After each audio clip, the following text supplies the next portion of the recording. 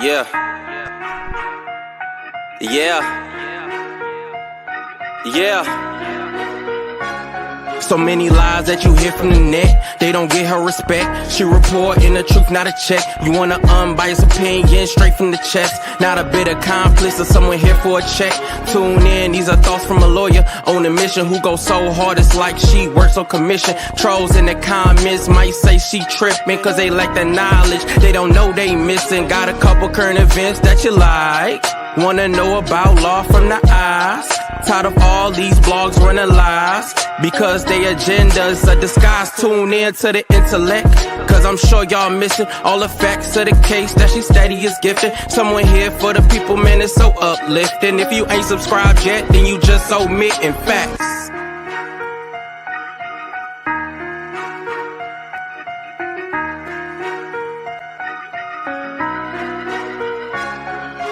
Hello, everyone. It is Pam Esquire, also known as Your Law Intellect. As you come in, please make sure you hit the like button, subscribe to the channel if you have not done so already. We are here to talk about the Tupac unaliving trial. That is about to take place any moment now, and you guys know that we have watched trials from beginning to end. I don't know if we're going to be able to watch it over here from beginning to end, but I'm definitely going to try. Okay?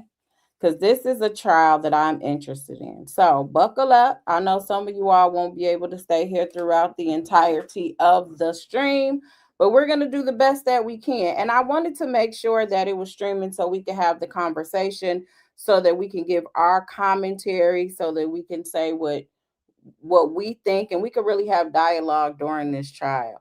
For those of you that don't know who Tupac is, get off my stream right now. Exit stage left.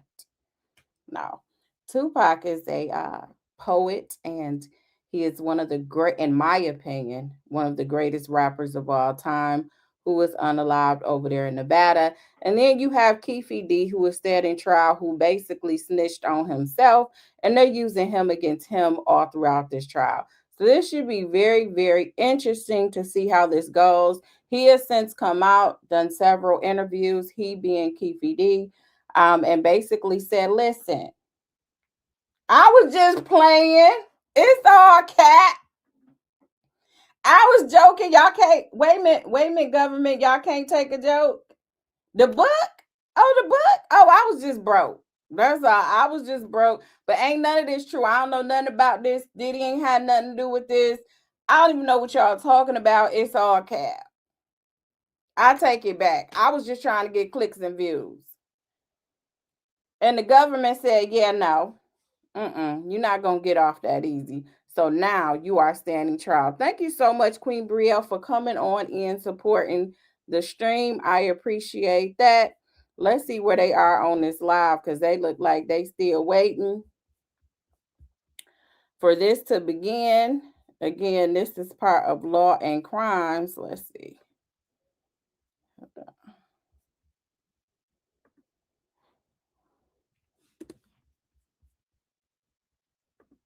But we'll see. We'll see how long it takes for them to get started. Don't make a mess in my office. No, you didn't. I had a bagel earlier. Child, you might need something to drink too. I want to really hear these opening statements, because I'm very curious to see what the defense is, that what their theory is. So for those that don't know, they already had jury selection. So they impaneled a jury last week, and it took some days, which often happens in these type of high profile cases. And so with opening statement, everyone is going, each side, the prosecution or the government, and the defense, which is Keeffe D, they are going to say how they say things has happened. Again, as Keeffe D sits there, he is innocent until proven guilty beyond a reasonable doubt. He doesn't have to prove that he's innocent. He just has to throw reasonable doubt out there, poke holes here and there on what's wrong, on what the prosecution said they're going to prove and they did not prove. They're going to say, remember in the beginning when they said the evidence will show? Well, the evidence didn't show that. So you can't believe nothing they say. They're going to pay close attention to making sure that on cross-examination, because that's your biggest tool, to cross-examine these witnesses and challenge and attack their credibility, challenge timelines, challenge the memory, challenge what was really said, challenge maybe some evidence on they have an expert that's going to go against their expert. So this should be a very, very interesting trial, especially since he basically said, yeah, I know. He sat back and was like, yeah, I know everything. I was sitting in the car and I was in the back and he passed me the gun. Somebody gave me some money. Oh, he was talking until they said we have a warrant for your arrest. And he was like, huh? Who, man? Who, me? What? He was like, no. Tupac was actually my friend. Like, I bumped his music. What are you guys talking about? You can run the streets with your thugs. He started singing all of the Tupac songs. Like, no, that was my, like, no, we weren't beefing. What are you talking about? You said time. You said life without parole. Oh, no, it wasn't me. I was just joking. And the state is not buying it. So they're saying you have to, he tried to get this case dismissed and it didn't happen. So now he's going to have to stand trial for this. Thank you so much, Mrs. C said. Thanks, Pam. Good morning, everyone. Good morning to everyone. Make sure you guys hit that thumbs up. We're going to be here for a little minute. You guys know how these streams go. And yeah. Oh, thank you so much, Shirley. Girl, gassing me up. I appreciate it. Y'all know, since I don't even want to shout out these people, it's not like I'm getting paid, but you guys know how Nia Long was talking about that L'Oreal. Child, I went and got that L'Oreal box so fast. I was like, let me go get this L'Oreal box. And I said, let me get, like my daughter says, skincare is commitment. So I've been trying to be committed. So thank you so much. Plus, I'm going, like, trying to do a cleanse right now, too. That is really testing my discipline. Okay, it's really testing my discipline right now. It's very hard to look at other people around you eating cheeseburgers and you got to eat carrots and you got to eat celery and fruit smoothies. Okay, it's very, very difficult, but I have to reset. That's the only way. I'm older now. I can't just say, all right, I'm just going to go on an egg diet for 3 days. Some of y'all know what I'm talking about. All them little 3-day, 4-day diets I used to do when I was in my 20s and 30s, that don't work anymore. I won't even lose anything. I might gain. I might eat the egg and gain a pound. Okay. So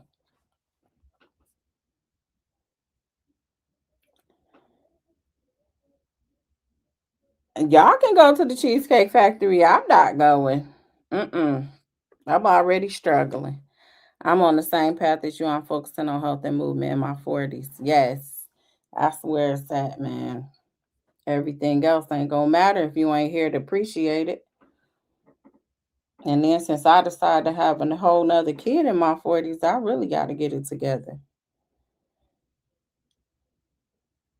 I can't be that old parent.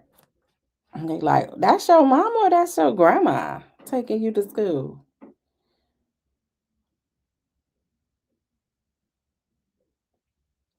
So we're waiting on this stream to start. As soon as it starts, we'll get ready.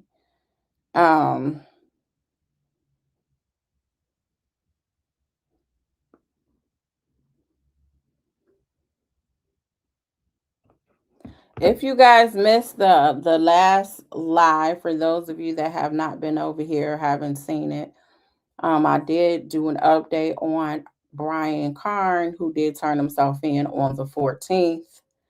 And there was a lot of commentary surrounding that. And the chat is actually pretty active even after the video, because you know his people do not play about him. They more worried about what I do than what he does. I'm like, wait a minute. He's supposed to be your spiritual advisor, but he can do what he want to do. But y'all over here in my chat trying to chastise me. about touch not your anointed and do my prophet no harm, and don't talk about your prophet, and your prophet gonna be okay, and your prophet and your prophet and your prophet, but you guys have no smoke for your prophet. All right, I'm gonna need you guys to get up on my chat. But anyway, that's a video. And then we also have to do an update on Big Tigger. We've covered that extensively for those of you that are new over here. And Big Tigger, the radio host who took a leave of absence because of all of the drama in his life, his estranged wife is out on the streets. I heard a noise. His estranged wife is out here, in the car. She's up on Instagram and stuff, and she's threatening to sue people, all that good stuff. So we'll get into her soon. Let me see what this noise is.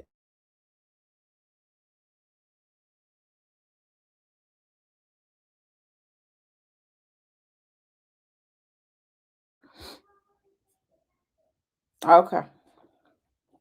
Mr. Tigger.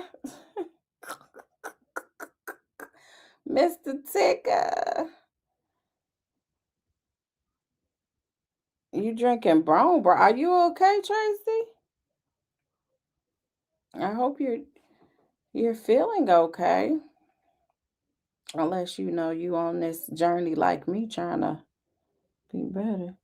Jay said, I wish I was at the trial. Yeah, I'm sure it's packed in there. I'm pretty sure it is packed. I knew they weren't going to start at 12 o'clock. That was just too good to be true. But, yeah, I wanted to check that fake bishop who tried to get smart with you. Well, he said he been a bishop since 1985. He was letting me know I've been a bishop since you was in elementary school. I'm like, okay, but I asked who ordained you and what organization you in, and you got real quiet. Just saying. I could probably call somebody right now and get a title. I want to know what you work for, sir. What churches are under you, sir?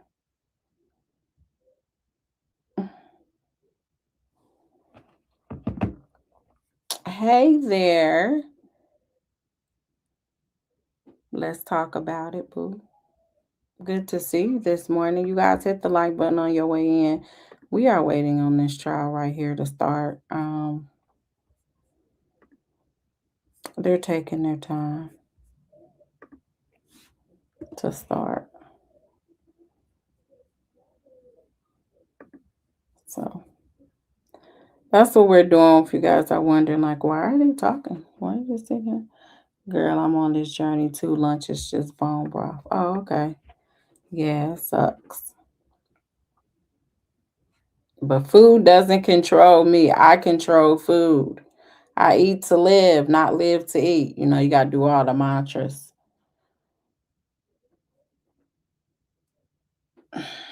Hello, no more ponytails. I'm looking to see what kind of car is in your profile. Thank you for coming over.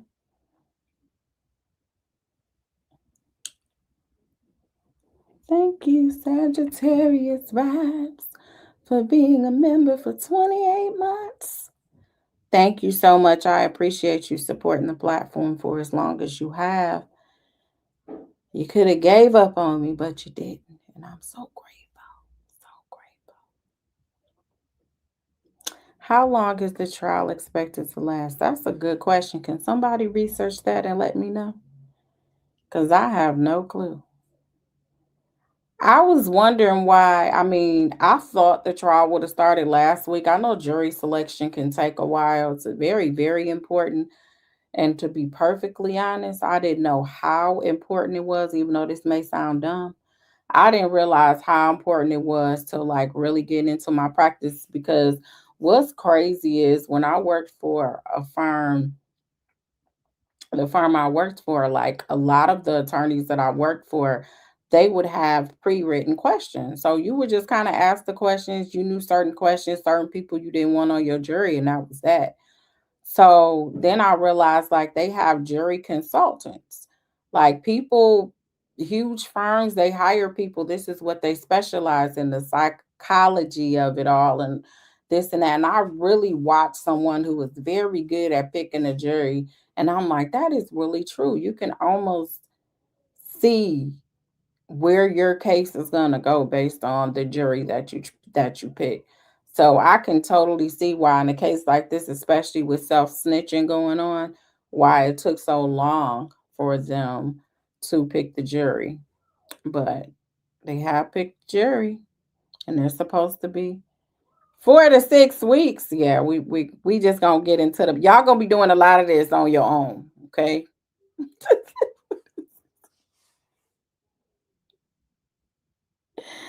Oh my gosh, 4 to 6 weeks. So we're gonna do the opening because that's important. We need to know what they're gonna allege that we're gonna hear throughout this trial. And we'll make most of the time this week, but after that, it's gonna be touch and go. Okay? It's gonna be touch and go.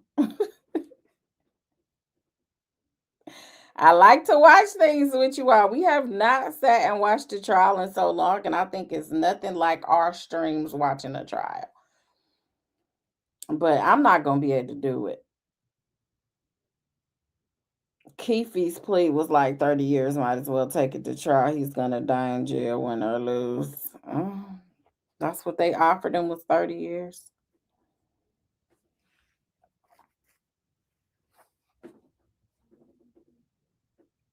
He said roll the dice.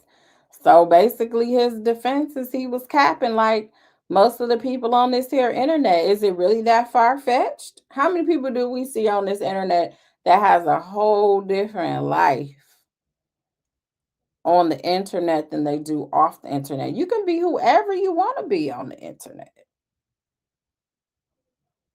It's people that have come out as professionals on the internet and don't have nan degree.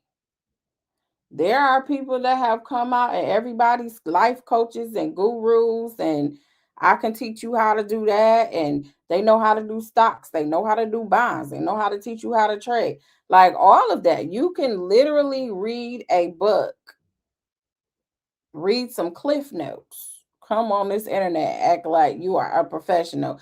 They don't look into, well, have they helped themselves? Has this worked for them? Do they have a track record? They don't even look at that. They don't look at that on this internet. So, is that going to be how the defense is going to come through? Like he was having financial issues and he knew that he was connected to this trial, or connected to this, not to the trial, but he was connected to this incident where he knew the people. And so this was his way to capitalize off of it by coming up with these stories that seemed reasonably plausible based on all the information in the media, all the speculation, all the documentaries. He just compiled it and came up with the story, like how you had OJ Simpson with If I Did It. Basically this is how I would have done it. Like, is he gonna come across like this is just the day and age, this is how you make money? Reality shows aren't really reality.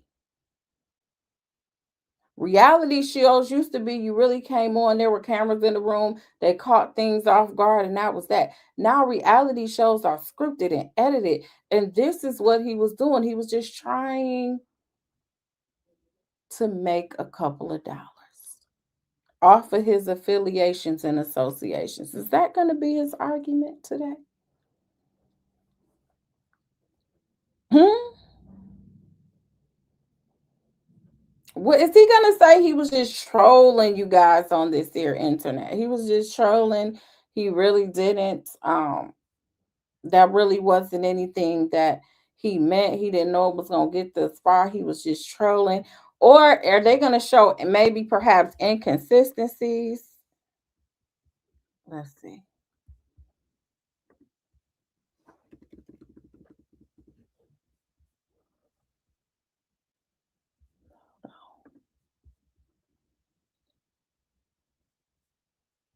Okay, they got some volume on here yet? No.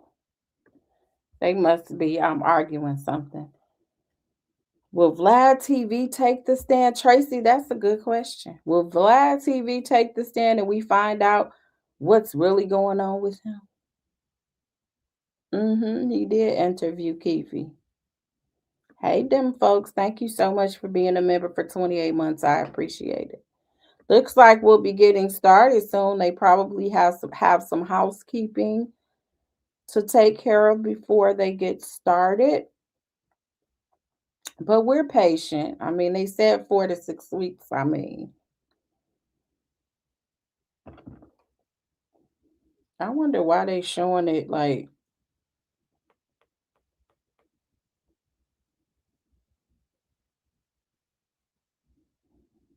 they showing it up in the corner, showing them, but then they just show. I don't know.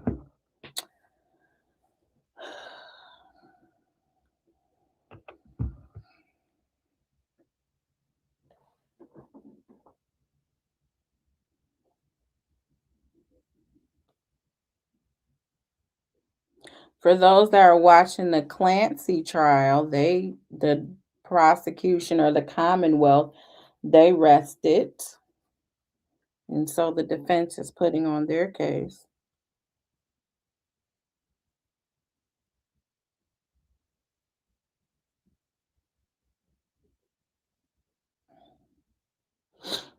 Hey, Voice of Fair Use, thank you so much for joining us. We appreciate your presence.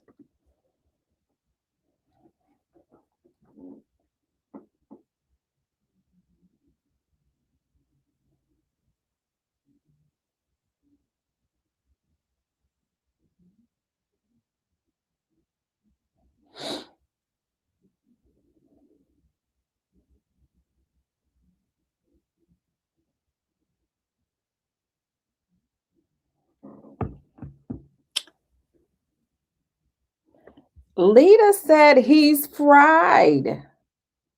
Better plead for the deal and quit. How are you giving up so fast, Lita? Huh? He is innocent as he sits there right there. The government or the state has the responsibility of proving this case beyond a reasonable doubt. Is it because he told on himself?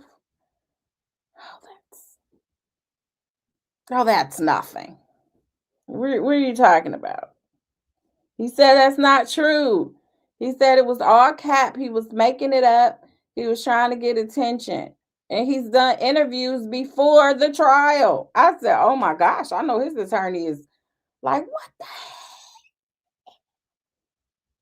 He did interviews with news stations before this trial started.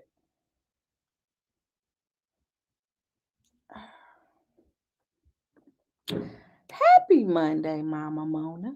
Thank you so much for being a member for 26 months. And thank you for coming over here to support the platform and watch this stream with us. As you said, he won't get one. He made them look dumb. No? Okay. Hey, Dr. Jonathan Davis. Good to see you. Tracy said, this case is so sad. The only thing I know for sure is the mental health system failed everyone involved and insurance needs to do better.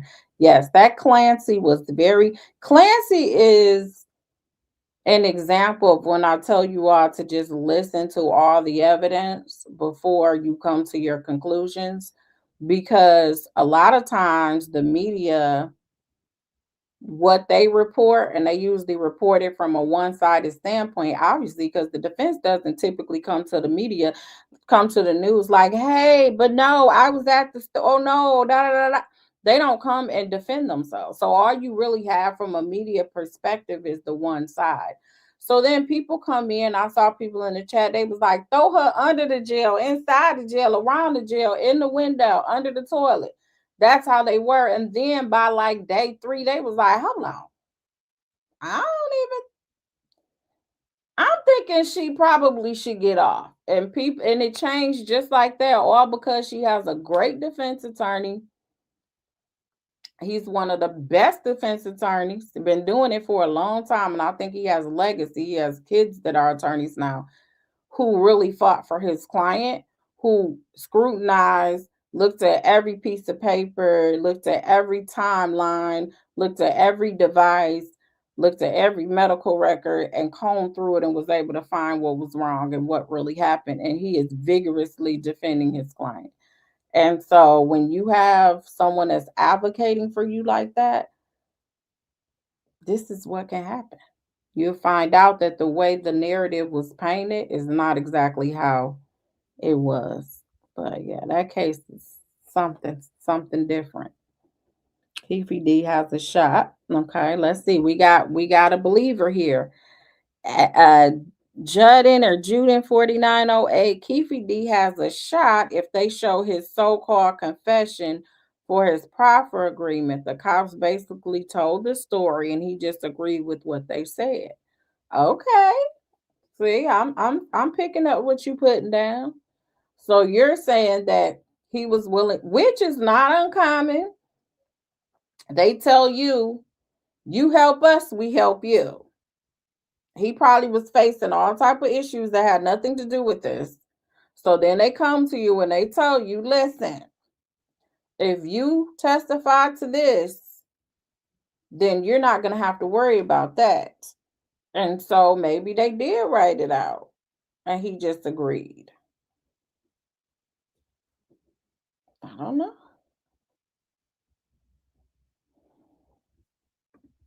Tracy said, Pam, what I don't understand about this Keeffe D case is he was given a deal to talk to the state, so why can't he talk to the media? He was given a deal to talk to the state. What do you mean he was given a deal to talk to the state? Or do you mean, are you talking about not this case, but in the cases I was just talking about where when he gave the proffer?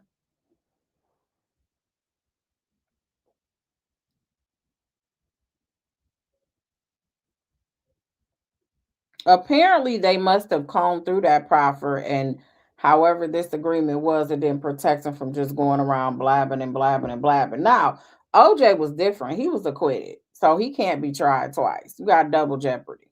So that was a whole different situation where when he came out with the book and everybody was appalled and felt it was distasteful. But he could have came out and said, yep, and said how he did it, you know, and they can't retry him. But when it comes to this,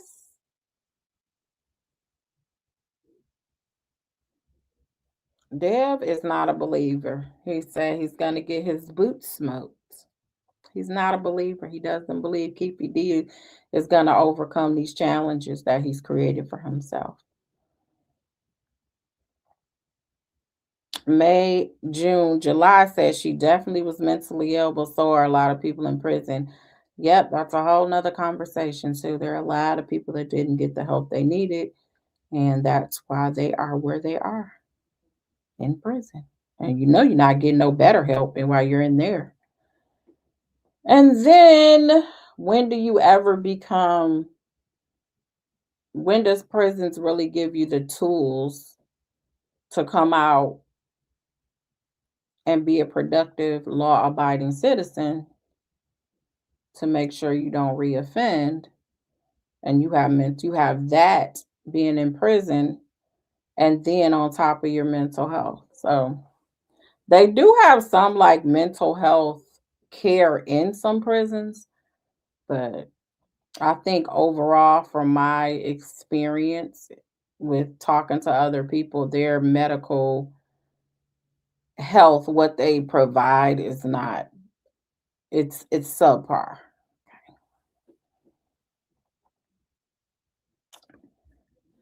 Voice of Fair Use said, Deb, I agree. Moonwalking like MJ ain't gonna help keep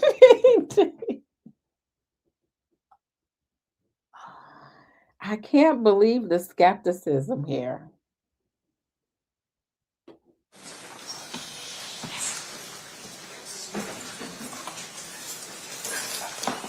We now have Mr. Davis. He's present in custody with Mr. Stamp. Anything we need to address outside the presence of the jury from either party?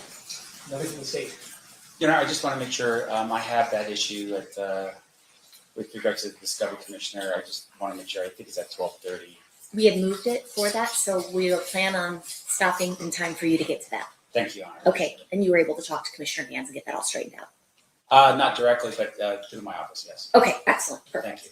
And I guess, Your Honor, I think it was mentioned during jury selection, but at this point, I think both parties would be invoking the exclusionary rule. Okay, so if we have anyone present in the courtroom who's on the witness list, you do need to step out at this time until you're allowed to come back in. Additionally, for everybody who's here as in the audience, obviously we're in court, so I expect that there'll be no outbursts or speaking audibly that the jury can hear. Otherwise, we might have to remove you. Additionally, if you guys could all check and make sure that your cell phones are turned off or are at least on silent so that we don't have any distractions while we get going. Yeah, with regards to the exclusionary order, because of the fact that this is being broadcast, are we instructing as well witnesses to not be watching the broadcast prior to their testimony as well? Great point. Yes. Okay. Anything further? All right. Let's bring in the jury.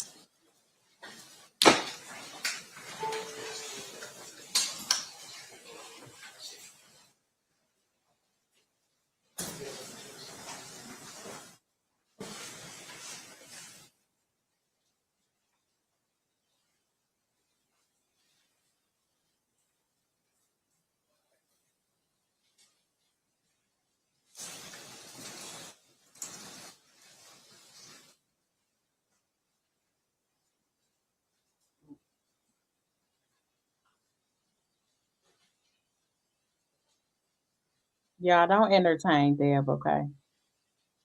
You're gonna have us getting blocked off the internet.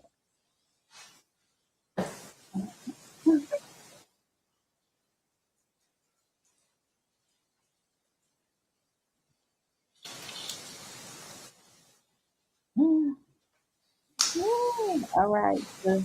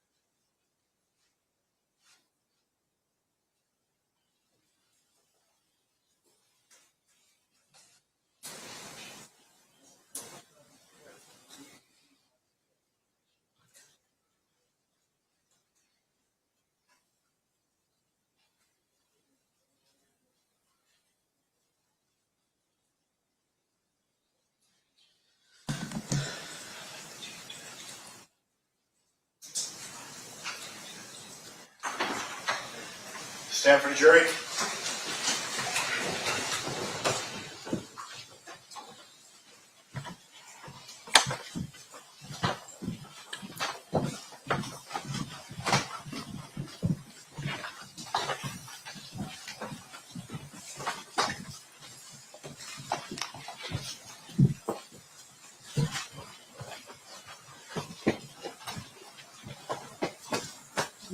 press this button. Oh, this gonna be a long screen, I see.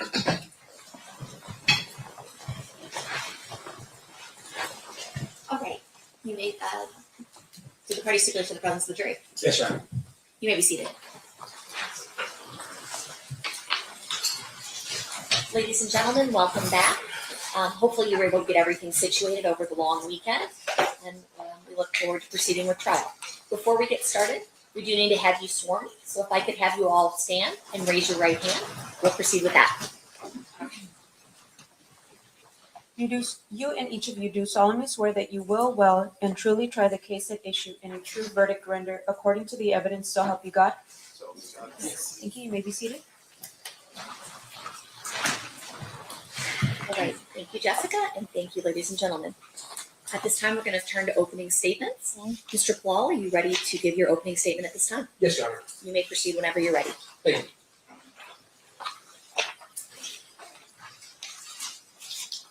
Good morning. On September 7th, 1996, Tupac Shakur came to Las Vegas to attend a Mike Tyson fight.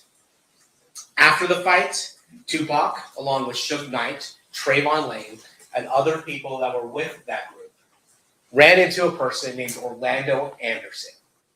And Orlando Anderson is the defendant's nephew. And when they encountered Orlando Anderson sitting by himself, they attacked him. And that attack was captured on video.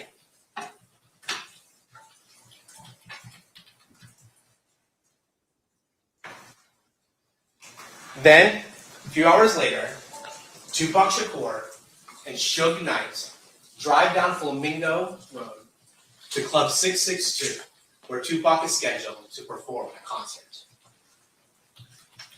Then 2.5 hours later, after Tupac and Suge engaged in the beating of Orlando Anderson, they are gunned down. Tupac is gunned down in a drive-by shooting from a white Cadillac in an act of revenge. During those 2.5 hours, you will learn that the defendant was escalating and planning the retribution for the beating of his beloved nephew. Now, let's be clear. Dwayne Davis did not pull the trigger. But what he did do was plan the retaliation for the beating of his nephew. You will learn that Dwayne Davis got the gun. You will learn that he got into a white Cadillac. You will learn when the opportunity presented itself for retribution, Dwayne Davis made sure that the shooters were armed and ready to execute their revenge. And remarkably, you will learn that from Dwayne Davis himself. But to understand what happened on September 7th, 1996, on the streets of Las Vegas, we need to go about 275 miles west to the city of Compton, California. What you'll learn is that Compton is about 10 square miles. But in the mid-1990s, those 10 square miles were occupied by over 30 gangs claiming its territory. And important to this case, there are two gangs, Mob Piru and the Southside Compton groups. Let's talk a little bit about the Mob Piru. The Mob Piru is a group that associated with the color red. And you'll hear that Suge Knight, the person who was driving Tupac Shakur that night, grew up in the neighborhood of Mob Piru. But by the mid-1990s, he had become a very successful CEO of the record label Death Row Records.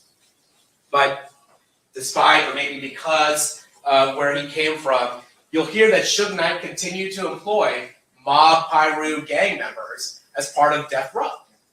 They would act as unofficial security, and other times they would engage in, let's call them other acts on behalf of Suge Knight. But Death Row in the mid-1990s was one of the most successful record labels around.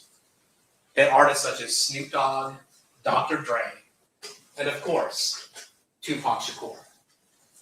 And in 1996, Tupac Shakur was maybe the largest and biggest, most successful rapper around. He had just sold, released All Eyes on Me, a double album that was met with huge success. Additionally, Tupac Shakur was a movie star, having appeared in a number of movies in critically acclaimed roles. He has at times been referred to as an icon. But for the purposes of this case, what you need to know is that Tupac Shakur was not a gangster. He was a hip-hop artist associated with the Mob Piru. Now, the other gang that's important to know here is the Southside Compton Crips. And when it comes to Southside, Dwayne Keeffe D Davis was the leader of the Burris Street faction of the Southside Compton Crips. And while Suge Knight rose to prominence in his neighborhood due to the money that he was bringing in through the music industry, Dwayne Davis rose to prominence in his neighborhood because he was a very successful, large-scale drug trafficker. And you will learn that that is how one moves up in the world of gangs, by bringing in money to the neighborhood. The other thing you'll learn is that Orlando Baby Lane Anderson was his nephew and also a highly respected member of the Southside Compton Crips. Now, as part of this case, you're going to hear another name, Eric Zip Martin. Now, Eric Zip Martin is not a member of the Southside Compton Crips. In fact, he's based out of New York. He's involved in the drug trade and knows Dwayne Davis as a result of both their involvements in the drug trade. Dwayne Davis from the West Coast, Eric Zip Martin from the East Coast. And one of the connections that Dwayne Davis gets through his association with Zip Martin is with Sean Puffy Combs, who was then the CEO of Bad Boy Entertainment. Sean Combs wanted some security when he came out to the West Coast. He was worried about Mob Piru. He was worried about the members of Death Row Records. And so Dwayne Keeffe D Davis agreed to be around to act as unofficial security for Sean Combs and his artists when they came out west, in order specifically to ensure there are no problems with Mob Piru and Death Row Records. And this took a rivalry between Mob Piru and Southside Compton Crips and escalated it. And those tensions boiled over in the Lakewood Mall in the summer of 1996. There, you'll hear that Trayvon Lane, a member of the Mob Piru associated with Death Row Records, was there with other members of Mob Piru in order to do some shopping. Lakewood Mall was a mall nearby Compton. You'll also hear that Baby Lane Anderson, Orlando Anderson, the defendant's nephew, was there. Now, Trayvon Lane that day was wearing a chain with a Death Row medallion. And there was a fight that occurs between the Mob Piru group and the Southside Compton Crips. And at one point, that chain is pulled off Trayvon Lane's neck. Now, what happened to that chain is an issue of much dispute. Not everybody agrees with it. But the act of disrespect of pulling the Death Row chain and the brawl that occurs further escalates this heated rivalry. And what you'll learn is that these two men, Trayvon Lane and Orlando Baby Lane Anderson, they encounter each other again, this time in Las Vegas. So that brings us back up to September 7th, 1996, here in Las Vegas. Again, Mike Tyson is fighting Bruce Seldon. He disposes of him in less than in a round. Doesn't take a full round. And then after the fight, Tupac Shakur, Suge Knight, and the people that are here with, they leave. And among his group is Trayvon Lane. And that is why this fight occurs. Trayvon Lane and the Death Row group sees Orlando Anderson standing by himself, and they decide to attack him in retribution for what happened at the Lakewood Mall. You'll see Orlando Anderson's on the bottom of that group. You see security coming, trying to break this up. And then you'll see Tupac Shakur, Suge Knight, Trayvon Lane, and that group exit the MGM Grand. Now, Orlando Anderson was by himself because when Dwayne Davis purchased the tickets for the Bruce Sullivan fight, he got them through a scalper. So everybody that came with Dwayne Davis were seated separately throughout the fight. And so Orlando Anderson was at that time by himself. You'll see that Mr. Shakur, Mr. Knight, and his group leave the MGM Grand. And you'll see that Orlando Anderson, after being held by security, is questioned for a bit, asked if he wants to press charges. He decides he doesn't want to participate in any type of prosecution and that he doesn't need medical attention.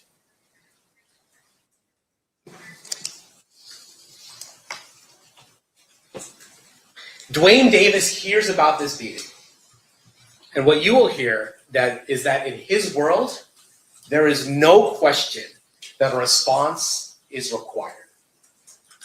And you will hear from Dwayne Davis what happens next. Because what happened over the next 2.5 hours is something Dwayne Davis would later describe himself in the secret 2008 interview from his attorney's office with the federal task force. And we'll talk about that interview and the circumstances surrounding that later. But we'll hear about what the next 2.5 hours was. So what we learn is that Dwayne Davis is upset about the beating of his nephew. And frankly, no, that's not an unusual response.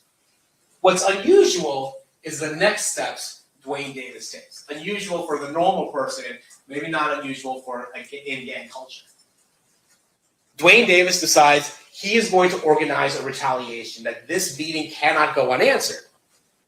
Then he runs into a person named Zip Martin. Remember the Zip Martin that was a connection with Bad Boy Entertainment from New York? And Zip Martin tells him that he has a gun and that he can come help him out. Well, hey, where do you go to? What do you tell Zip right now? You tell Zip, hey, we're gonna go handle this shit or whatever? Yeah, like, y'all want us to come? Like, you know what I'm gonna do? It was, they gonna get 662 Club. Who said that? Everybody. Everybody. Yeah, everybody. You want to come? Well, how do you know that Zip's got a gun? Did she tell It you? was in the lobby, in the lobby. I got one. And did you ask her? Do you have one, or just tells you, yeah, I got one? Yeah, that's when they asked me, we need some help. I said, yeah, okay, cool. I don't know what he gave you. Yeah.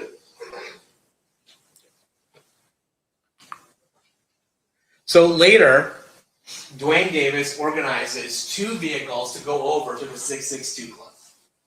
Before that, he gets the gun from Zip Martin. He goes out to his Mercedes-Benz, gets the gun from Zip Martin, and then after some time, he assembles 2 cars to go to 662 to violently confront Tupac Shakur and Suge Knight for the beating of his nephew. And you'll hear that Dwayne Davis wasn't initially in the white Cadillac. He goes into a van, and Orlando Baby Lane Anderson, they go in a white Cadillac, and they go to Club 662, waiting for Tupac Shakur, waiting for Suge Knight, waiting for this violent confrontation. And what you'll learn is that Tupac Shakur and Suge Knight don't show up while they're there. We went out to the 626 Club. They didn't show up. We waited about 15, 20 minutes. They didn't show up. So it's like, let's go get some liquor. We stopped at the liquor store. I got out of the van and they had to jump in the Cadillac. So what you hear Dwayne Davis say is he got out of the van and goes into the Cadillac. And the plan at that point is to go to a liquor store, get some booze, and then go back to the Las Vegas Strip and party. What the original intention was before Orlando Anderson was beaten at the MGM Grand. But on the way back to the Las Vegas Strip, they see a caravan of cars. And that caravan included Tupac Shakur and Suge Knight. And in that white Cadillac, before the shooting occurs, Dwayne Davis explains that the driver is Terrence T. Brown. In the rear driver's side is DeAndre Dre or Big Dre Smith. In the rear passenger side is Orlando Baby Lane Anderson. And Dwayne Davis himself, Keeffe D, is in the front passenger side. And this is how Dwayne Davis explains the murder of Tupac Shakur. Yeah. He's a little bit short right there. Then we came up Harlem at the Long Lake Boulevard. And shit. Here they come that BMW and Jay Carter. And bros, Tupac! I was like, there you go. Made the U-turn. We wasn't supposed to make it. Just wanted the U-turn.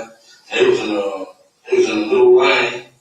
We just pulled up on the side, checked every car to see where they was. So what directed your attention to him was some girl shouting at Tupac? Tupac, he gave himself away. Otherwise, he would have gone away. He always had what you might do. You did a U-turn, so then you pull alongside of it. You guys are in the car. Have you already had the gun at this point, or at what point did you hand him the gun? I thought he was going to go on my side. No, that's on the neck, going to the out with him. You know, he pulled on his side. So you were fitting a blast if you had to, or you were just? Yeah, we would have been on my side, I would have. Okay. So you hand the gun to the back seat. Yeah. You can hear me. I gave it to Dre. Dre was like, no. And Lane's like, dude, fuck. So what you hear Dwayne Davis admit that as they see Tupac Shakur and Suge Knight driving to Club 662, Dwayne Davis, along with Terrence Brown, DeAndre Smith, and Orlando Anderson, decide to make a U-turn, confront Tupac Shakur and Suge Knight. Dwayne Davis had the firearm. It's the firearm he got from Eric Von Zit Martin, and then he passes it to the back. Dwayne Davis says that if they were on his side, if Tupac Shakur and Suge Knight were on his side of the vehicle, he would have shot them himself. But because they were on the other side, he handed it to DeAndre Smith. DeAndre Smith, according to Dwayne Davis, did not want to shoot at that time. So Orlando Anderson shot into that car. Dwayne Davis explains this over and over again. Literally, on the street. Okay, Lane starts blasting. You say Suge looks over, he sees you. He looks right at you. Literally. Are you looking at this? I just know he does something to say, you know. When he looks over at you, and then, Tupac's busy getting shot. Evidently, the story is Tupac's trying to either get out In the of back seat or something. Yeah, what do you see happening inside of that car? I see the bullet going to shoot. Yeah, I thought he was dead. He was straight or something in the head or something. A piece of glass went into his neck right here. And he had the thing in the head. A little gray. I thought he was dead. Okay. I'm sorry, did you guys stop the two girls? Did both stop the car and let them get off? Yeah. And we made the right. Okay, but he stopped what you said, why you cool, got off. Yeah. We made the right and some brawler Seagrave and followed us. Stupid bitches. We shot their window around and they stopped. So Tupac's trying to jump in the back seat. And what Suge was, ducking? He couldn't really duck because he was too big, you know. Yeah. One other thing Dwayne Davis talks about during the murder of Tupac Shakur is that there's a car full of women. I think he calls them broads at one point. Car full of women who are there as well. And you're going to hear from one of them. And what she's going to tell you is that she disagrees slightly with Mr. Davis's rendition of facts. They were, in fact, communicating with Suge at Tupac's car, but they weren't talking to Tupac, they were talking to Suge. And what she says is she hears gunshots, she sees the white Cadillac flee, and then what Dwayne Davis interprets as them chasing her, she'll tell you is them just panicking and trying to get away. But you will say they inadvertently follow Dwayne Davis and the other people in the white car as they are fleeing. After Suge Knight and Tupac Shakur's vehicle is shot, Suge Knight makes a U-turn and heads back to the Las Vegas Strip. The car ultimately can go no further and stops. Police arrive, medical arrive, and you will hear that Suge Knight was grazed in the head and had some glass going in his neck. He ultimately survives those injuries and is released fairly quickly. You'll also hear that Tupac Shakur was shot multiple times, that he was brought to UMC, and that 6 days later, he succumbed to those injuries. And within 24 hours, the Cadillac and the assailants are back in Compton. They stay the night, and they drive right home as though nothing happened. But a war followed them back to Compton. Because while people were afraid to come forward to police, the police knew and the streets knew that Southside Compton Crips were responsible for this murder. And the war that follows at Compton is a bloody one. You'll hear that Mob Piru and Southside Crip members start shooting at each other. Within 10 days, 3 people are killed. A number of people are shot, including an 11-year-old girl. And what you'll also learn is that none of those cases were prosecuted. Why? Because in this context, in the gang context of this, the combination of gangs and guns is scary. And in this world, silence means survival. The one person who has a hard time being silent is Dwayne Davis. You're going to hear from 1998 to 2023, Dwayne Davis has given a number of statements regarding this case. So, as early as 1998, Davis spoke to the FBI. He admitted he was in Las Vegas during Tupac's murder, but he denies being responsible. Then in 1999, Davis speaks to the FBI again. And these aren't interviews that are focused on the Tupac Shakur murder. These are interviews regarding drug transactions and drug trafficking. But he does say that Tupac does come up, and Dwayne Davis admits to being in Las Vegas for Tupac Shakur's murder.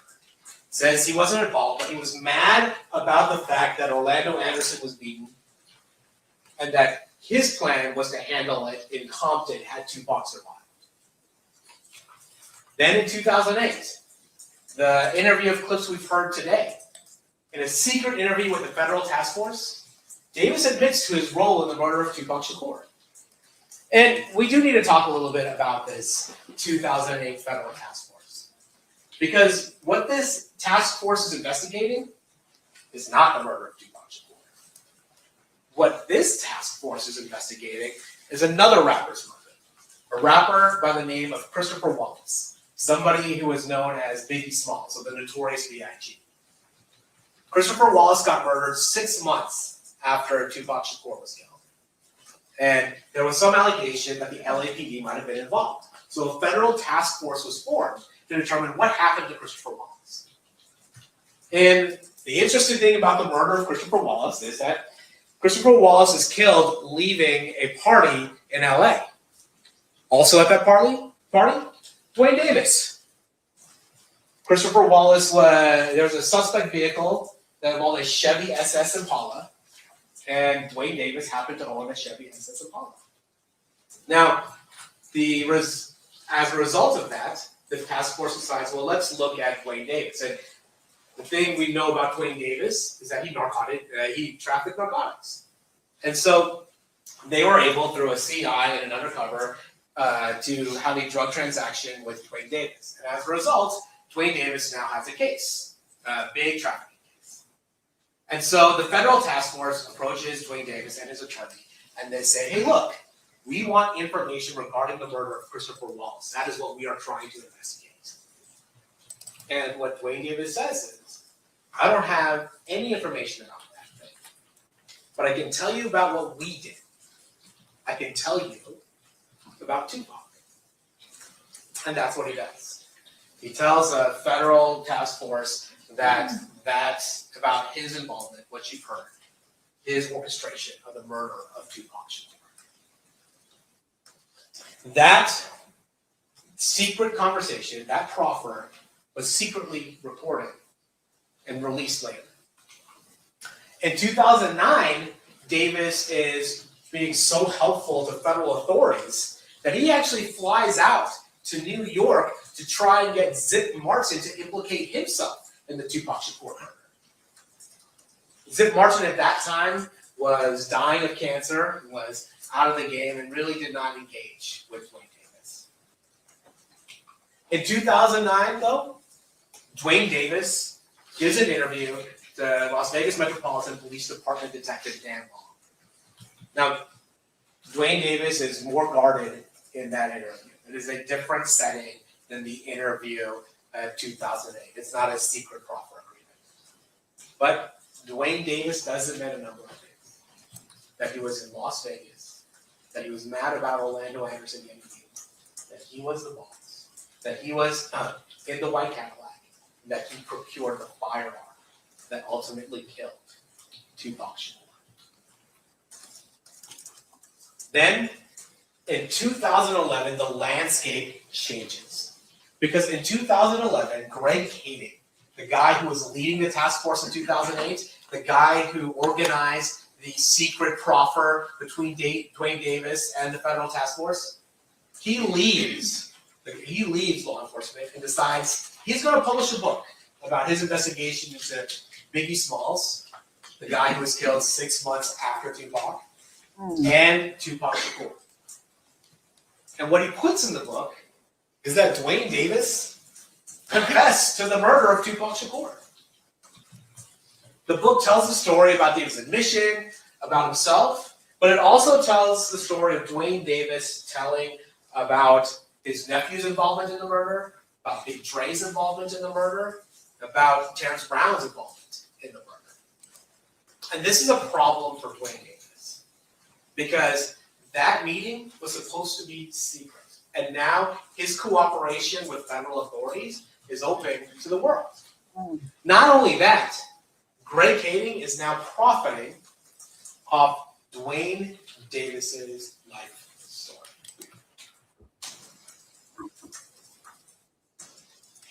So, in 2017, Dwayne Davis decides to go public. He's approached by the producers of a show called Death Row Chronicles that appears on BET. And this is just a small portion of what he says is his motivation for appearing. On the way to Keeffe D Davis, I was opted king creative drug dealer. I'm the only one alive that really can tell you the story about the Tupac Shakur. People have been pursuing me for 20 years. Newspapers, magazines. I'm coming out now to tell the story because I got cancer. I got nothing else to lose. All I care about now is the truth. Dwayne Davis says, all I want to do now is tell the truth. And in the 2017 public interview, he's a little evasive, but he admits to being the boss. He admits to being in the white Cadillac. And he admits to be part of the murder of Tupac Shakur. And when he says he's the only person that can tell what happened, he's right. Because by 2017, Terrence Brown is deceased. DeAndre Smith is deceased. Orlando Baby Lane Anderson is deceased. Terrence Brown was murdered in an unrelated incident. Orlando Anderson was murdered in an unrelated incident. And DeAndre Smith died from health issues. Remarkably, in 2019, Dwayne Davis then decides he's going to publish his own book. And with regards to the book, it is certainly a lot of self-aggrandizement. But again, the core remains. He was mad about Orlando Anderson about the beating of Orlando Anderson, his nephew. He was in Las Vegas. He got the gun. He was in the white Cadillac, and he handed the gun to the shooters. And what you'll notice is a constant thing that always goes through these statements is Dwayne Davis's visceral anger at Tupac Shakur for putting hands on his nephew. In the book, he says, them jumping on my nephew gave us the ultimate green light to do something to their ass. Then, Dwayne Davis decides that he's going to do public interviews regarding his role in the murder of Tupac Shakur. So you ended up getting in the car with Baby Lane and them?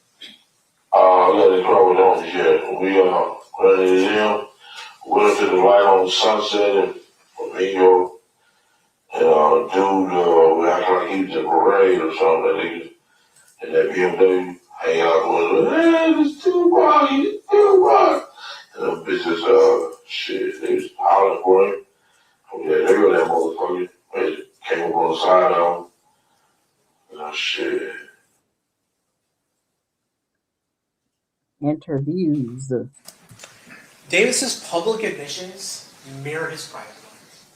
He admits to being a leader of Southside Crips. He admits to the significance of the fight over the death row chain at the Lakewood Mall. He admits to being in Las Vegas the night of the fight. He admits to being angry that Tupac stomped Orlando Anderson at the MGM. He admits that he was hunting down Tupac and Suge, first going to 662. He admits that he got a Glock 40 from Eric Zip Martin for the purposes of hunting Tupac. He admits that he was in a white Cadillac with his gang members looking for Tupac. He admits to seeing Tupac in a black BMW and then changing directions, making that U-turn to confront Tupac and Suge. He admits to putting the gun he obtained that night in the back seat of the vehicle so the shooters could shoot. And again, what remains, even as late as 2020, 2021, 22, is Dwayne Davis's visceral anger at Tupac Shakur.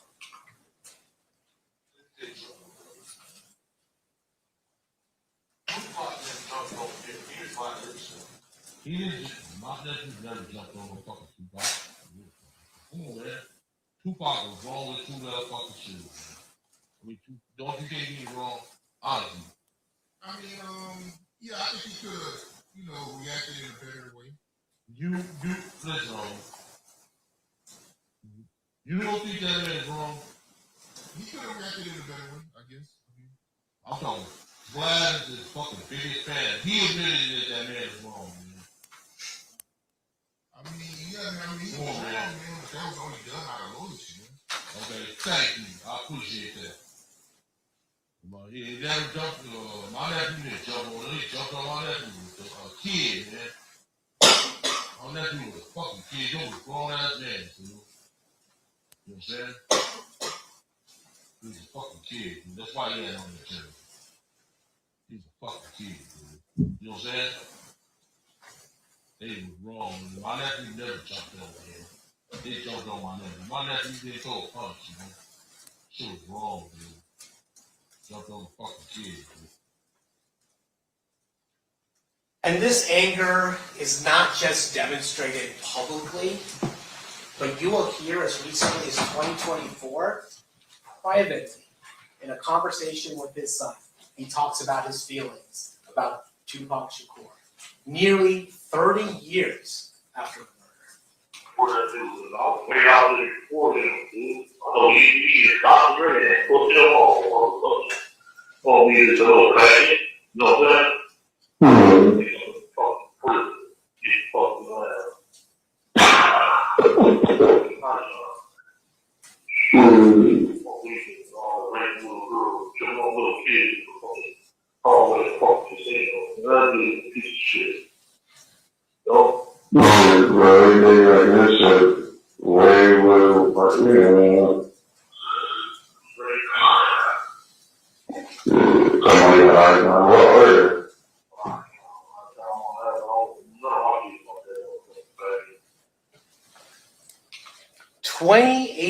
Years later, that is the visceral anger that Dwayne Davis had for Tupac Shakur. It did it in 2.5 hours. He took care of what he thought was the proper response. And 28 years later, he still is angry about what Tupac did. On September 7th, 1996, Tupac Shakur publicly, on camera, participated in a humiliating beating of Dwayne Davis's nephew, Orlando Anderson. Dwayne Davis knew that in his world, that required a response. And over the years, in private interviews and public statements, and even in private calls, Dwayne Davis has repeatedly told us over and over again about the anger he felt and his own role in the revenge drive-by shooting of Tupac Shakur. And now, nearly 30 years later, we're going to ask you to finally hold Dwayne Davis accountable. Thank you. Nice PowerPoint presentation. Took a lot of time. Mr. Stamps, do you wish to give your opening statement at this time? Yes, Your Honor. Wait a second. Okay, this is what we Of want course, to hear. whenever you're ready. Thank you. Yeah. I think this is the HMAC little.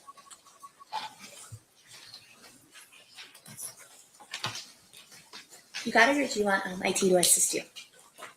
I think I got it. Okay. This is it, right?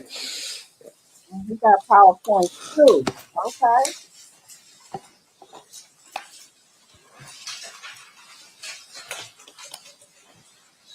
I don't know. They might got something against these officers, the FBI, coercion. There could be a lot of things going on. You gotta sit tight.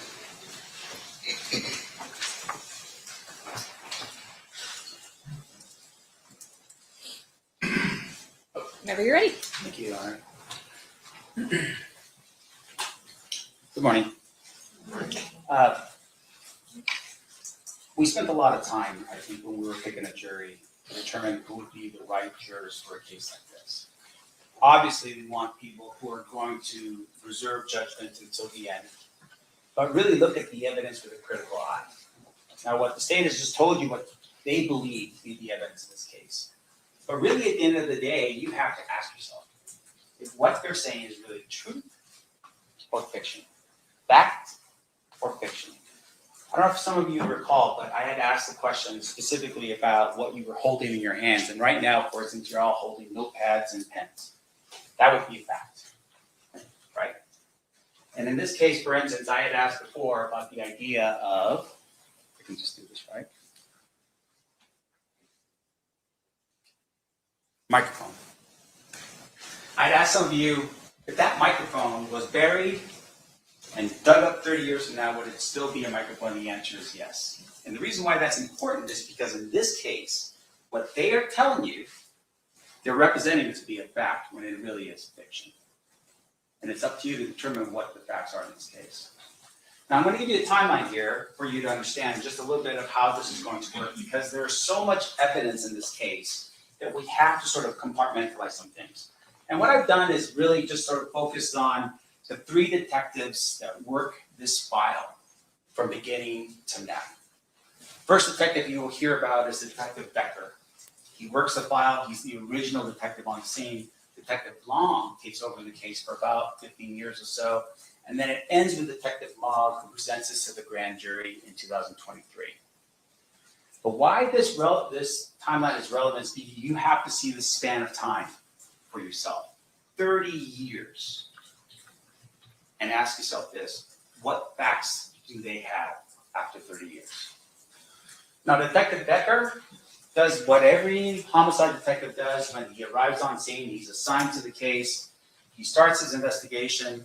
At that particular time, though, Tupac Shakur was not dead. He was critically injured. He was at UMC. And it isn't until 6 days later that he passes away.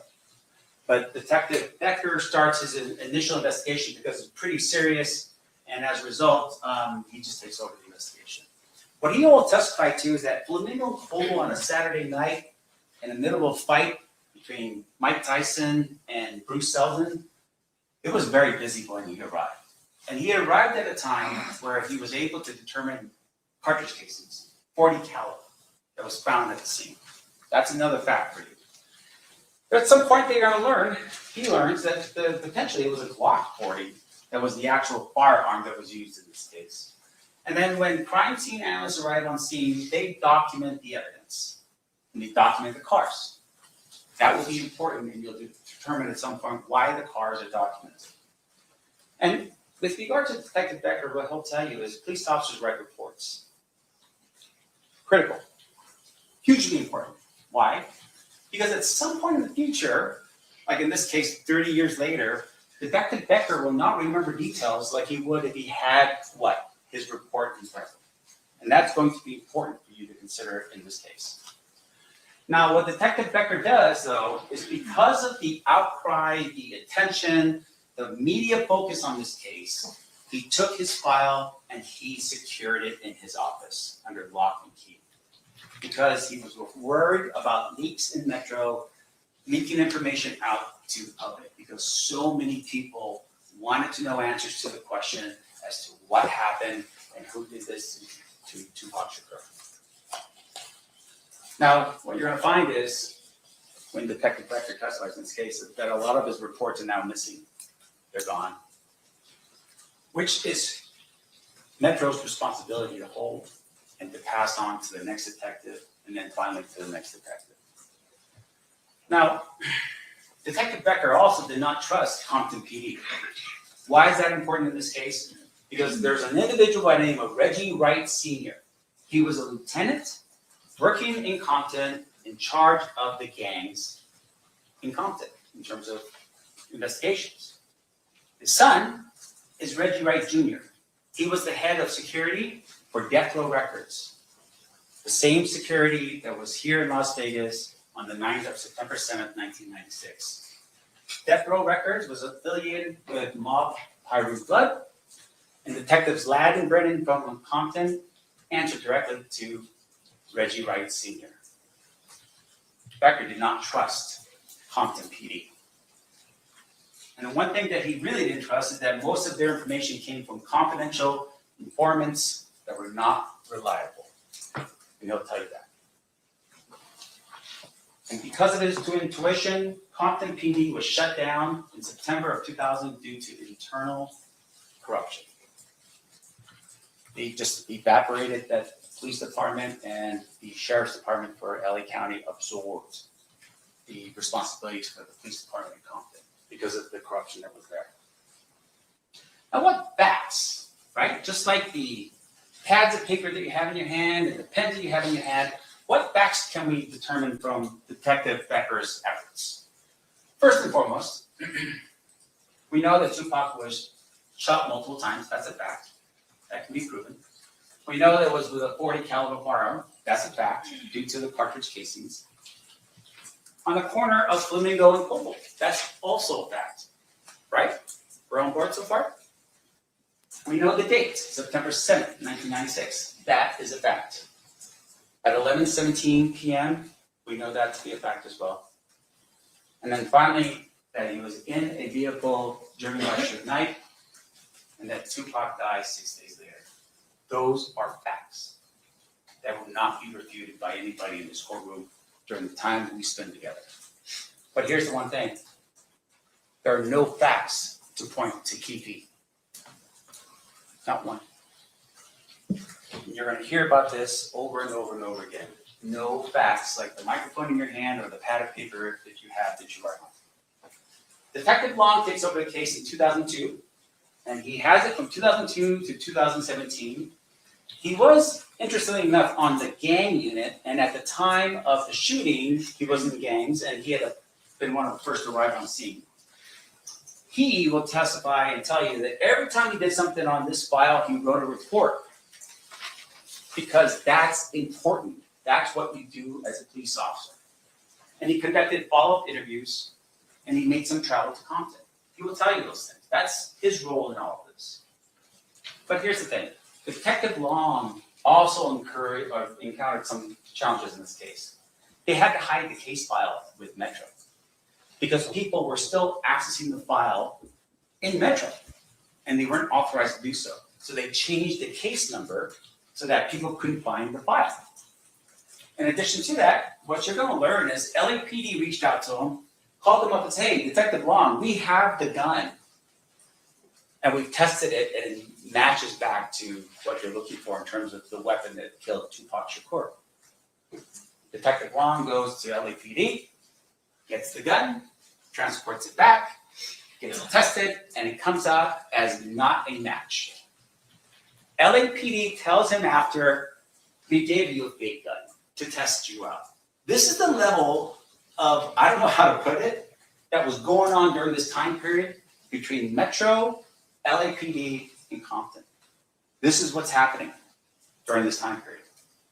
These, according to Detective Long, became very scarce and stale, meaning that it was just taking a long time for him to follow up with people. Witnesses became unavailable. Why do you think that is? Because of time. So as a result, memories started failing because of that time. So Detective Long had these challenges. But here's what Detective Long does. He interviews Keeffe in 2009. Sits him down, has an interview with Keeffe, just like the state said. And guess what happens? Detective Long doesn't even know that Keeffe had actually spoken to a task force the year before. How is that possible? Metro is the agency responsible for the investigation of Tupac Shakur's murder, and they don't even know about this. No one in that room in 2008 told Detective Long or Metro what was going on.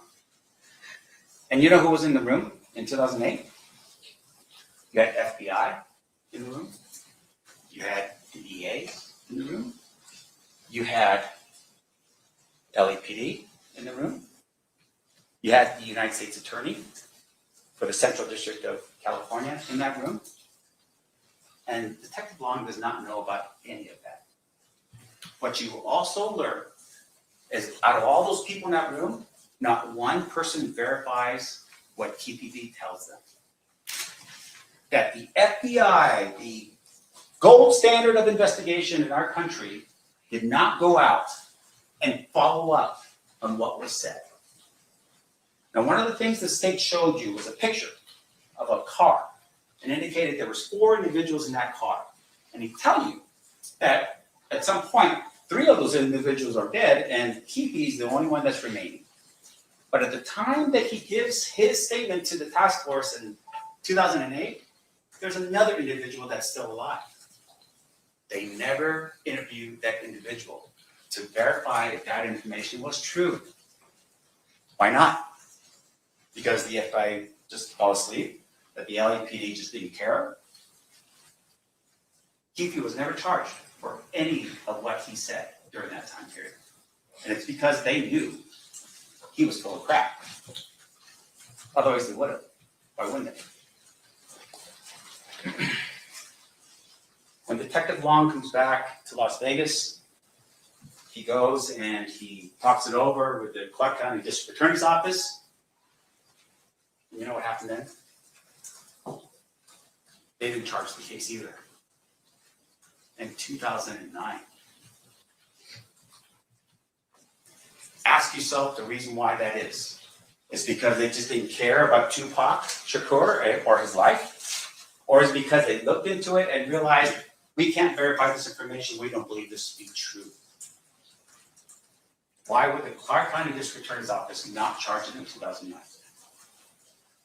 Now, what facts do we get out of Detective Long based upon what he did for those 15 years? We don't have any facts.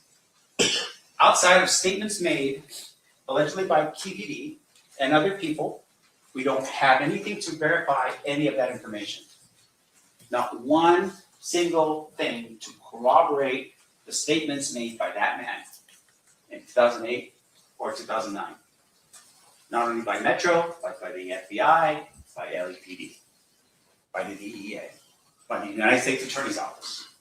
No one corroborates any of this. So, 2017 comes along, and an entity called the Center of Investigative Reporting, they file with Metro. And what that means is, FOIA is the Freedom of Information Act that allows or requires government agencies to give up information if you ask for it. That's the goal, is to be transparent. And people wanted to know what was going on with the murder files. This is 2017. This is years after any of the statements that were made and anything else. Where's the investigation? What's going on? Well, Metro said, no, we're not going to give it to you. So in 2018, the Senate turns around and files a lawsuit against Metro to force them to give them the file, to show them what work had he been doing over, at that particular point, I don't know, what's that, 20 years? That's when Detective Mogg enters the picture. What you will learn is that Detective Mogg basically says, I'm here just to close out the case. He's not here to solve the mystery of who killed Tupac. So with everything you have in front of you that you're now hearing for the first time in terms of the statements that were made in 2008, 1998, 1990, whatever, Detective Mogg comes along and says, I'm just here to close out the case. That's his role. And what you're going to learn is Detective Mogg received a copy of what's called the Death Row Chronicles in 2018. It's not a deposition. It's not testimony under oath. It's edited and it's done for extreme purposes. He receives a copy of it. You know what happens when he receives that copy of the interviews that the state has basically shown you in this case? No charges filed. Why? So, Keeffe writes a book, allegedly. Right? Allegedly, he writes this book called Concrete Legend in 2019. You know what happened with the book? Right? Even he confesses to it. What you find is no charges filed. What is going on? District Attorney's Office doesn't want to charge the case. No charges filed when the interview happens. No charges are filed when the book is written. What is going on? 5 years goes by. And nothing is going on with the case. But Detective Mogg says he's closing it out. Detective Mogg turns around and applies for what's called a search warrant. Now, what a search warrant is that in July of 2023, around that time period, a search warrant requires a police officer to get permission from a judge to basically violate the sanctity and privacy of your home. Right? There's got to be legal reasons for it. He's got to go through that process, and he's got to ask permission from a judge in order for him to get that. And what he does in that search warrant application is he assures the judge, hey, what we are looking for is in the home. The thing that's going to help us solve this crime, who killed Tupac, is in the home.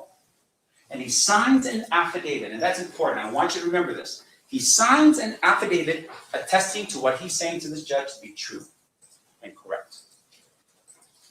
What he says is, I think we have evidence in Keeffe D's home that will solve the murder of Tupac.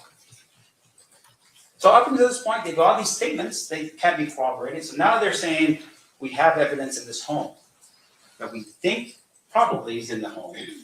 And as a result, we're going to find this evidence that's going to help us solve this case. What I'm going to tell you right now is they don't find it.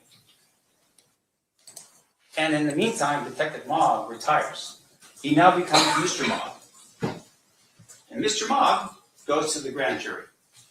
And in the grand jury, it's a secret proceeding. We're not there. The defense, isn't sitting like we are here. It's just the prosecutors. There's a panel of people called the grand jurors, and you have people come up and they testify under oath. And there's really no way for the defense to challenge any of it because it's done in secret. We don't really know about it. But in this particular case, Mr. Mogg is sworn to testify truthfully. And you know what Mr. Mogg does? He just reads pages of the book into the record. He doesn't do any more in terms of an investigation than read pages of a book into the record. He never documents in any of his efforts any verification of the book before he reads it into the record. He walks up, gets on the stand, and reads the book as if it's the gospel truth. And that's what he does.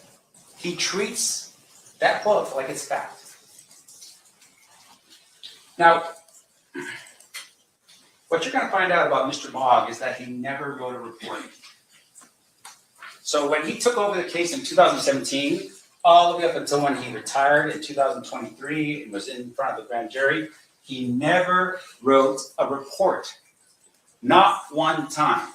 Not like Detective Becker, and not like Detective Long, and not like any other police officer who does their job. This man never writes a report. In fact, what happens is he transitions, right? He's a Metro detective, he retires, and then he gets a job working as an independent contractor for the district attorney's office as an investigator. And as an investigator, he doesn't have any police power. He continues to work as a lead detective on this case, even though the procedure is you hand your file and your officer's report to the next detective in line. That's how this works. But he keeps the file for himself and he starts billing against the file after he retires as a detective with Metro. Because now he's an independent contractor. That's important to know. Why is that important? Because what the evidence is going to show you is that he backloaded his work. And when he finally writes a report, it's not an officer's report, it's an investigative report that spans from 2018 to current, and we just received it about 5 weeks ago. The importance of capturing everything you do, the accuracy that you would need to be able to be in court on a murder case, not some type of college paper that you forgot to do and then the last second just put something together and, get it out the door. Mr. Mogg does not do any of that. That's going to be important later for you to consider. Because according to that report that he submitted 5 weeks ago or so, he never verified the book. According to that report, he never investigated any of the alternate theories that were out there, and you're going to hear about those alternate theories. There are people who have developed over time answers to the question, who did this and why? He never looked into any of it. Which I think, at the end of the day, don't you want to see what's out there to help you with your investigation? And according to his work, his report, he did more on the case after he became an investigator than he did before when he was a detective. What I'm going to tell you right now is what you're going to find when you listen to all the evidence, that his work was biased, sloppy, and incomplete. Those are the three things you're going to determine for Mr. Mogg. Biased, sloppy, and incomplete. Now, because of the fact that in terms of the evidence itself, he doesn't have much, the state's going to lean pretty heavily on their witnesses. And I'm going to give you a sampling of the type of people you're going to run across in this trial based upon their witness list in this case. First person is this guy named Reggie Wright Jr. He's the security company for Death Row Records. And what he is a felon. Second of all, you're also going to find that he's a former Compton police officer. He worked for Compton PD for about 5 years, and apparently he got disabled. At some point, he becomes a felon. You're going to learn about that. And his father, like I said before earlier, Reggie Wright Sr. was the head of the Compton PD gang unit. What you're also going to learn about Reggie is that, once again, he was supposed to be protecting Suge Knight. Where was he the night of the shooting? In addition to that, he orders his security team to not carry firearms the night of the shooting, before the shooting took place. What you're also going to learn is he wasn't even around when the shooting occurred. So the principal, meaning the person he should have been protecting the most, would have been Suge Knight, the head of Death Row Records. This man was nowhere to be found.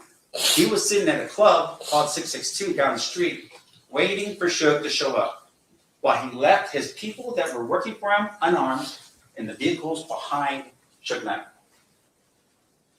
And when push comes to shove, he orders his people to lie to police during their investigation. That's going to be called by that. That guy's going to be called by that. In addition to that, when everything was said and done, Suge Knight went to prison because he was not supposed to be in a fight in Las Vegas. He violates his release. Guess who takes over Death Row Records?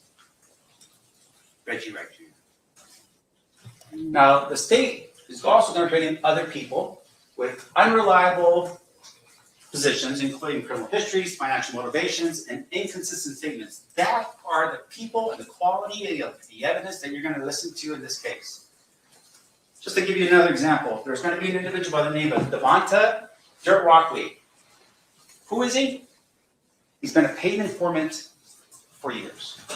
You're going to hear that they have paid him to be an informant. He will, of course, say whatever he needs to say to avoid his own criminal actions, but his testimony will be inconsistent. And that's what you have to really rely on. Is what exactly is he going to say, and can you even believe it? In addition to that, you're also going to learn about a disgraced LAPD detective by the name of Greg Keeffe. The state told you about him. He wrote a book. He benefited off of what was happening with regards to Keeffe. Now, Greg Keeffe, he stole the file. What you're going to learn is he actually stole the file. He took the Tupac and the Biggie case files and walked out the door. This is an LAPD detective that they are using, or one of the people that they're going to be focusing on to establish their case. He writes the book, and then he holds himself out as the person who solves the murder. That's Greg Keeffe. That's the LAPD detective. Now, what you're also going to learn is Greg Keeffe, when he was a detective with LAPD, was basically caught manipulating witnesses. And because he was caught manipulating witnesses, it led to cases being overturned as a result. There was a court finding on this issue. A judge determined that. And there we go. That's Greg Keeffe. That's a witness in this case from that. Now, your challenges, right? I mean, gosh, we're sitting here, there's cameras in the room. I mean, things going on. But it's really time. Like, how do you, as jurors, try to figure out time on this case? There's been so much time. Delays. By who, though? And there's corruption. How do you look at your information that you're receiving with anything more than just like skepticism? Like, you're going to look at this stuff and be like, well, I mean, you have a motive to lie. You have a motive to tell or deceive. And it's because at the end of the day, there's not actual facts. When you get past all the talk and me talking, just look at the actual facts. What facts do you have to support any of what Keeffe D said on any of his interviews or in the book?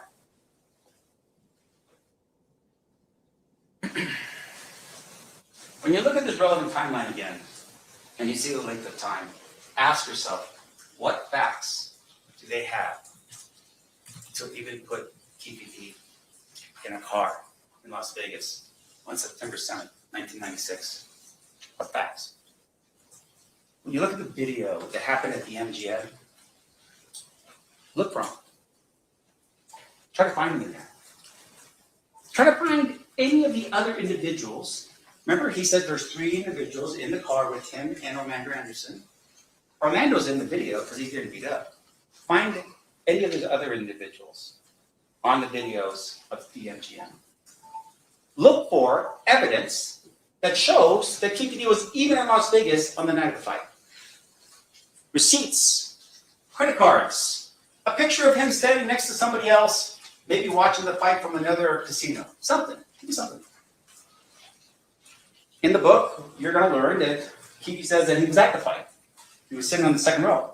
He was sitting with all the celebrities, and he's dressed in his finest gear. There's not one iota of proof that he was ever at that fight.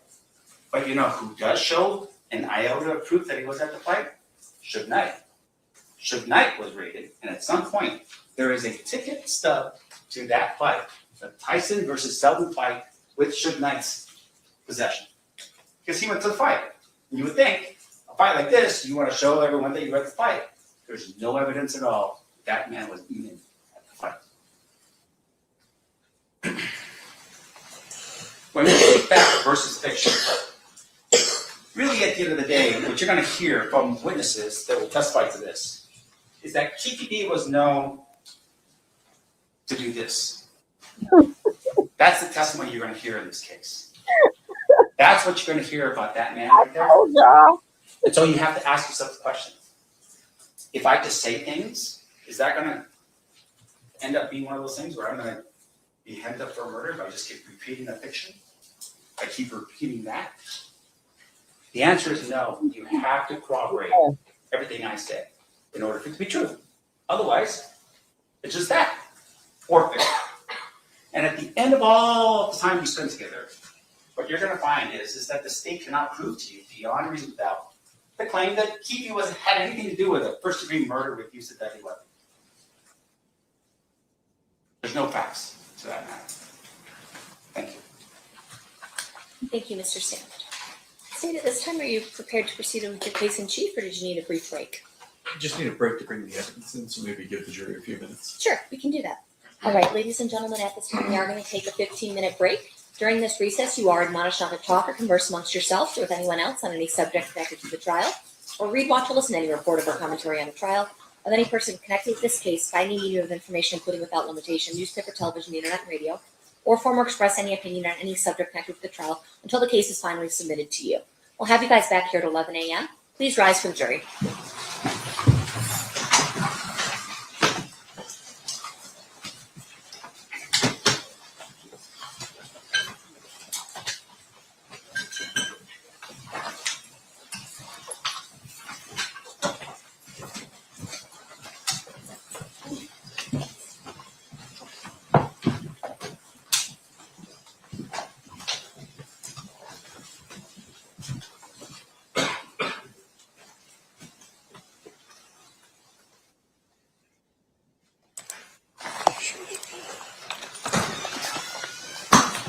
For the record, the jury has exited the room. Is there anything we need to address outside the presence?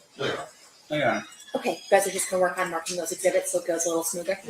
I was going to bring the box in. We've already given our list and marked, and then I just need to grab the exhibits for the witnesses today. Sounds good. All right. And then we'll give you about an hour, or when we return about an hour and 15 before we have the break. We're still on the record, so everybody still needs to remain quiet. I have to stop at 12:15. No, I'm just saying, we may be done before.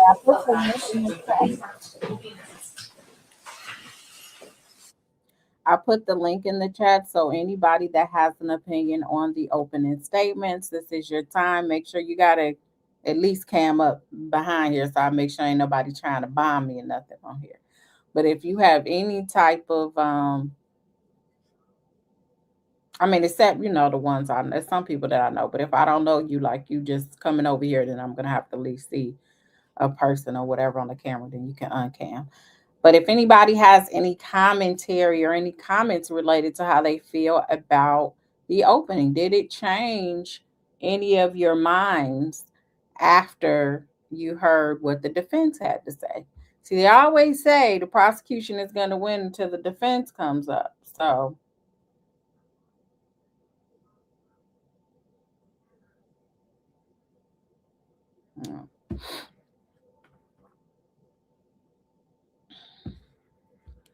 he said Keeffe D was a shot caller. Can you turn on your closed caption? I'm in the work bushes. Okay, let me see. I have to turn it on, I think, through their YouTube. Hold up a second.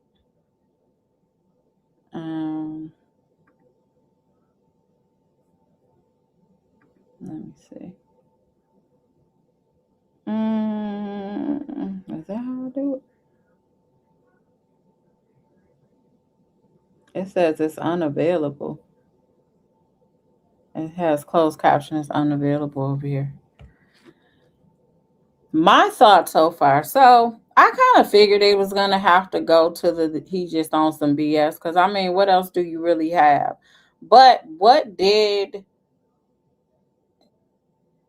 intrigue me, I'm going to be honest, is I do have an issue with police that don't corroborate. Like, the fact that he will make all of these statements and you don't try to find anything, this is according to them. Now, there may be some evidence that comes out from the prosecution once we get into the testimony. But for him to say all of this, the way that you know somebody's being truthful is usually by corroboration. That is the foundation of what you're supposed to do as a police officer when you investigate. At least a ticket, a credit card. They said he got it from a scalper, and I was wondering why the prosecutor said that he got it from like a third party, because they probably weren't able to trace it, right? So they're already anticipating that they were going to say, you don't even got proof that he was there. That is an initial showing that you probably want to be able to prove that he was actually in Vegas. So that is why the prosecution was like, he got it from a scalper, a third party person who was just out there giving out tickets, because there's no tracing to his ticket or him being there. I think that it's very interesting if you did have someone that was alive and you didn't even try to corroborate, and then you come back with all of this information and the DA is like, yeah, I'm straight, and they don't even try to prosecute him at that time. I think that's very interesting, and it should be thoroughly examined if I were a juror. Same thing with, why is he talking? Why are you talking in the first place? Obviously, the prosecution already said it was unrelated. What I know, and I'm gonna tell you from my experience, I've seen people, even recently, many of you know, if you follow me, I do wrongful conviction. So I go back, and it's a lot harder going back 20 and 30 years than what you have back then, because people do die, memories do fade, and it becomes a lot more difficult to put these cases together. And a lot of times people that are wrongfully convicted, it's because the prosecution or the police had information all along and they just didn't turn over. So you do these requests, and all of a sudden you're seeing documents you never saw that was exculpatory or favorable to your client, or things like DNA, or people come out and they about to die, so they recant or something when they testified against your client. So it's those type of things, but recreating an entire event from 20, 30 years ago is hard. So I agree with him, with the defense showing all of the different dates on. By this time, we're talking 20 years later. Now we're talking about 30 years later. They couldn't do it in 2009. Why are they able to do it now? I think that was a fair question to ask. And it's not uncommon. That's where I was getting at before I went off on a tangent. That I've seen literally interviews of someone who they came in for an interview. This isn't my client, but they came in for an interview and they were like, we know you did it. They didn't tell them all the evidence they had. And they actually did have evidence against the person. They didn't tell them all the evidence they had. They didn't do any of that. The guy kept lying. Then finally, the police were like, listen, bro, we got you on video. Like, we got 3 different tapes of you, and this is what you did, and da da da da.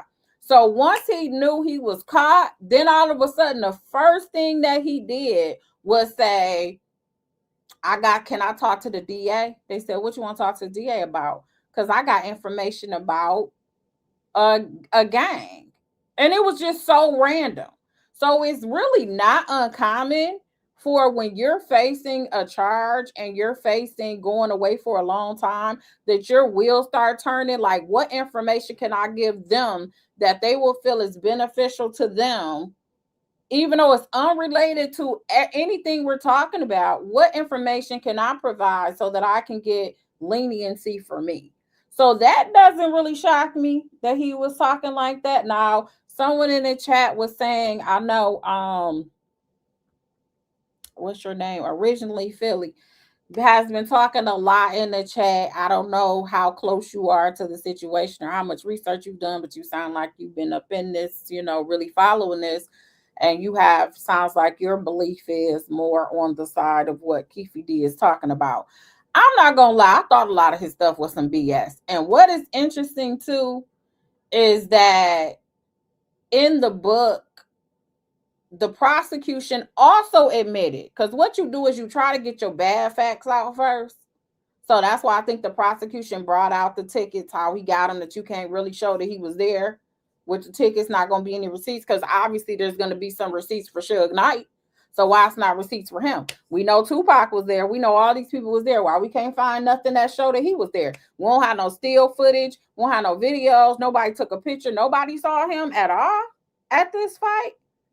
So I thought that was a good strategy to say, like, you got a problem even putting my client there, let alone committing this crime. But the prosecution also said, which I took heed to and just, was that Yeah, he got a book, but some of the stuff was grandized. So they acknowledge that he embellishes. Because obviously there's going to be some testimony that sounds like stuff just isn't the same of what he's saying.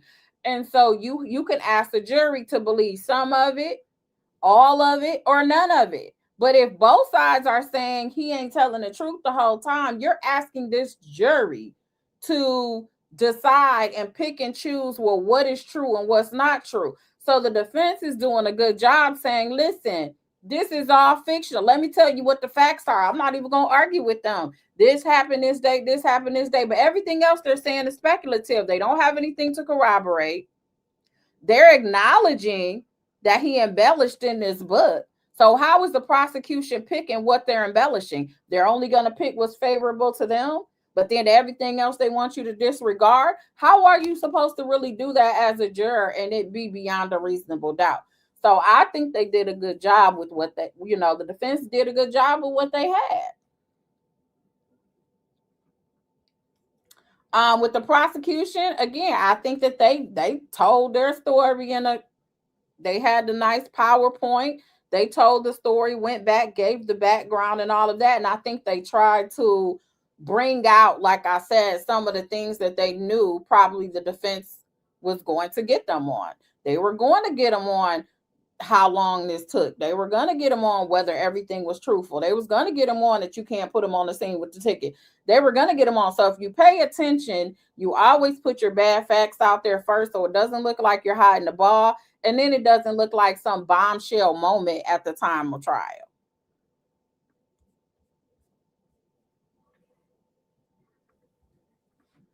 So the picture doesn't match the day. Original Philly said there's a photo in the book that says at the Vegas fight, but Orlando has on a completely different outfit and Keeffe has on a fur coat and it was 95 degrees that day. Tupac had on a tank top. Okay, well, we'll see. We'll see.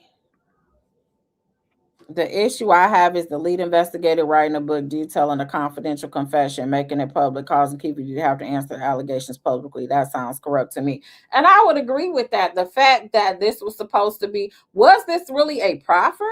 Was this an agreement? Because I don't understand how this guy could just go out as soon as you retire and just start saying, I know who killed him because he gave this secret recording when apparently there was an agreement with you all. Was it something that was supposed to be revealed to the public ever? I don't know the implications of that, but I think that is very interesting. Like, how do you just, he gave a secret type of a conversation and it comes out. Then he has to stick to his story, I would surmise, because if you don't stick to your story, then whatever deal is the reasoning why you gave this proffer or had this secret meeting with your attorney and DA and all of that, that can come back up. That's typically what the arrangement is. So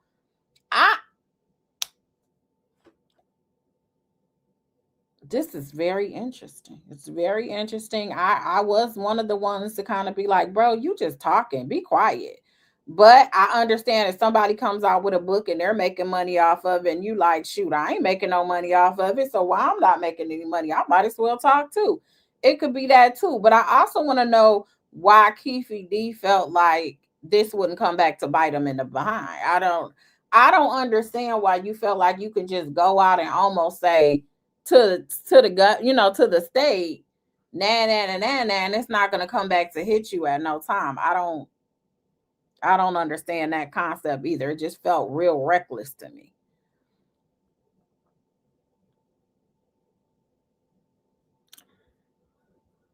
Lita said, I feel as if you take credit for a crime, you take the punishment for said crime, especially at his big age. So this is where I'm have to push back. And I appreciate your opinion. I push back because unless you've been in a situation where somebody is telling you say this or you're going away for a crime that you didn't commit, or you get to go home, your mom is out in the parking lot. Another reason for wrongful convictions is forced confessions. Or false confessions, because they'll tell them, we're going to let you leave. You're not going to get convicted. We got the person over there. We just need you to say that it was them. We need you to corroborate. And police can lie to you legally. They can lie to you legally. And then you get caught up in the game and you got all these false confessions. So there are people that have been exonerated who had given confessions at one point that turned out that there was no way that confession could have even been real, what they're saying. They just wanted to go home. They've been in there for whatever amount of hours. They were scared. Some have never been in this situation before. So they haven't eaten, whatever the circumstance is. And so they say whatever they think needs to be done to get out of the situation. So that is another issue we have in our judicial system. 318 said Keeffe probably had gotten bad advice. I don't know. Tanya said he might be a little touched. Original Philly 44 said, I also remember the confession was in exchange for shredding and indicted that included 40 plus friends and family. I don't know what the confession was for, but I'm sure it wasn't just, yo, I got something to tell you today. Let's go. It has to be where he felt like he would benefit. And like I said, I've seen people that it was random. I was like, listening to a couple of interviews. I'm like, where'd that come from? Yeah, can I talk to the DA? I got information about the shooting that happened at 7-Eleven 7 years ago. You like, huh? And you here for a carjacking that you on videotape for. You know what I'm saying? So that does happen. I know it doesn't seem something for like just the average person that doesn't deal in the judicial system like this, but that does happen. I think his attorney did pretty decent. I think the prosecution did pretty decent as well. So it's about what you can prove. But we see where his attorney is going with poking holes, like fact versus fiction. Yeah, he talk a lot. He say too much, and I wish my client was didn't talk as much as he did. Got me fighting, but he's a BSer. He called him a BSer and put it on the screen. So. Back on record in State versus Davis. Anything we need to address before bringing the jury in? No, Your Honor. All right, let's bring him in.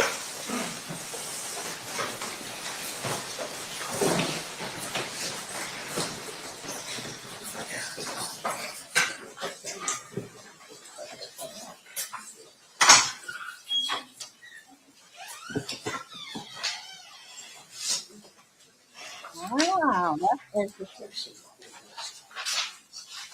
Wonder if he'll testify. So this is what she does.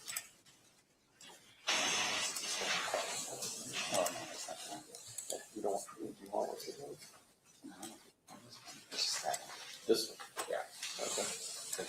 Yeah. And that's the female that was on the phone downstairs, which is why the cops are in the garage. That's the same person built it. No, it's the female in the corner. And for different people. Oh, okay. Different guy. The handwriting on this. Yeah, well, I guess maybe they get taught how to do that. Yeah. I don't know if we want to be our authority either. I don't know. He's telling the truth. All right. He goes off and stuff. We'll see. I can see both sides right now based on the opening, but we got to see the evidence as it's presented. 30 years later, we'll figure out the facts. Don't worry. We'll get there. As long as they're facts. What are facts? What are really facts? What are really facts? Have a jury.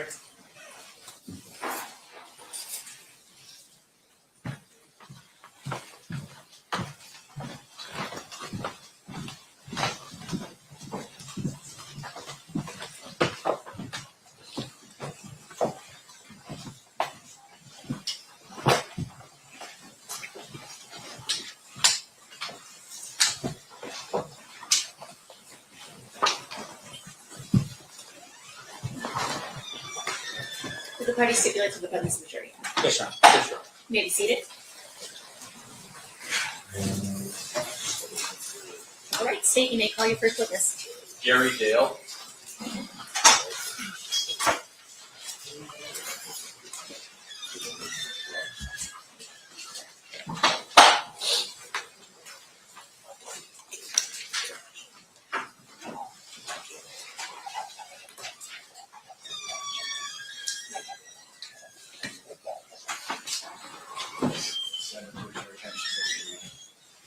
You do solemnly swear the testimony you're about to give in this action shall be the truth, the whole truth, and nothing but the truth, so help you God. I do. You may be seated. Thank you. May I please have you state and spell your first and last name for the record? First name is Gary, Garry. Last name is Dale, Dale. Thank you, sir. Whenever you're ready, Mr. Giacomo, you may proceed. Thank you. Sir, back in September of 1996, how were you employed? I was working for the Las Vegas Metropolitan Police Department at that time. And how long did you wind up working for Metro? 25 years total. On September 7th of 1996, what was your assignment? I was assigned to a bike team on bicycles on the Strip, Las Vegas Strip area. Is the uniform similar to the ones they have today where you're wearing the yellow shirts or were you wearing something different? Yellow shirts and black pants. Direct your attention to right around 11 p.m. What part of the Strip were you working? I was working the little bit further south end, south of Flamingo. Did you have a partner? Yes, I did. What was his name? Richard Golgart. While you were working on that area of the Strip, did you cause there to be some sort of car stop of a vehicle? Yes, sir, I did. And what was the purpose of stopping this vehicle? I initiated a car stop on a black BMW that had no license plates. May I approach this? You may. First, I'm going to show you what's been marked as State's Proposed Exhibits 1 and 2. Now, there's some obvious markings on here, but these appear to be two aerials of the Las Vegas Valley from generally around the time period of the 2096 area. Yes, sir. Accurately reflect kind of the locations that they're describing on there. Flamingo, Harmon. Yes.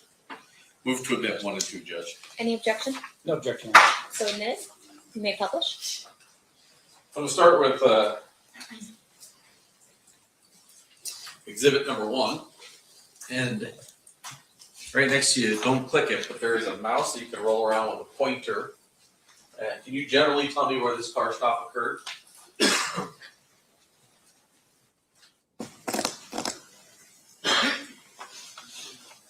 It won't work because you're doing it off of your computer. I have it plugged in. It works. There it goes. So it will work. Trying to wrap around the boulevard here. So if I told you that red dot's Harmon and Flamingo, or sorry, Harmon and Las Vegas Boulevard. Yes, sir. A car stop was right around, I believe it was right around this area. So just south of Flamingo on Las Vegas Boulevard. Yes.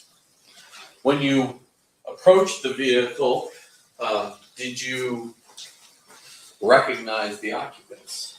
No, I did not. Why did you stop this vehicle? It had no license plate on the back. When you approached the vehicle, did the occupants communicate with you? Yes. And did you, at that point, did you learn their identity? They told me who they were, but just as identifying them, not. Did you know them? No, I When didn't. they told you their names? They told us their names because we asked them their names, but I didn't know. I mean, I had no knowledge of them before that. We ID'd them. As you sit here today, do you recall who they were? Yeah, Tupac Shakur and Marion Knight. May I approach? May. Showing you grand jury exhibit number 3. Is that how the two of them appeared to look that evening when you approached them? Yes. In particular, Mr. Shakur is wearing or has on a very large gold necklace. Yes. Did you talk to him about that necklace? Yeah, we talked to him for a few minutes out there, and I was just remarked to him, "Wow, man, that's a huge piece of gold or something like that he had around his neck." Would you describe your interaction with them as congenial? Yes. Okay. Did you ask them about the license plate, why their vehicle had no license plate? Yes, I did. And what was the response? They stated that they were filming a video, so they had taken the license plate off because they were filming a video going up and down the Strip. Move to admit 3, Judge. Any objection? I'm sorry. No objection, Your Honor. So admitted. You may publish. And this large gold medallion is what we're talking about, correct? Yes, sir. How did that interaction with Mr. Knight and Mr. Shakur end? We told them that they were going to have to put the plate back on their car, and we warned them and released them. Did you remain down on the strip, in the strip area after they left that car stop? Yes, sir. We'll fast forward about, let's say, 10 minutes later, something unusual happened. What happened? We were continuing riding on the strip area. We were heading southbound on the boulevard, and we heard some calls come out about a vehicle. Can't remember exactly what was said, but heading up towards Harmon, we saw the vehicle that had been described in the median of the road. It looked like it had ran up on the median and was stopped there in the middle of the boulevard. What do you do when you see that? We approached the vehicle. Is it you and Mr. Goldgart? Or Officer Goldgart? Officer Goldgart and I. And do you see either of the two people that you saw earlier in the vehicle?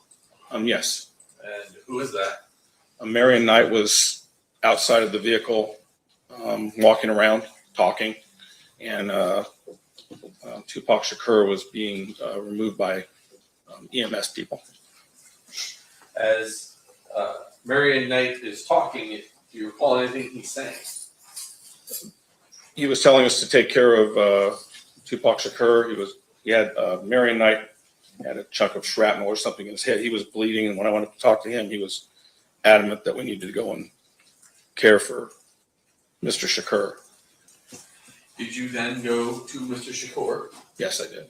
And then what do you do? What's your responsibility as it relates to Mr. Shakur as the EMT's working on? I was trying to talk to him to find out what had happened. Excuse me. Gather information to see who had fired at them. Did you wind up riding anywhere with Mr. Shakur? Yes, I rode to the hospital in the ambulance with him. During that time period, between the time you get to Mr. Shakur and the time period he gets taken into the hospital, are you able to have any sort of communication with Mr. Shakur? He was still talking, and I was trying to convince him to tell me the name of whoever his assailants were. And did he ever respond? Yes, he responded, no, we'll take care of it. So something like that. No, we'll take care of it, something like that. And that's the only thing you were able to gather from Mr. Shakur? Yeah, I couldn't get him to talk to me any further than that. That was repeated a couple of times. I'm going to approach with a few photographs. Obviously, when an incident, well, let me back up. When an incident like this happens, there's first responders, but then there is detectives, crime scene analysts, everybody who's called out. Yes, sir. Showing you what's been marked as grand jury exhibit number 4. You recognize the individual who appears to be inside that vehicle at that time? Dan Ford. Do you know what he did for Metro? At the time, he was a detective. I was not there when that photograph was taken, but at the time, he was a detective. I'm not sure what he was, homicide or general assignment or Maybe a crime scene analyst, CSI. And then I'm just going to show you a few other pictures of the vehicle itself. Showing you state's proposed exhibits 5 through 8. Just flip through those.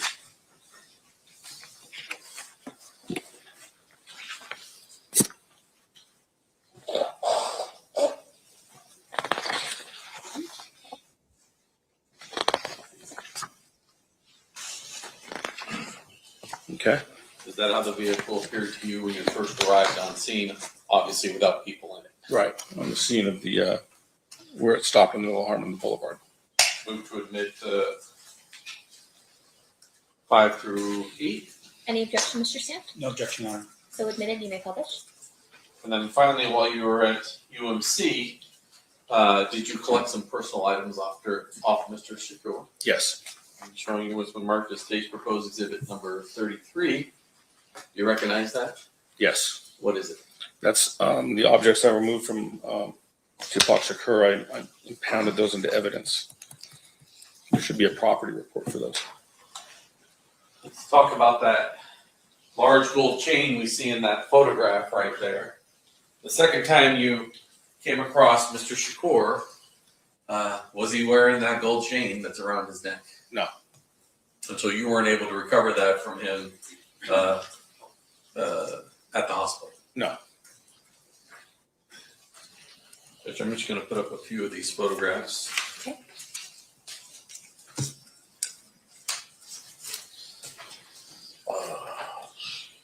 The clerk's letting me know that 4 was not admitted. Move to admit 4. Any objection, Mr. Sam? No objection, Your Honor. So admitted. Showing you 4. That's Mr. Ford appearing like he's inside that vehicle. Okay. 5.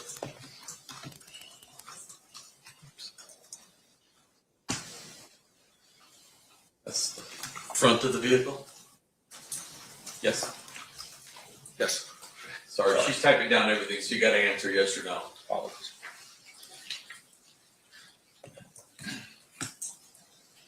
That's the rear of the vehicle without the license plate still. Yes.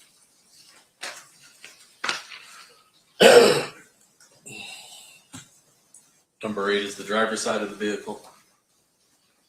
Yes. And oops.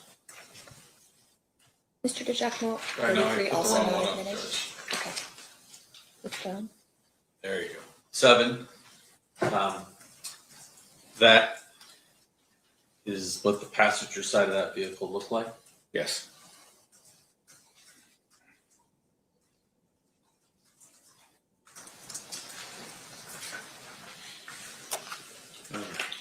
Finally, for you, 33. Those are the items you were collected off Mr. Shakur at the hospital. Yes. But Mr. Samt has requested, and I've agreed, to also offer Dan Ford's CSA report, as Mr. Ford is not physically capable of coming to court to testify. So that'll be admitted via stipulation? Yes. What exhibit did you want it to be? I guess we should just make it next in order, which I believe is 143. All right, that'll be admitted via stipulation as 143. Thank you, Your Honor. No problem. I think 33 has been looked down. They have not in front of us. And based upon that agreement, This is 33. 33 is also not admitted. move to admit 33. Any objection? No objection here. So admitted. And based on that agreement that we've reached with Mr. Samt, I believe he has no objection to the rest of Mr. Ford's crime scene photographs at this particular scene, which is state's proposed exhibits 9 through 32.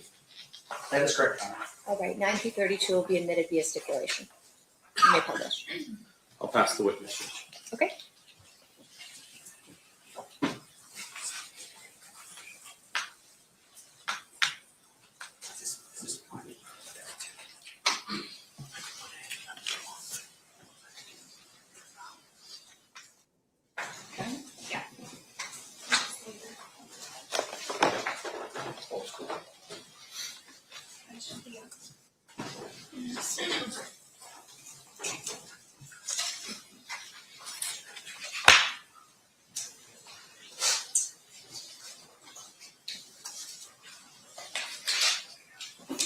And you are Mr. Dale. Yes. Well, welcome back to the courtroom. Thanks. So let me ask you this. So how long had you been working for Metro until you retired? 13 years. I see. And at the time when you were on the bicycle on September 7th, 1996, how long had you been working for Metro at that point? Yeah, I thought that's what you asked to begin with. Oh. I started in '83, so it would have been right around 13 years. I see. And obviously, when you are first a police officer, you go through an academy before you become an actual police officer. Yes, sir. And you learn skills and techniques and things to help you become a successful police officer. Yes.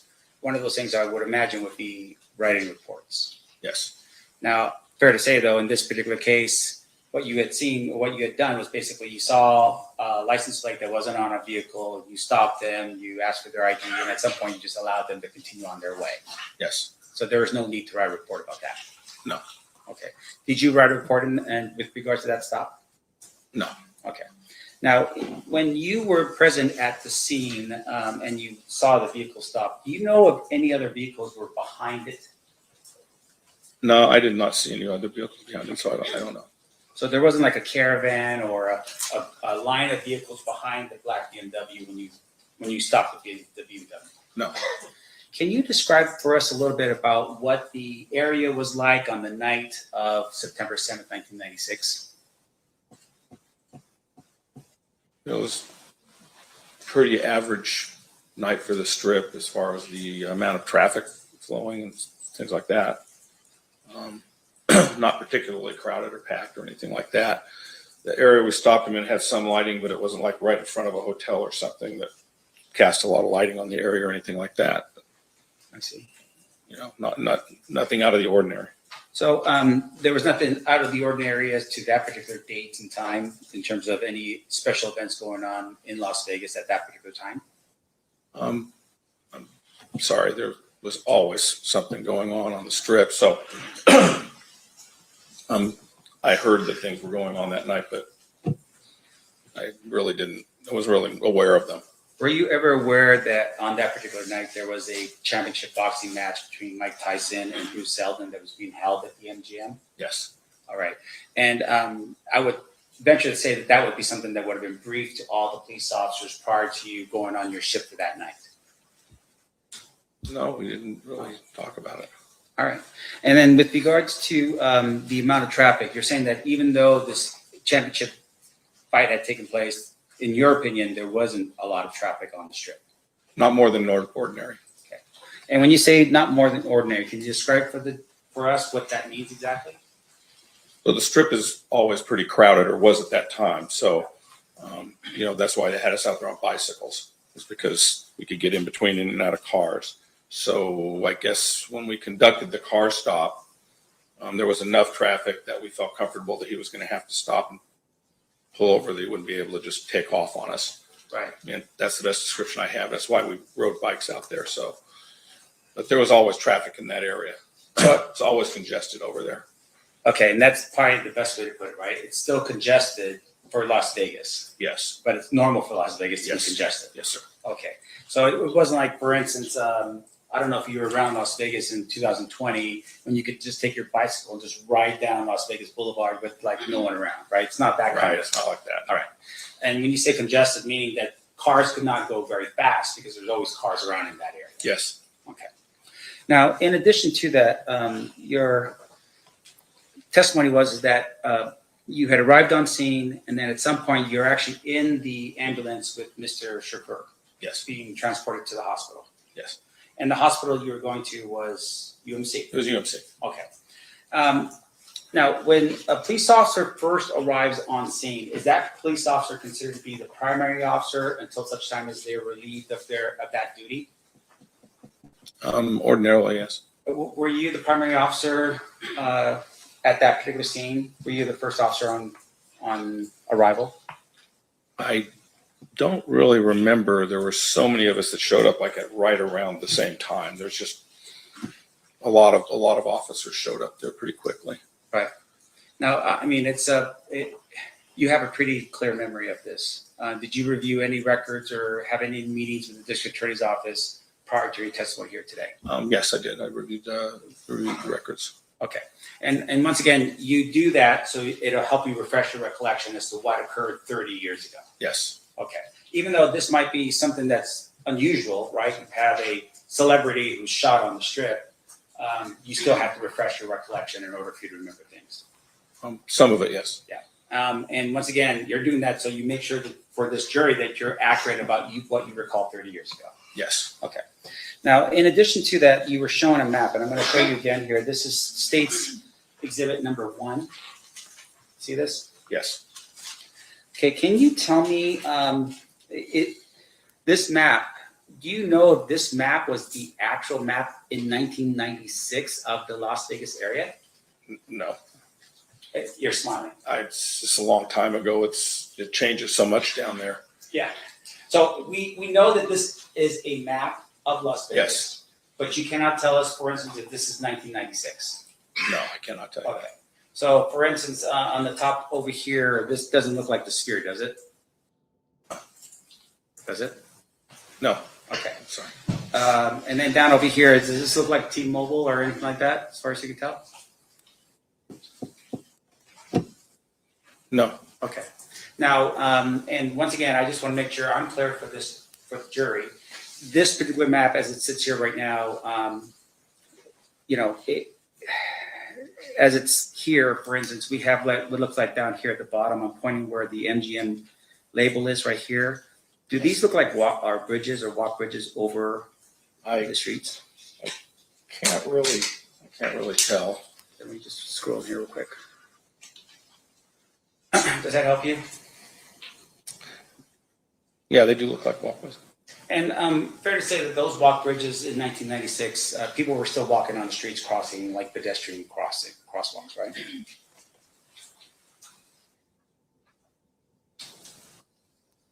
I'm trying to recall. I couldn't honestly recall.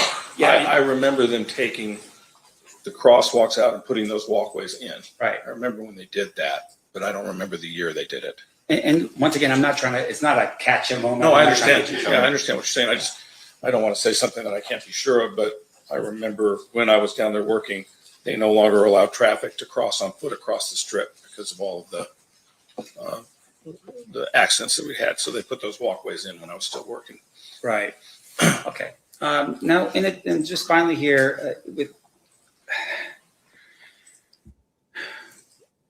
with regards to the when you're riding on the strip and you're riding with your with the other person that's with you, you said at some point you were made aware that there was a shooting that had occurred, and the radio traffic indicated that the vehicle you had stopped was potentially the vehicle that was being involved. Remember that line of questioning? Yes.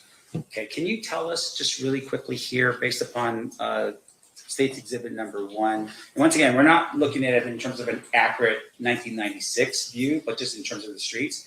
Can you tell us where you were at when you took off to wherever the vehicle was? And I'll just pull that here real quick so you can. Yeah. Thank you. Sure. I couldn't really tell you where we were because my memory serves me. It was called out right around the same time as we were rolling up on that vehicle. Okay. There was shots fired call and vehicles involved, and then we rolled up and saw that vehicle in the middle of Harmon. And when you and when you rolled up and you saw the vehicle, can you tell us other vehicles that were behind that vehicle? Were there any other like vehicles in an entourage behind the black vehicle?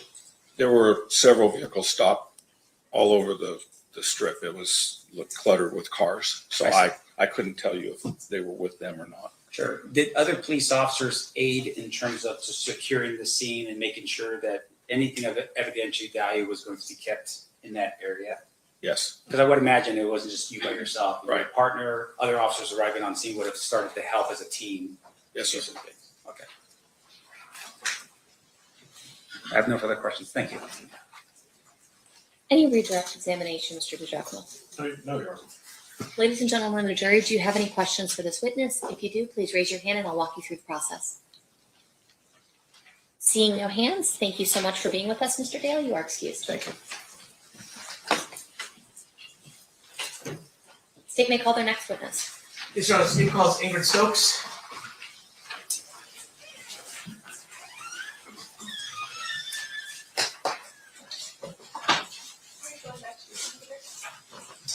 Yes.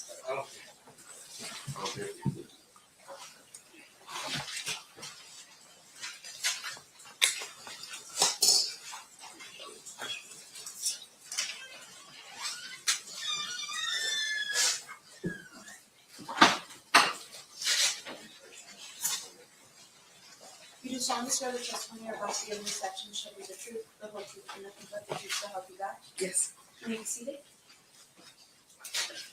May I please have you state and spell your first and last name for the record?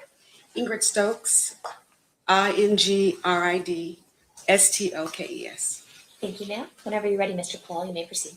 Thank you, Your Honor. Good morning, Ms. Stokes. Good morning.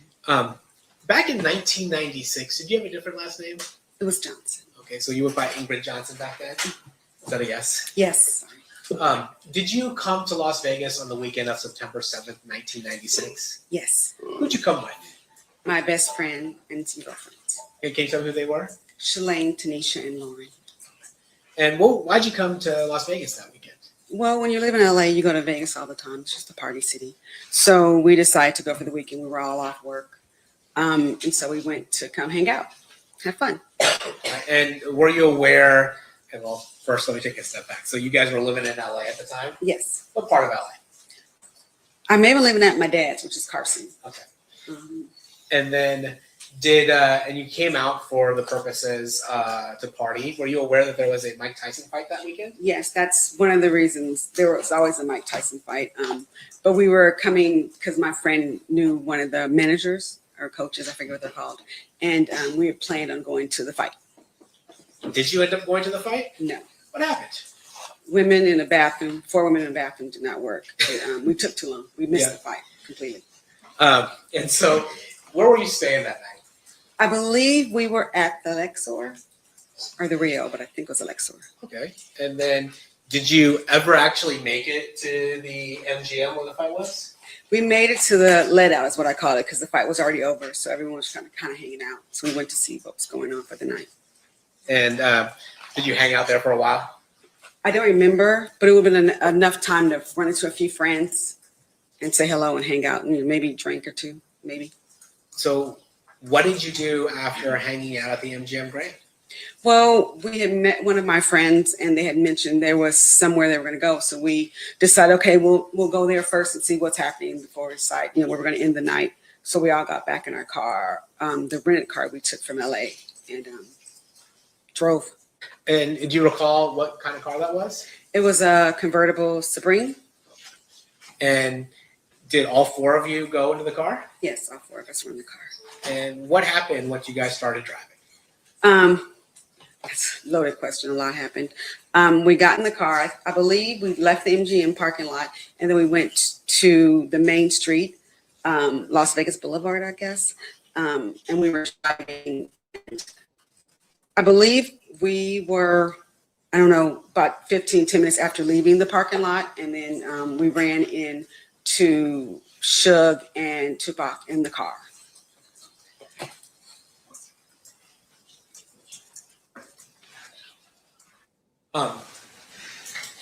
And when you say you ran into them, what'd that look like? Well, we were driving, hanging out in a convertible. And my girlfriend, Lauren, at the time, she knew Suge. And she told us, hey, there's Suge. Pull up next to him. I'm going to ask them what they're doing. And so Shalane was the driver, and she slowed up close to them. And so you said Shalane was the driver. Yes. Where were you seated? I was a passenger in front. In the front passenger? Yes. So Shalane's driving, you're in the front passenger, and the other 2 women are in the back seat? Yeah, Tanisha's behind me, and then Lauren is behind the driver. After all these years, you still remember that, huh? Well, yeah. Some things you don't forget. That one. And so then when you start driving, when you see Suge and your friend starts talking to Suge, what happens? They were talking and she was like, what's going on? What's happening? We look over and we pull up to the car and we kind of nod or say hello, that kind of thing. But we were in our own little world. While she was talking to him, he said, hey, we're all going to the club. Why don't you follow us? Get behind us. You can go with us. And so that was decided we'll go there first and see what's happening before we go anywhere else. So do you follow, do you remember who's driving and who's in the passenger side? Suge was driving and Tupac was in the passenger seat. All right. I believe States Exhibit 3 has already been admitted. We're going to publish that. Is this kind of the way they looked that night? That was just like this. And so you decided to follow Suge and Tupac to the club? Mm-hmm. Is that a yes? Yes, I'm so sorry, yes. That's okay. And so do you recall the name of that club? 66. It was an area code, so I remember it was 662 or 702, but now I know it's 662. And then did you? What did you do? Did you guys start driving over to Club We 62? we got behind them and we start driving down the Las Vegas Strip, and it was weird because there was a car behind us and they kept going around us trying to get in front of us. It happened quite often. It was really annoying. We didn't understand what was going on. And then at one point we were getting ready to turn to go on the main street. I guess Flamingo was on, or Flamingo, I think is what it's called. When we turned that way, I was like, what the heck's going on? People keep getting in front of us. I know how to get to the club. Let's figure out our own way. I can drive them. We can meet them up there. And so our plan was to get out from behind them. So you were confused about the way the cars were moving. Yeah, I didn't understand what, in hindsight, I know now, but I didn't understand there was entourage. I just thought, they were going to a club. We didn't think about it. And then at some point on Flamingo, do you stop at a light? Yeah, so when we get close to the light, I tell Shalane, pull over, I'll drive. I know where I'm going. I've been there before. So we pull from around them, and then we stop at the light. And before, that's my fault, not yours. So before, when you guys are stopped at the light, where is your car relative to Suge Knight's and Tupac Shakur's car? So I believe there was 4 lanes, a turning lane, the lane next to it, the middle, and then there was one for like the outside lane. So they were on the 3rd lane, I believe, and when we got off the lane behind them, we got out and we went past, and I think we were a car or 2 on the 2nd lane from the light. And so were you behind or in front of Suge Knight's car? We were in front. So you're in the lane next over, a car or maybe 2 in front. Yeah, exactly. Then while you're waiting at that light, does anything happen? Well, me and Shalane were going to change seats. I was going to drive. I'm the more aggressive driver. And after what, she was nervous with them coming back in front of us so much. So me and Shalane were literally head down, taking our seatbelts off when we heard the gunshots, when it's all hell broke loose. And to be fair, you didn't see those gunshots. No. And then what do you do when you hear the gunshots? I freak out and I scream, what the hell? I said, what the hell? And then Shalane is kind of half up, half down. And so I grab her head to bring her down. And I was like, what the hell is going on? And then she has her hand on the wheel, but she's like frozen. And so I don't remember how many gunshots there were, honestly. But I know I put the car on drive and I told her to get the hell out of there and drive. And so I may even grab the wheel. Like I said, I'm very aggressive. And from that, she tried to drive off. And then did you see the color of the vehicle? Yeah, so we almost hit the car. When we were trying to drive off, there was a car in the lane, that last lane, that was the turning lane. And it was a white 4-door. Can't tell you what kind, but I just know it was like white-ish. And we almost hit it and we were trying to get away. Were you trying to pursue the white car? Hell no. Just want to get away. And then where did you guys go? Did you turn off? Did you follow them turning off? Or We turned off. We turned the only way you could turn because it was a red light, which was down that first street past. And then when we turned right, we were just driving fast. There still might have been gunshots. I can't speak for anyone else in the car, but it was a lot going on. It was a lot of adrenaline. And then the first street we saw that was on the left, I was like, turn left. And we just turned down a random street that had like apartments on it. Now, it's fair to say you didn't see who was in the car, right? No, didn't look. But did you go back to where the shooting occurred? Yes, I did. Were you nervous about talking about what happened? I didn't think I had anything valuable to say, to be honest. So I wasn't nervous initially because I just was like, we came back because when we wanted to know what happened. Because we left, so we didn't know. We didn't look around. We didn't see anything. We just left. And so when we came back, we saw there were a lot of police presence. And I wasn't a big fan of the police at the time. So it's not like I want to stop and talk to them and offer my help. But I also want to make sure if I could help, I would help. So when we went back, we told the officers we had been there when something happened, what happened when we left. And so he made us stop the car and get out the car. The police officer made us sit on the ground on the sidewalk. in front of everything. Like people, cars are still, I think, may have been passing. So it was kind of an odd situation where they were like kind of rude to us. And then they're treating us like we're suspects. We really didn't know what happened though. And so they said, well, we need you guys, eyewitnesses, we need you guys to come downtown, and we're ordering a van for you guys to come, and had us sit there. I kept asking a lot of questions, but no answers. Now, I noticed some of your friends aren't going to be here. Is there this fear about talking in this kind of case? Absolutely, yes. Why is that? Snitches get ditches. I'm saying, talking to police is not a thing we do in our culture anyway in LA. It's not a normal thing. So there was that, especially in the 90s and 80s. There was multiple reasons why, but I didn't see anything. So I was kind of limbo. I didn't see anything. I didn't think I'd be beneficial. And then I don't know. I was going to offer some assistance, what I could, because I may have had more memory back then. I may have heard the number of gunshots. I may have had, more. But the police treat us so bad that I just we start shutting down, because we're like, if someone did it, they could come by and sitting on the ground. They can see we're sitting here telling people, even though we're not saying anything. So this was a really bad situation. And is it fair to say that that was something that also would scare you, is that if somebody was seeing you talk? Absolutely. Objection, Honor, for leading. What's your response, Mr. Paul? I'm just following up on your question that she's going to lay the foundation to. I'll sustain if you could rephrase. Is it fair or unfair to say that you are concerned about people seeing you talking to police? Yes. All right. No further questions, please. Cross-examination, Mr. Sands. Thank you, Honor. Hi, Mr. Hi.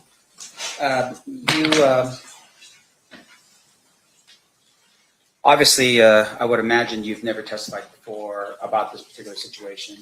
No, I was in the grand jury. Okay, so you were at the grand jury. And with regards to your testimony, when you were in front of the grand jury, did you meet with the district attorney's office prior to giving that testimony to the grand jury? Not except outside the door when I got to the courthouse. Okay. I mean, the door of the grand jury. I see. And with regards to that testimony, did you review any documents, records, anything like that in preparation for your testimony in front of the grand jury? No. All right. Now, asking you again for today, did you review any documents in preparation for your testimony here in front of this jury? I looked at the grand jury testimony that I said, but other than that, no. Okay. Now, when this thing had occurred, I would imagine it would have been a very traumatic experience for you. Yes. And at some point you go back to LA. Yes. Is that a yes? Yes. That's all right. It's just for the record. When you go back to LA, did you ever just sort of keep on top of it, like in terms of like articles that would come out in magazines, anything like that at all? No, we didn't talk about that night for decades. We didn't talk about it. Okay. Now, did you ever at any point capture what you had remembered in a journal or anything like that? I did a couple of documentaries. Yes, years, like 20 years later. I see. And in preparation for those documentaries, what did you use to refresh your recollection back then? Talk to my girlfriend. I mean, more talk and try to remember pieces that I could. Right. And your girlfriend was also present in the Sebring when it happened? Yes, as well? she was driving. I see. No, that's right. Now, just to describe us a little bit that night, you're driving in a convertible Sebring. Yes. And I'd assume that the top was probably down. The top was down. Okay. And the weather that night, was it raining? No. Can you describe for the jury what the weather was like that night? It was Vegas in September. It probably, I'd be guessing, but I know what it wasn't. It wasn't raining. It could have been a cloud in the sky, but I wouldn't remember that. Was it cold? It wasn't bad. Yeah. No, I didn't. We didn't have any jackets. We had designer clothes. That's why I was mad. I had to sit on the curb. But no, it was a nice, cool evening. So I would probably say in the 80s, 70s, 80s. I have no idea. All right. But obviously among the four girls, no jackets or anything that would indicate that it was cold that night. Yes, no. Okay. Now, in addition to that, your testimony was that you had pulled up alongside Suge Knight's vehicle at some point. Yes. Now, I noticed that you weren't given a map. Did you ever have an opportunity to kind of envision exactly where this had occurred? I didn't forget that part. Okay. If I were to show you a map, would you be able to point out for Yes. us exactly? Much as I can. Yes, absolutely. Sure. I'm going to show you what's been marked in there as States Exhibit number 1.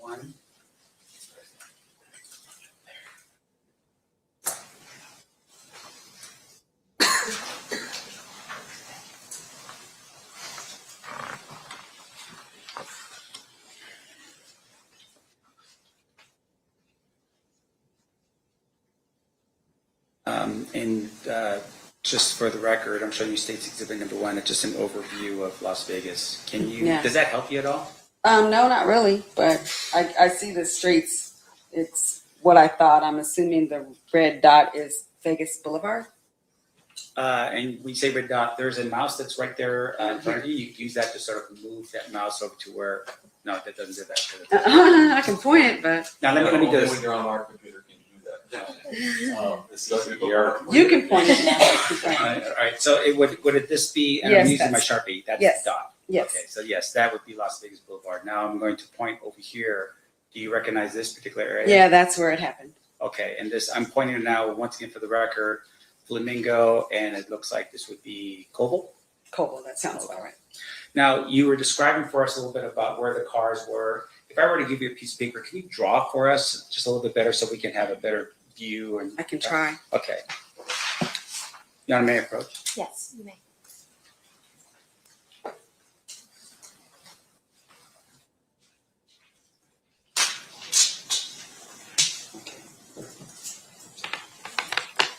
And what am I drawing exactly again? If you can draw for us where on that night where Koval was.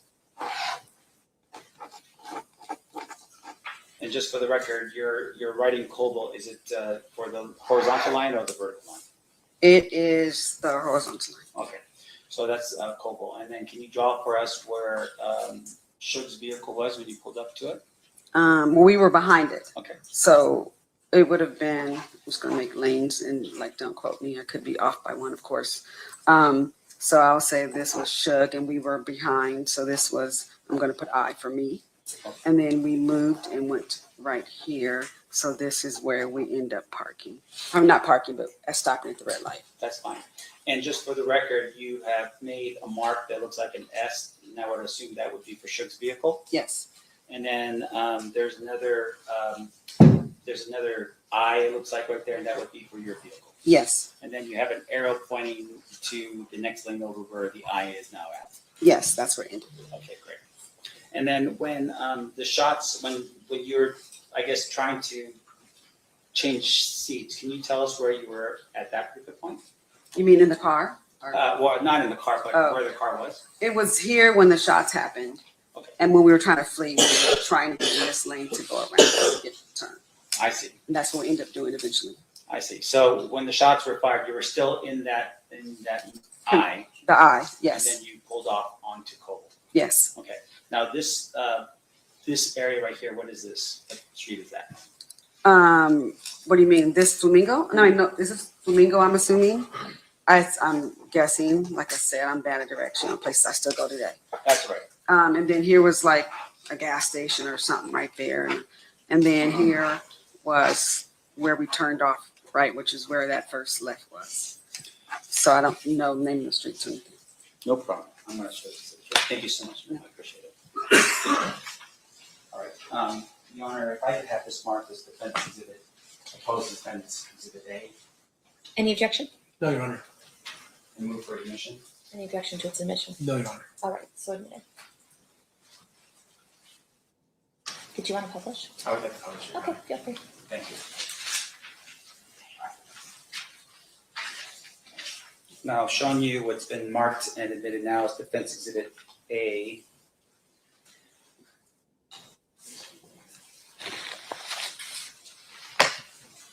All right, and I will just explain this to the jury again. So where you have Koval is actually the street Koval, is that right? Yes. And you have Flamingo, which would be the other street that's going vertical down the defense exhibit A. Yes.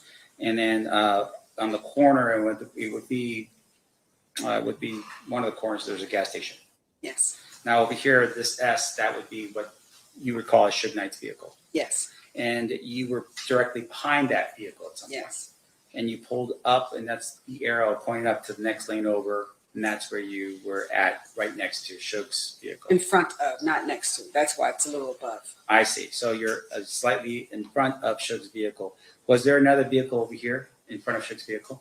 I'm assuming yes, because we weren't at the front of the line. So yes, maybe two. I see. Maybe two vehicles, but presuming that there would be at least a vehicle in front of Suge's vehicle. at least 2, I'd say, because there was one in front of me. Okay.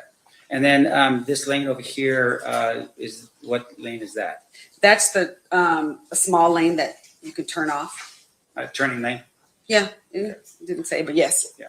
And so at some point when the shots were ringing out, you just immediately just gassed the car and made a right-hand turn on Cobble. Yeah, into the turning lane. Okay. And your testimony here right now, for instance, is that the top was down, but you didn't see. No, I was looking down because I was initiating changing my seat. So I would thank God I was all face down. Okay. And when you pulled off and you made that right-hand turn, did anyone shoot at you? Probably. I honestly don't know. There was a lot of gunshots. Sure. Did any, after the event had occurred, did you ever observe any bullet holes in your vehicle? There was no bullet holes in my vehicle. Was there any shattered windshield as a result of anything happening on the scene? No. Okay. And then with regards to where you were at, when your testimony was that you were talking to Shug. Shug was saying, "Hey, come to 662." Is that what was happening? Yes. And during that time period, you said, and I want to make sure I'm clear, that while there was a conversation about going over to Shug's place, but it seemed like everyone was sort of talking. Like it was like the girls in the back seat maybe were having a conversation or something like that. No. Lauren was the only one talking to Shug because she's the only one who knew him. I see. So nobody, we were just like, oh, okay, looking like, because it wasn't our conversation. Right.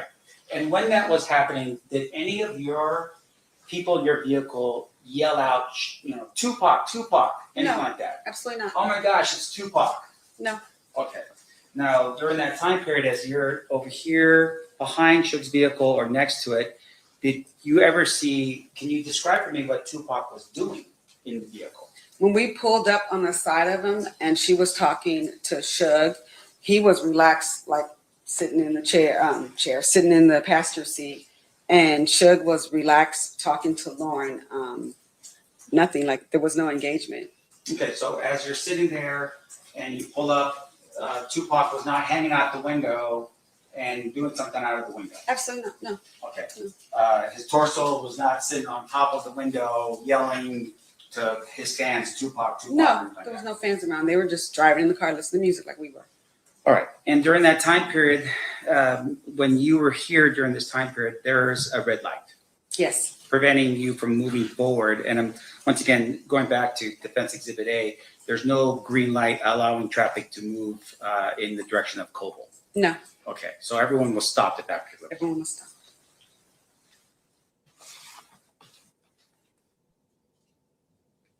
I have no further questions, Your Honor. Thank you. Okay. Thank you, ma'am. Any redirect? No, Your Honor. Ladies and gentlemen of the jury, any questions for this witness?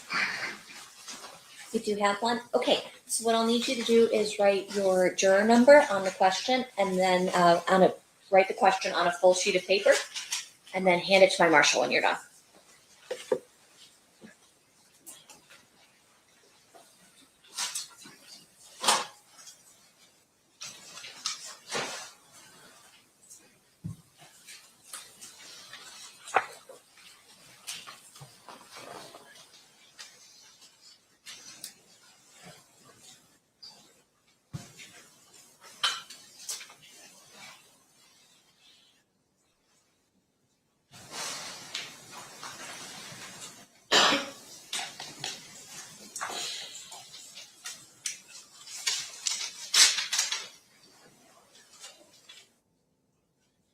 Oh, I see looking like what they about to ask me.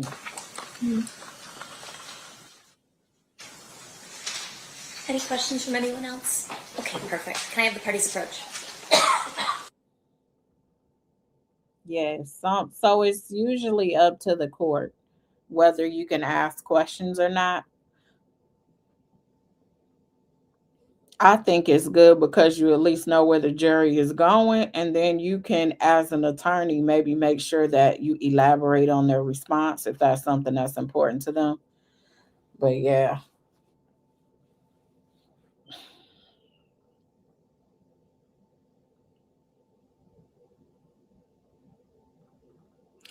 KK Scorpio said he should have asked, was there music blasting? Yeah, I think his attorney, I understand what he's trying to do is he's going to pull out certain comments that may have been made in the book to show that it wasn't true.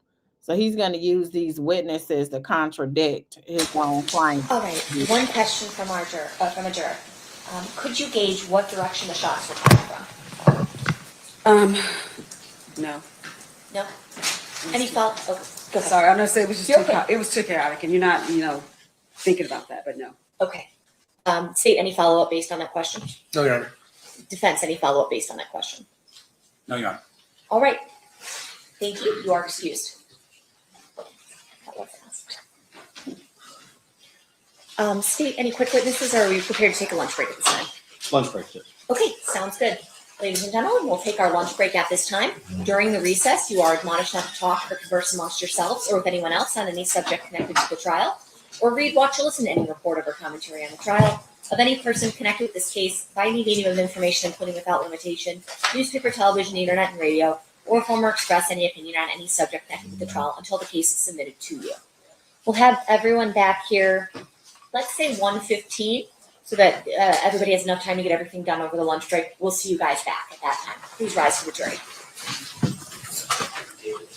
Originally, Philly said, so she doesn't know if the shots actually came from the car.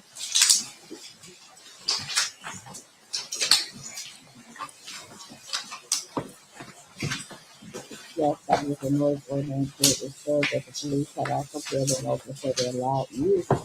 And Keeffe D said that that is how he noticed Tupac and them because the music was loud.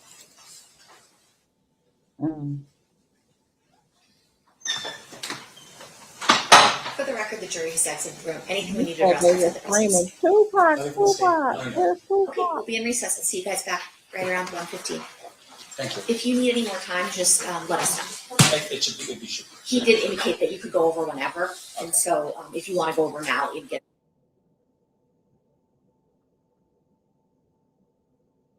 All right, guys, this is our time to take a little break here. So if you want to get up, stretch, you guys probably were doing that anyway. Get something to eat. I'm going to grab me some little vegetables because I'm on this cleanse, and so I can't really eat.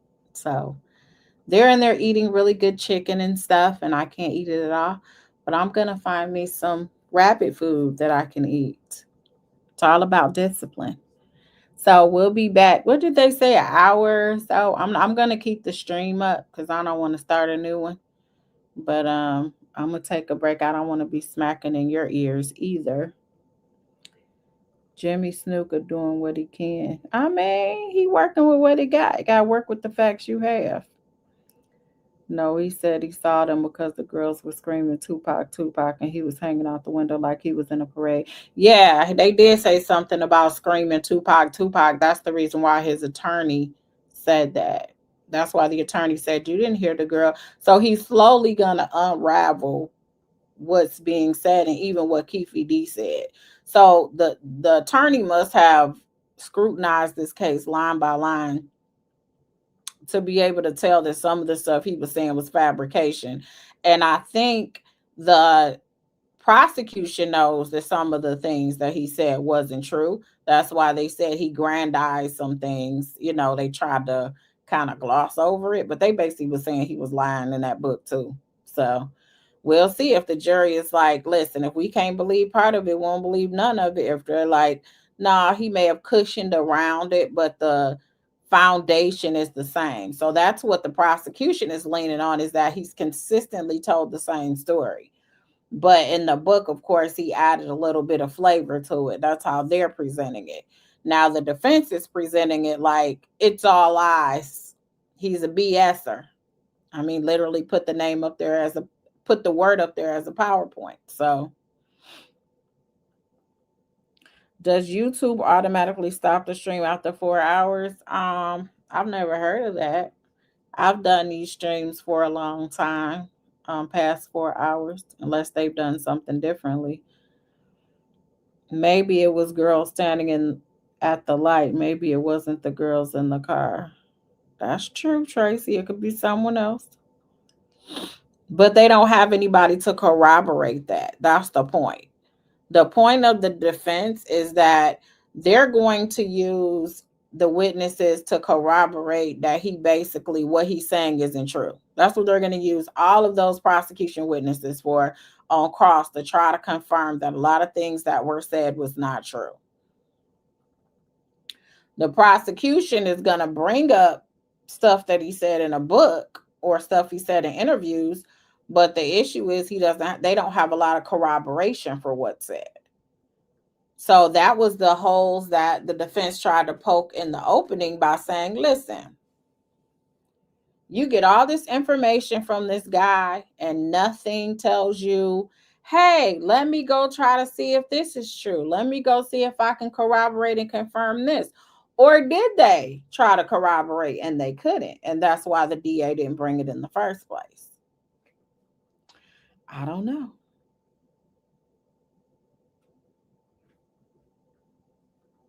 KK Scorpio said that's what I agree to. He may have added to it, but the foundation is the same. If he wasn't there, how did he know the girls were there? Well, that's what they're saying. The girls, that didn't happen. You see, so I'm pretty sure if you're on the boulevard, we all know it's going to be girls. We can all agree that it's super crowded. So there are certain things you can assume was happening at that time. And there's certain things that you're going to have to prove that actually happened at that time. So him to say it was girls, I was like, yeah, it brought to my attention because some girls were screaming, it's Pac, it's Pac. Because if you were to assume if somebody saw Tupac, they probably would be screaming like that. So that's what the defense is trying to point out, is that what this man said in these interviews and in his book just cannot be corroborated. It's not true.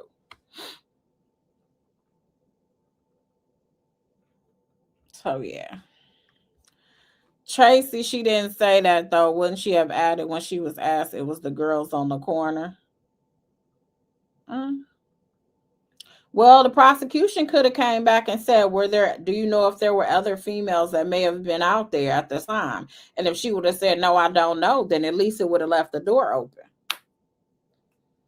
That was their job. They could have came back and said, well, do you know if there were other females that maybe because all she kept saying was it was chaotic.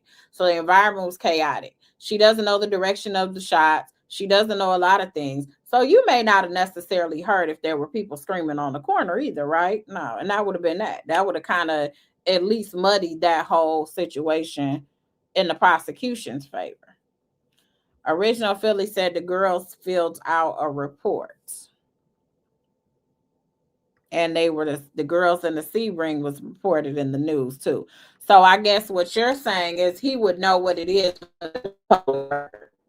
I think that's what you're giving us, is that he knows that the girls existed because it was public knowledge. So because it was in the media, they would have known about it. And that may have been why the defense was asking, because apparently she did a documentary or something. She interviewed, and so he was asking, like, did you follow the case? Did you look to see what was going on? Maybe that's why the defense said that, because that would show that, yeah, they would know her story because she was in the news. But she didn't say that she followed it, but she did participate. At some point, she participated, it looks like, in a documentary. I don't know. We have to find it. If somebody finds the documentary, I'd like to see it too, see what she said. She said Pac was just sitting in the passenger seat, but Keeffe said he was hanging all out the window. Okay. The documentary is called Erder Rap. So anybody that is interested in the documentary, that is the name of it. Thank you so much for that information. It's based on Greg Kading's book. Okay. I wonder what streaming platform that's on. But anyway, y'all, I'm about to step away for a minute so that I can eat. I'll be back.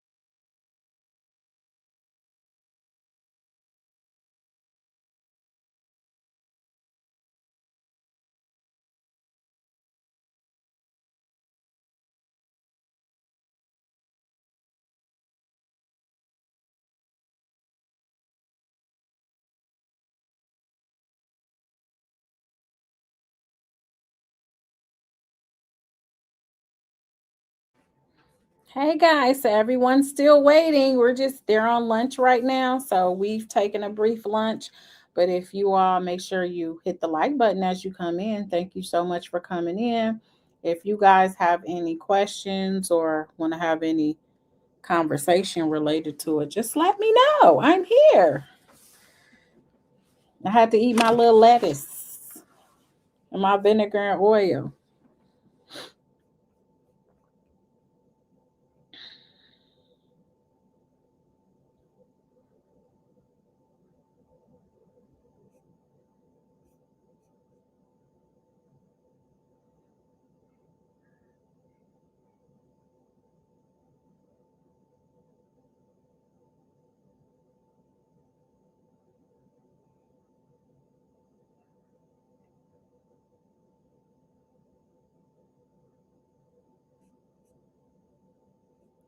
Nah, Ray, we're not back yet. I just came back to say hi.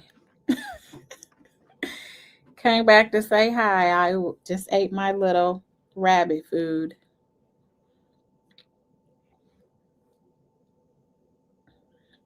Yes, lettuce. It was lettuce and a little bit of tomato and some cucumbers. I did give myself a treat of some croutons. That's it.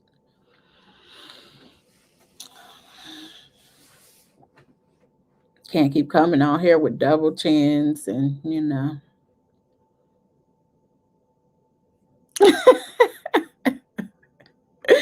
Nah, we not back on yet. Mm-mm.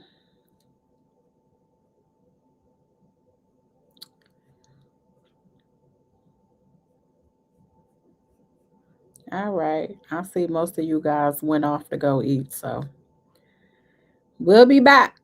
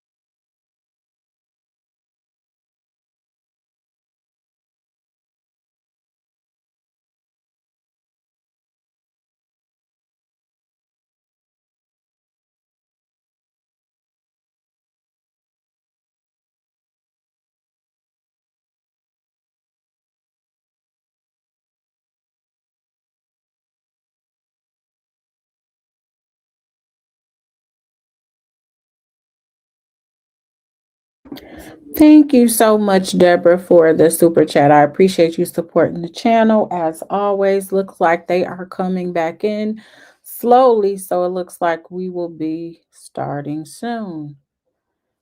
Thank you all so much for staying on the stream. I appreciate it.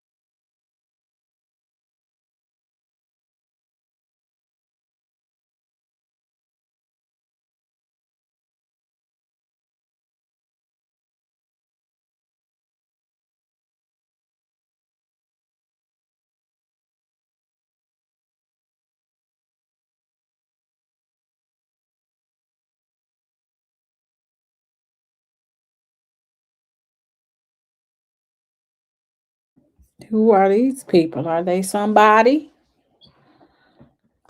You said that's Tupac's sister set.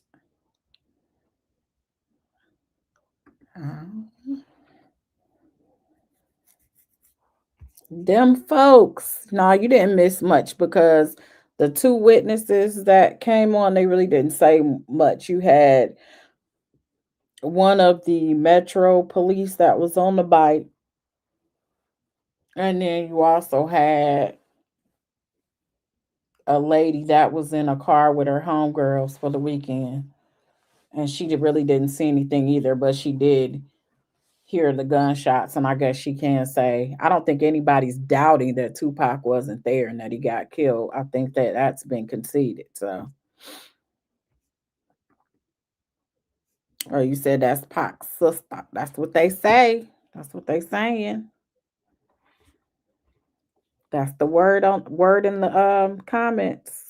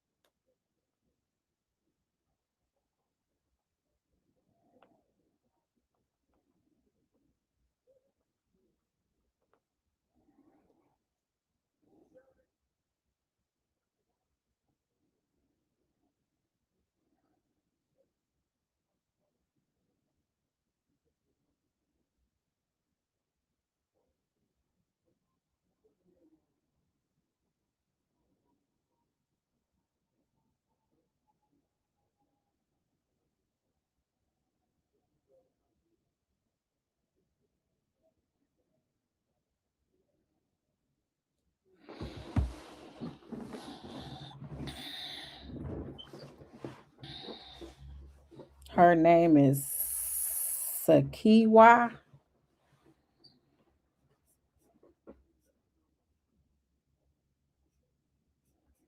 We back at it, y'all. Hope you guys had a fantastic lunch. We have Keeffe D right here for those of you that are coming in. He is accused of the unaliving of Tupac Shakur. However, he is innocent until proven guilty beyond a reasonable doubt. And we'll see.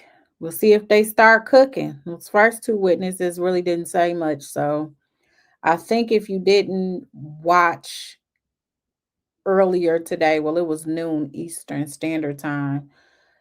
But if you didn't watch it earlier today, I think you should go back to the opening statements, and then that will give you a little brief synopsis of everything. Okay, I'm talking normally now, and now I'm trying to mute, and now I'm trying to talk, and now I'm trying to mute. Any difference? Look at those microphones.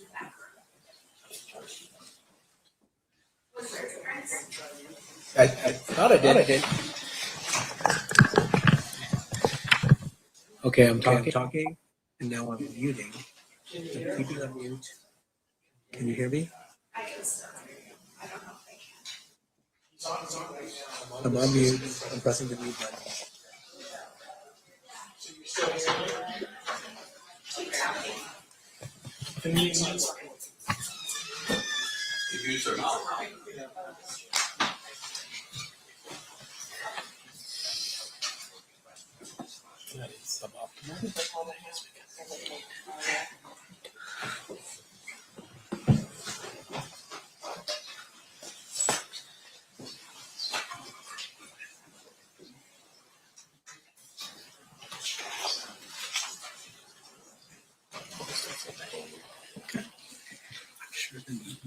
Working on all that aside.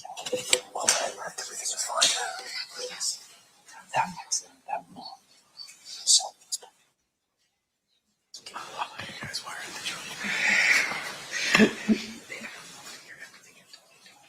Yeah, right.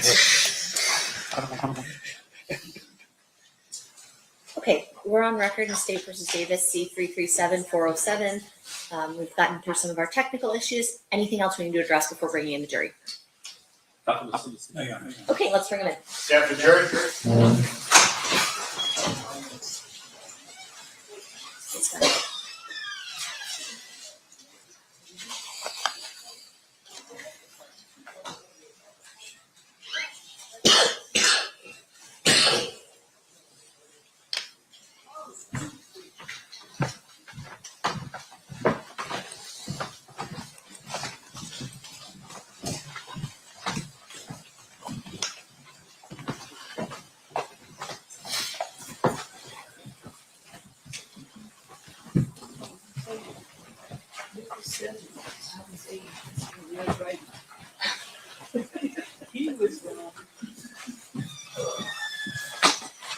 To the parties stipulated to the presence of the jury. We do. Okay, you may all be seated. At this time, the state may call their next witness. All right, Mr. Becker, can you hear me? Yes, ma'am. I'm going to have my clerk swear you. Please raise your right Yes, hand. ma'am. You do solemnly swear the testimony you're about to give in this action shall be the truth, the whole truth, and nothing but the truth, so help you God? Yes, I do. May I please have you state and spell your first and last name for the record? Brent Becker, BRENTBECKER. Thank you. Sorry. Oh, sorry. Go ahead. Thank you. Sir, you're retired these days. Is that correct? Yes, sir. And what'd you do for a living before you retired? I was a police officer for the Las Vegas Metropolitan Police Department. And what years were you with Metro? I was there from 1984 to 2011. And in September of 1996, what was your assignment? I was a detective with the homicide section. Do you recall how long you'd been with homicide when you, in 1996? I got into homicide, I think it was November of 1994. Did you have a partner in 96? Yes, it was Mike Franks. And who was your sergeant? Kevin Manning. Sorry. Oh, he's gonna hold on a second. All right, he's gonna work on the echo. Yeah, that echo is terrible.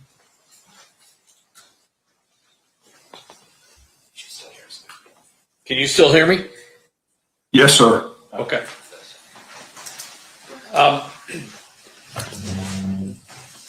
On September 7th, or into, I guess, technically into September 8th of 1996, did you get called out for a shooting that happened, ultimately determined to be happened at Flamingo and Cobalt? Yes, Sergeant Manning called me. It was about 12:30 in the morning and I was asleep, so it would have been September 8th. And so it was around 12:30. So by the time I got up, got dressed, and got there, it was probably about 1 o'clock in the morning on the 8th. And when you say you got there, what scene did you go to? Initially, from what I recall, I went to Harmon in the Boulevard because that's where general assignment and everybody was at to get debriefed on things and get some of the notes. And then from what I recall, I went over to Flamingo and Cobalt to kind of look at the scene, but they had some witnesses from the car that supposedly was directly behind Suge Knight and Tupac Shakur back at Harmon and the Boulevard that I needed to interview. Can we talk a little bit, first of all, Tupac Shakur is still alive on September 8th of 1996, correct? That's what I was told. He had already been transported. He was not at the scene when I got there. Is it somewhat unusual for homicide to be involved in a situation where there isn't a deceased victim yet? That was very unusual, and normally we don't get called out, at least at that time, we didn't get called out unless there was a deceased victim. So it was unusual. I think when we arrived at the scene, we were told that because of the nature of who the victim was, General Assignment wanted us to come out to it. Let me ask you, we've heard from a first responder today. Back in those days, what was General Assignment? What does that mean? General Assignment was in essence, the night detectives. They worked swing shift and graveyard shift. So they were the night detectives that if something needed a detective to respond, they were the ones that got called out to the scene. So they would have been at this scene before you, and then they made a determination along with, I assume, the command staff that homicide should be called out to this investigation. Correct. Actually, uniformed officers would have been the first people called to the scene of anything. And General Assignment, I'm sure, was monitoring the traffic. So if they had heard the call, they may have been responding, but they would have gone out, assessed the scene, and eventually determined if someone, the type of scene it was and if someone needed to come out to it. And in this case, I guess someone must have called Sergeant Manning because he's the one that called us. And your partner, Detective Franks, do you recall where he responded to? I believe he got sent directly to University Medical Center, the hospital, which is where Shakur and I believe Suge Knight got sent to. And your responsibility, was there also crime scene analysts that were called up to the scene? Yeah, my initial response was to the scene to start handling things directly at the crime scene, yes. And then does at some point crime scene analyst Dan Ford show up and document the scene while you're present? Dan Ford was already there from what I recall. They were called CSAs back then, I believe. Dan Ford would have already been there. Usually CSAs, because CSAs were assigned to each shift. So I'm pretty sure he was that particular shift CSA. He would have already been out there doing whatever he did for the scene, marking it, taking photographs and such. When you, at the end of sort of both the two scene investigations, so the Harmon and Las Vegas Boulevard, as well as the Flamingo and Koval investigation, essentially, what was the facts you were dealing with? Well, according to the witnesses that I had interviewed, Frank Alexander, Malcolm Greenidge, Katari Cox, and Yafu Fula, and I'm just doing what I remember the pronunciation was.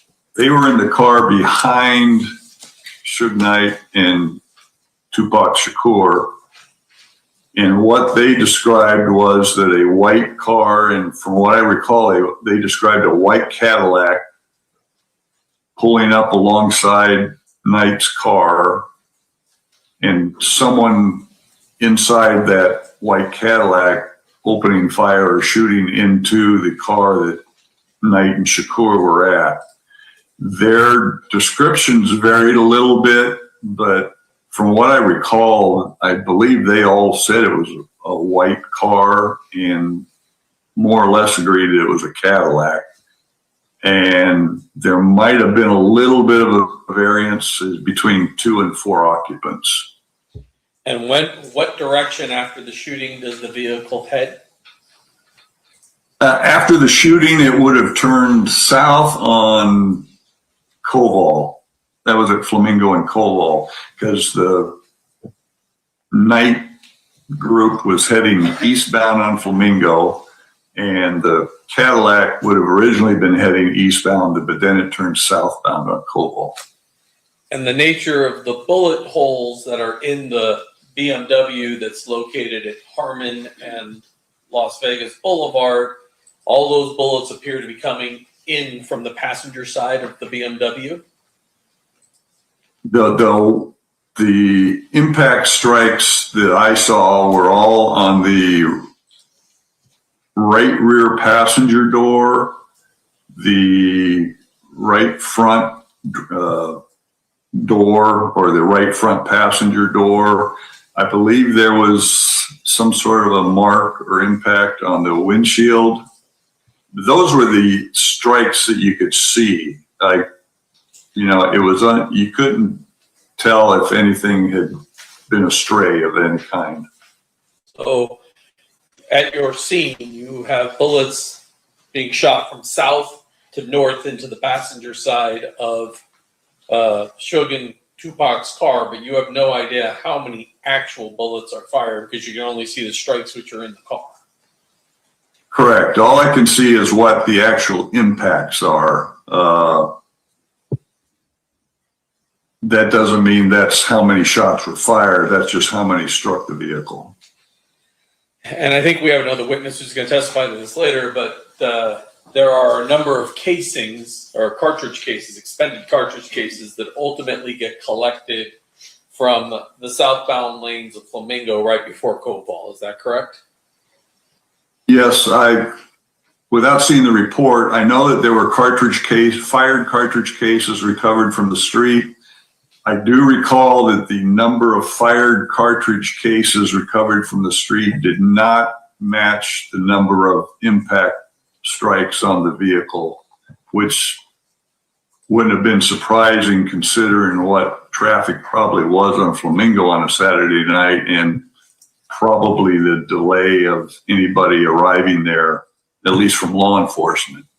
What happens when, in your experience as a detective, there's a bunch of cartridge cases laying in a busy street and cars driving through? What can happen to those cartridge cases? Well, especially prior to the uniform officers getting there, cars are driving over them. They're either getting caught within the tread of the tires, or they're getting thrown down the street or thrown into a rain gutter, or, I mean, they could go a lot of different places. We've investigated numerous shootings within streets where you've had fired cartridge cases scattered all over the place. And you never know for sure if you've got all of them, because if something gets caught within a tread of a tire and it doesn't get ejected, unless someone tells you about it later or it gets ejected somewhere else, who knows where it ends up. In addition to that, when you have your shooter inside a vehicle, are there times that you found casings have gone into the vehicle that the shooter's shooting from? Yeah, that would depend on if the shots were fired with the handgun inside the window of the car, or if the handgun was outside of the window. Obviously, if the handgun is outside of the window, there's a higher probability. If it's a semi-automatic pistol, there's a higher probability that all those fired cartridge cases ended up outside. If the handgun is on the inside of the vehicle, you have a higher probability of some fired cartridge cases ended up staying inside the car. If it's a revolver, then everything is going to stay within the handgun. Eventually, I'm kind of jumping forward here, do you have those casings forensically tested? The firearms examiner ends up testing them. I believe they were able to determine that they thought a Glock, it was going to be a 40 caliber. They were able to determine the caliber. And I believe, because I guess I'm not the expert, the firearms people are, but that a Glock has a particular marking that shows up, and I believe they determined that they thought it was a Glock that fired the weapon, that fired the cartridge cases. So now you're looking for a white Cadillac occupied somewhere between 2 and 4 times, heading south on Koval, and a Glock 40 caliber firearm. That was the information we had eventually at the time, yes. After speaking to the witnesses, did you have any suspect information? The only thing we had was 2 to 4 people, probably already all black males. The shooter, all we had was a black arm. There was a question of whether it was out the driver's door window or out the back window. There was a lot of questions, and this was strictly coming from the 4 gentlemen, Alexander, Greenidge, Cox, and Fula, from the car that was behind them. You got to realize, as I learned later, there was an entire convoy or entourage, whatever you want to call it, that had been behind them. And none of those people were around. Everybody had skedaddled before we got there, or at least by the time I got there. And so the only information we had was what General Assignment had acquired from, I believe, a couple of witnesses that they had talked to, and some of the people at the scene. I think Detective Franks talked to some girls later on that had been at the scene. Now, during the course of this, you've mentioned Frank Alexander. Do you know what Frank Alexander's responsibility was that night in the car behind Suge and Tupac? Frank Alexander said he was Tupac Shakur's bodyguard. And Fula? I'm not even going to say his name right either. Fula and Greenidge and Qatari Cox were supposed to be part of the Outlaws. I guess it's like the group, I don't know if you call them the band, but the part of the group that performed with Tupac Shakur. And those are the only 4 that stuck around by the time you got there and you were able to take statements from. I believe they were the only 4, plus I know there were a couple other guys that are mentioned in the report. I think Kevin Woods was one of them. And I think they must have got stopped by General Assignment or somebody when Suge Knight had made the U-turn to flee or drive away and ended up at Harmon and the Boulevard. Everybody else was gone. I want to fast forward a little bit. Did you learn of an incident that occurred at the MGM casino shortly after the Tyson-Selden fight? We eventually learned that. No one claimed that night, but yes, there was a videotape that came about and information about a fight that was caught on videotape where a person was kicked, beaten down by Suge Knight and a bunch of other people in that group. Tupac Shakur was in the group, and Frank Alexander was off in the side.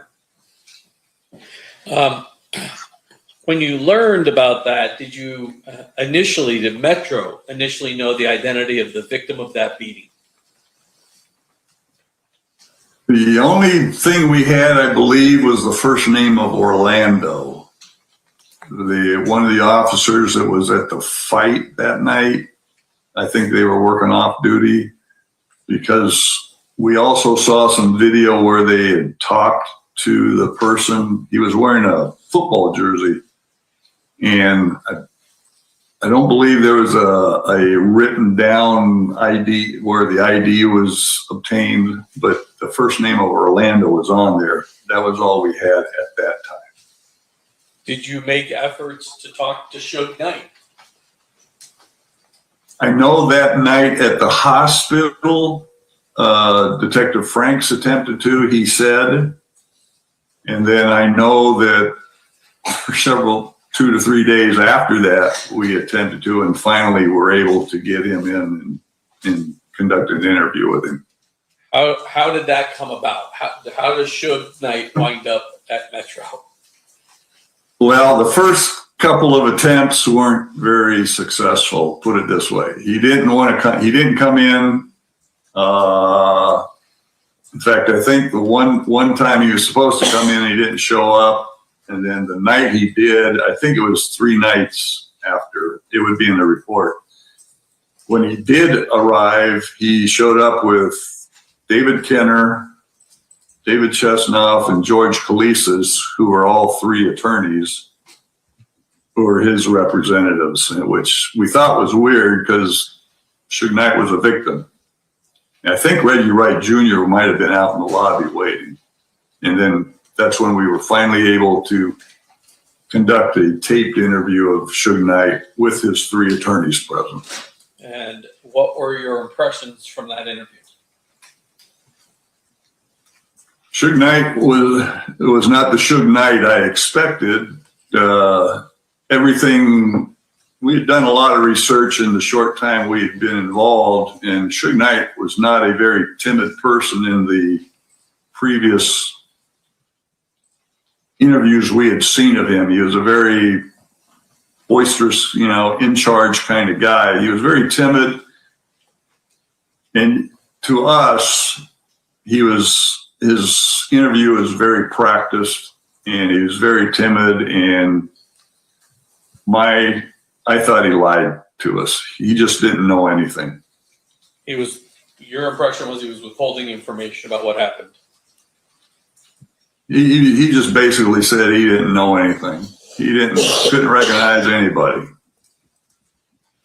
A few days, or maybe a week even, does there come a point in time when you get contacted by law enforcement in Los Angeles area, whether it be LAPD, LASO, or Compton PD, that assists you in your investigation?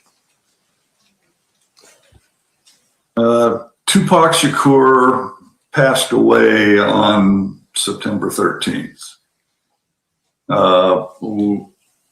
We attended the autopsy, and we were later contacted. Well, I think there was probably some contact with other people within the homicide section. You got to realize there are people higher up than us, but eventually Tim Brennan from Compton PD, I think a Mike Coet, and Fontenot, something like that from Los Angeles County Sheriff's came down to exchange information, and that's when we showed them the videotape from the MGM. And once you showed them the videotape from the MGM, were they able to identify for you, first of all, who Orlando was? They immediately recognized Orlando Anderson. They told us that's Orlando Anderson. And do they also identify some of the people that are with Suge that you didn't know might have been with Suge? They recognized Suge Knight. I think they did by monikers, if I remember right. There might have been names. I think Buntry was in the picture, a guy named Buntry. There may have been some others that would have, again, it would be on the report because we did document all this. Does Trayvon Lane sound familiar to you? Yes, Trayvon Lane does sound familiar. What about Neckbone? They ended up identifying a bunch of people because we ended up getting a substantial amount of information from them. does there come a point in time when they let you know that basically there's something happening in Compton that might be really indicative of who may have killed Tupac? Well, we learned that they had had a series of shootings occurring in Compton, and we're getting a lot of information from informants that was interesting to us. The problem was it was all from informants. We didn't have any actual people that would come forward and testify. So it was information we could use, but we didn't have any witnesses that would be willing to talk to us. It was all hearsay for us. And before I get too far into the time you go to Compton the first time, were you able to identify that Suge Knight, Tupac Shakur, and their entourage was staying at the Luxor? Well, yeah, we knew that after the beatdown at the MGM, they had all gone because the MGM security had videotaped or filmed the group going through the casino and exiting, and we got information that they went over to the Luxor where they had rooms, because we observed or saw some videotape down in the valet area after they had changed clothes and were meeting down there for some vehicles where they had left to go to Suge Knight's house there in Las Vegas. Judge, I have in my hand a certified record from Luxor of the reservations as 124. I'd offer it. No objection, Your Honor. So admitted.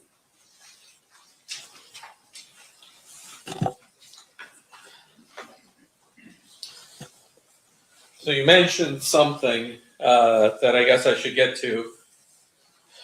Suge and Tupac's group leave the MGM, go to the Luxor, and then did you have law enforcement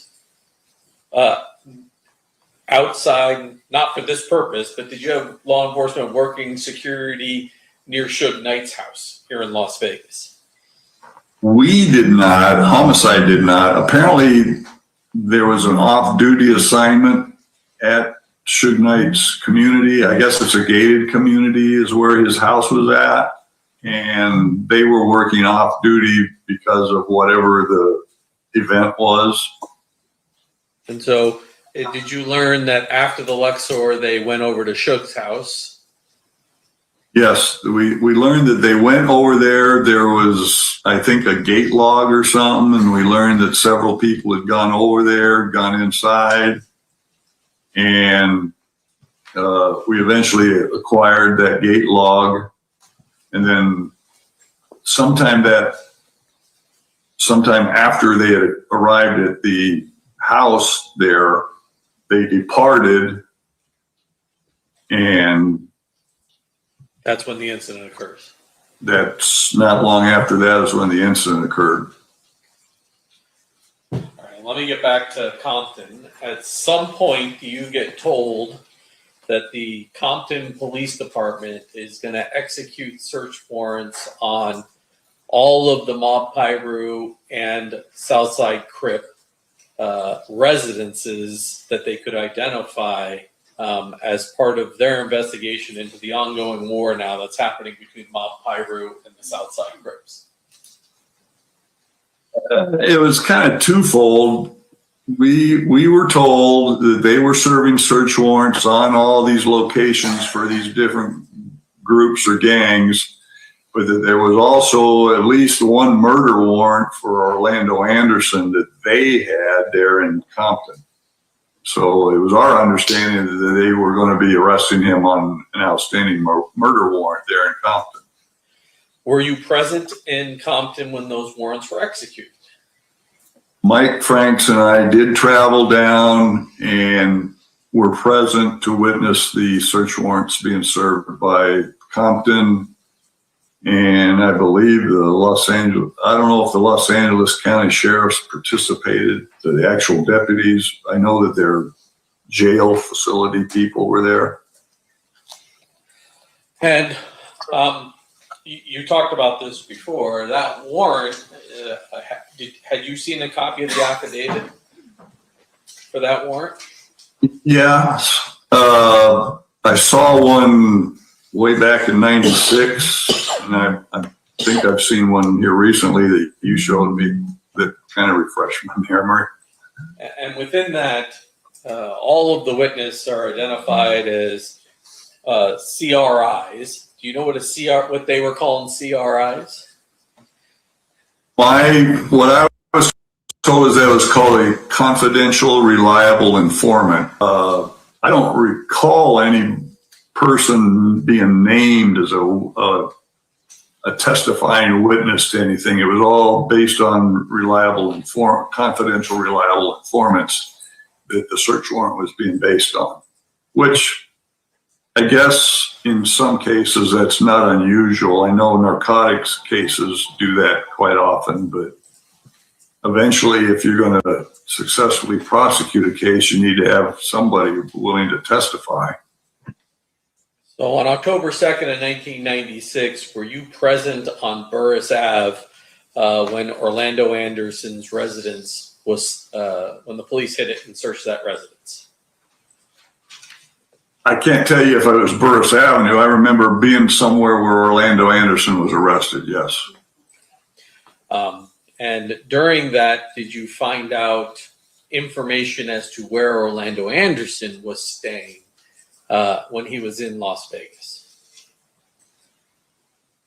Well, yeah, we kind of had an idea before that, but then when he was arrested, we kind of confirmed it that he had been staying at the Excalibur Hotel.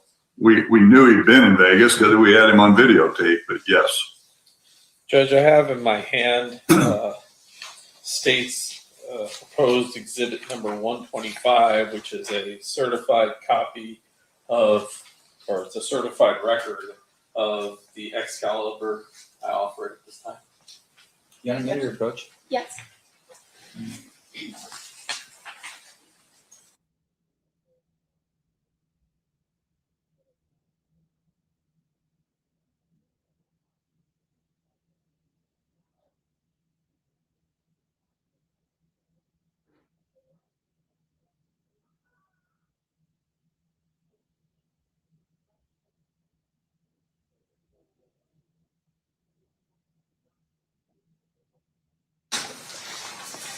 That will be admitted. Okay, now I'm trying my best here to share my screen with you and see if we can. I want to show you just one little portion of this particular record. Oh. All right, share screen.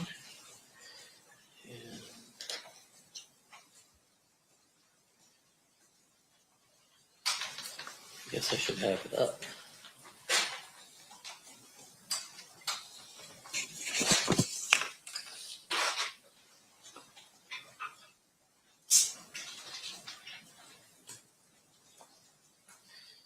All right. Are you seeing my screen at all? I see you. I don't see the document. Oh, wait a minute. It just flipped. You see that document now? Okay, yeah, I do see a document. It's a affidavit of custodian of records. Okay. I'm going to roll down here to page 2. Okay, it's a receipt from Excalibur. And then I'm going to zoom in here, maybe. Oh, that's the search button. Is this going to let me zoom in here? There we go. I see some writing down there. Yeah. That's Okay, right. it zoomed. Yeah, I'm just going to get to that writing now that I've zoomed in. Okay. So on page All right. 2 here, there's I some see. handwriting on there. That's the Stardust and Monte Carlo. You recognize that handwriting? That's my handwriting.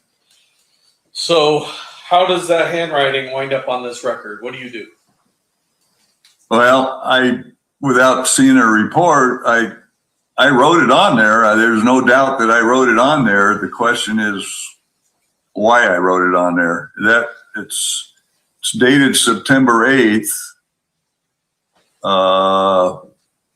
There's says they're local calls, and I put Stardust for one phone number, which and then the Monte Carlo for the other phone number. Does that suggest to you you're looking to see who Orlando Anderson, what other hotels he was calling? I'm wanting to see what the phone calls are, and the Stardust call is at 9:41. It should be if it's correct, 0941 is 9:41 a.m. and then Monte Carlo is at 0946. And then right after that is the Stardust again at 0947 again. Now, there's been some discussions, and I guess we'll get to that when we get a little bit farther, but why don't we address some of that now? Was there a problem at the Las Vegas Metropolitan Police Department of information related to your investigation being leaked publicly?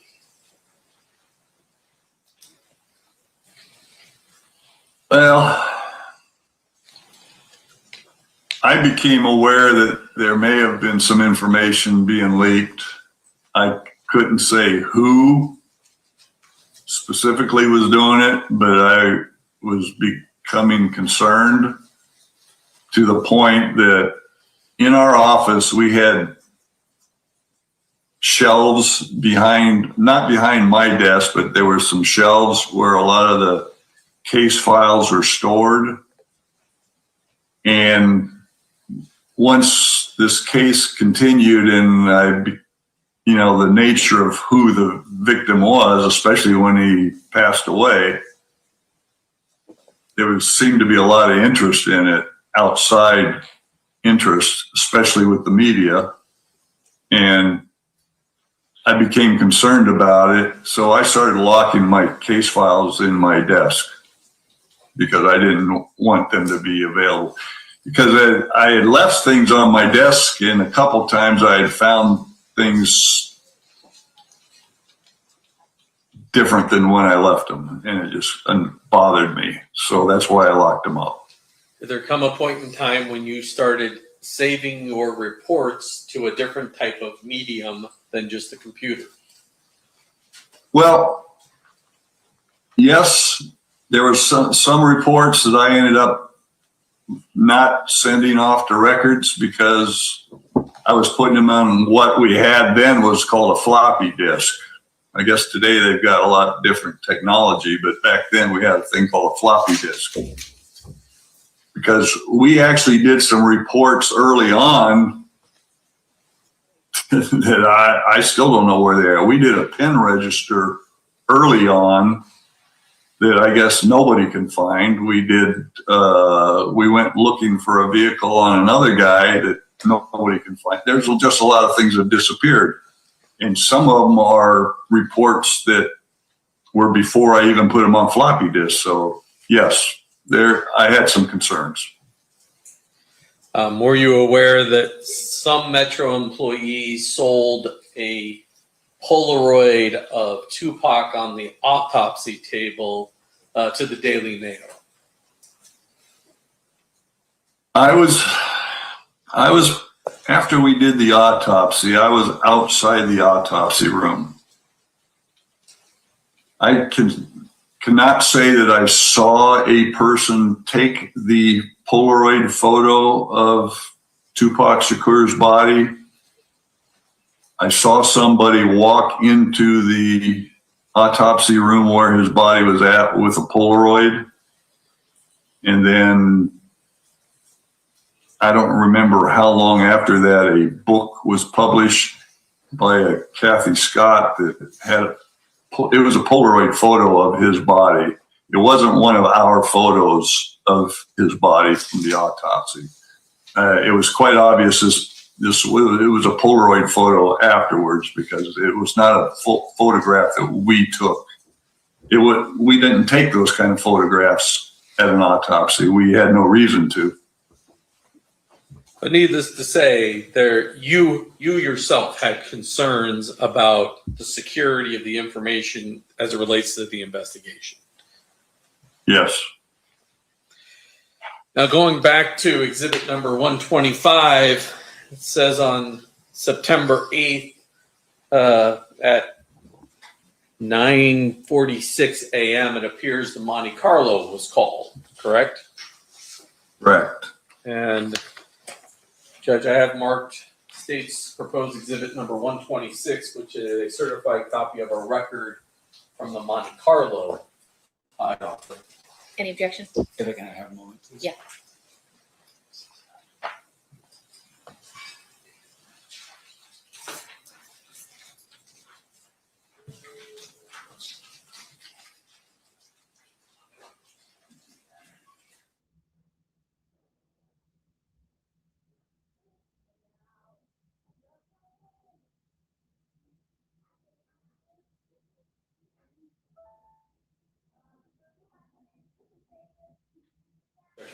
Okay, they'll be admitted. All right, Detective, I'm going to try and do this. Change the screen for you and now put 126 up on the screen. Ooh. Apparently screen sharing has stopped. Put it up first and then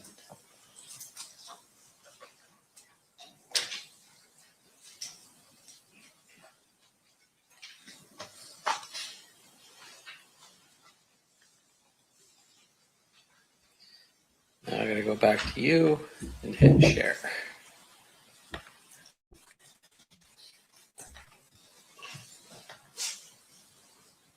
Can you see that now?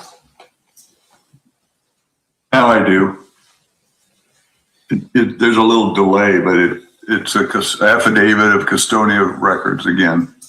Now this is the Monte Carlo, and I'm going to jump down to the first page. There's a name, Corey Edwards. Corey Edwards. 1301 East Sloan. Okay. And it looks like he arrived and departed the Friday night before, the Friday the 6th into Saturday the 7th of September of 96. You see that on the right side? I see that.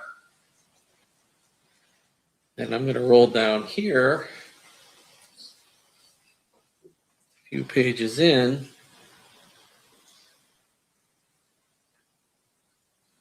Do you see? I could zoom in a little bit here for you. No, I can see the writing. The Excalibur. Well, go back. Yeah, I gotta go back. It's zoomed too much. There you go. Okay, Excalibur, Sahara, and Luxor. No, that's my handwriting. And so, does that suggest to you that you took this record and checked to see where those phone numbers? The local phone numbers that are being called on it. I'm going to roll down. Yes. So the Excalibur was September 7th at 10:01 a.m. Sahara, September 7th at 10:26, and Luxor was at September 7th at 10:32 a.m. Now, initially, did you have any idea who Corey Edwards was? I did not have Corey Edwards' name until Compton gave us that name. So now you're in Compton. You've executed search warrants. You learn about the Excalibur. You learn about the Monte Carlo and Corey Edwards. I want to kind of fast forward now. Well, you mentioned something about a pen register. Does there come a point in time when you guys learn about an individual named David Keeffe that might have worked at the MGM? Yes, we learned about him. Well, it would have been related to the pen register because it goes back to, I want to say, Yafu Fula's description. When I took his statement, he gave a description that I recall. He described the driver of the Cadillac having a bitch face. That's the term he used. And I may have misunderstood the terminology at the time. I might have thought bitch face meaning a younger looking face at the time, because there were some names coming up, and we had developed the name of Davion Brooks, who apparently was a Southside Compton Crip. And he was a fair-skinned black male, and we thought he kind of was a bitch face. And he was the person that the pen register was related to in a place, it was south, I can't tell you the address right off the bat. It was south of Tropicana between the Boulevard and Koval. Because all we had, I think, was a cell phone or something, and we did the pen register, but David Keith's name came up somehow in that as a worker in Las Vegas. And for some reason, I'm going off the top of my head without the reports. He had I thought a full-size Blazer, because I used to own a full-size Blazer, and there was an address in Las Vegas and I know we went out and checked that address, but it turned out nothing was there. We couldn't determine anything, but that's how that all came about, David Keith. And I know that we ended up, because we couldn't find Davion Brooks, at the time, I don't know what they got now, we had a thing called Scope, which the people would get their sheriff's cards or criminal history would go in there, and we could flag a person. So if they were stopped by officers or arrested, that we could be notified. And so we had flagged Davion Brooks. And I believe eventually we must have been down because I was out of town, but Mike Franks and Kevin Manning went and interviewed him. So at this point, we have the names of Orlando Anderson, you have the name of Corey Edwards, you have the name of Davion Brooks, you have the name of Davion Keith. Kind of fast forward, but in November of 96, well, let me ask you this. Of all the people you interviewed in that car behind, was there anybody who said he thought he could make an identification? Yafu Fula, from what I remember, thought he could ID someone possibly. I thought it was the driver, but I'd have to look at the report. He's the only person that thought they could possibly identify someone. I don't recall anybody saying they could ID the shooter. Frank Alexander, Malcolm Greenidge, and Katari Cox were more or less more of the dark arm kind of thing. When in November of 96 in New Jersey, does something happen to Yafula? Unfortunately, Yafu Fula was murdered. We were notified, I want to say it was Orange, New Jersey, somewhere in that area. We learned that Yafu Fula had been murdered. This was after we had made several attempts, because Death Row Records, David Kenner, who was the attorney, they had told us that if we needed to talk to anybody from the Outlaws or anybody, that we needed to contact them to make arrangements. And somewhere in the reports that there's several attempts were made to try to get a hold of Yafu Fula, and we got the runaround on that. I want to fast forward to March 9th of 1997. Did you become aware that another famous rapper by the name of Christopher Wallace, also known as Biggie Smalls, also known as Notorious B.I.G., was killed outside the Peterson Automotive Museum in Los Angeles? Yes. And LAPD was responsible for that investigation. Correct. At some point, do you have contact with Fred Miller, one of the lead detectives from LAPD? Yes. And then shortly thereafter, March 17th or so, did you attempt to contact, well, let me ask you this, did you contact Frank Alexander to do photo lineups? Yes, Mike Franks and I went down and we met Frank Alexander. If that's what the report said, it was around March 17th down in Orange County somewhere, California.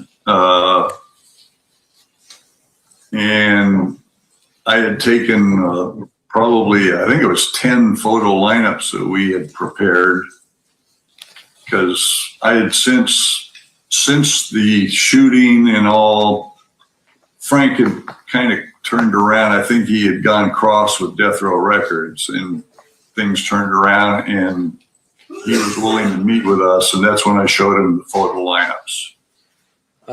Judge and I talked to Mr. Stamp about not having to lay the foundation with each one of these with Mr. Stamp, but I have in my hand those 10 photo lineups, which are marked 76 through 85. No objection, Your Honor. No objection to admission? Yes. All right, they'll be admitted then. And I'm going to start with number 10, which is 85. Oops. I have to go in and out here a few times. But each of these photo lineups that you have done here, did you have a reason why you had these particular people in photo lineups? Main players that were in these photo lineups were, well, obviously Orlando Anderson was in there because of the beatdown at the MGM. I mean, and because of the information we'd acquired from Compton. Then the other people, I think Darnell Brim might have been in one of those because his name had come up. Dwayne Davis's name was in there. Terrence Brown, Smith. There's another Davis. I think it's Dwayne Davis's brother, or he's related to him somehow. Is it Kevin Davis, I think? Let me just share my screen and we'll go through each one by one, okay? Yeah. I just remember there were 10 of them, and there was each person that was in the lineup, there was a reason for them being in there. Just to cover our bases. We had particular people we were looking at, but we wanted to cover the basis of everybody that had come up. So on these lineups, this is page 1, page 2, and then on the bottom, page 3 has the names of the people that are in each of those positions. Is that fair? Those were the lineup records, yes. And so it shows on March 17th of 1997, you would have created the photo lineup record that's your name down there? Yes. And this one, the suspect is number 6, Dwayne Davis. Yeah, and I guess I probably spelled his name wrong. And if we go to picture number 6, that's Dwayne Davis. He's younger. I mean, obviously, it's been a long 30 time. years ago, right? Yeah, it's been a long time. Now, at this point in time, when you're showing these photo lineups, did you have a theory as to who was in this vehicle? We had an idea from information. We didn't have anybody stepping forward to say anything in particular. Okay. And who was it? Who did you think was in the car? Well, the 4 names that we were leaning on was Dwayne Davis, Terrence Brown, DeAndre Smith, and Orlando Anderson. Those were the names that we'd been leaning on. But again, those are just the names we had. Right. You had no live witness to tell you. No. You all had confidential, reliable, the CRI that we personally didn't even have that. I mean, I guess everybody else did, but we didn't have a name that would step forward to say anything. And I believe the CRIs were even throwing out Darnell Brim and other people. I'm gonna kind of go through each one of these, but there's one I want to show you, and you've looked at these 10 photo lineups recently, right? Correct. And then there's another 6 photo lineups that you have where there's just a handwritten log that goes with them, right? Yeah, and after looking at those, I'm wondering if those are photo lineups that I did later, because the 4 girls that I think Mike interviewed that night at the shooting scene, I had attempted to get in touch with them, and I think I talked to a couple of them, and 1 or 2 of them lived in the LA area. And either, I think it was LAPD, we had sent some lineups to them to look at. Those might have been the lineups we sent to them, actually, because it was, 97 or 98? And I think technology might have got a little better by then. So let me click out here. Judge, I have in my hand the log of 86, and then State Proposed Exhibits 87 through 91, which are the other 6 lineups, 5 lineups. No objection. I'm sorry, Your Honor. No objection. They'll be there. So let me start with the log for you, and then we're going to go back to the other ones for just a minute, but let me pull up the log first. Oops.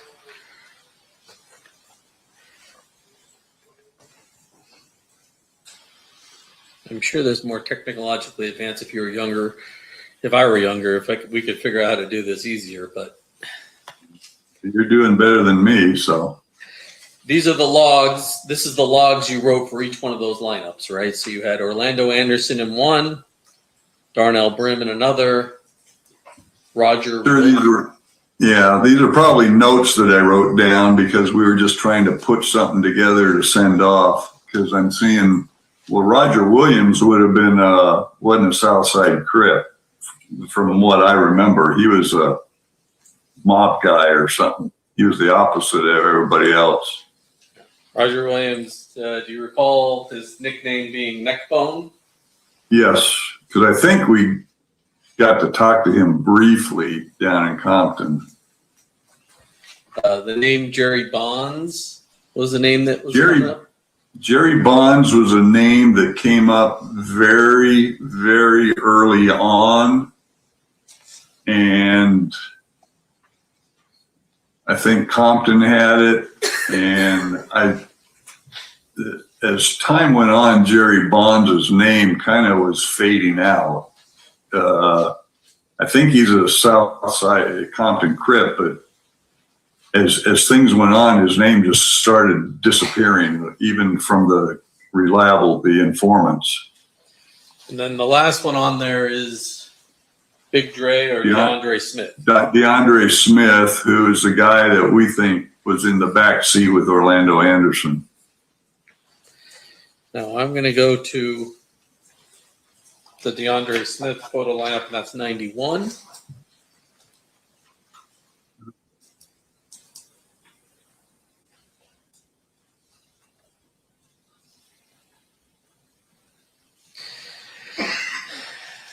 And he'd be in position number 3, correct?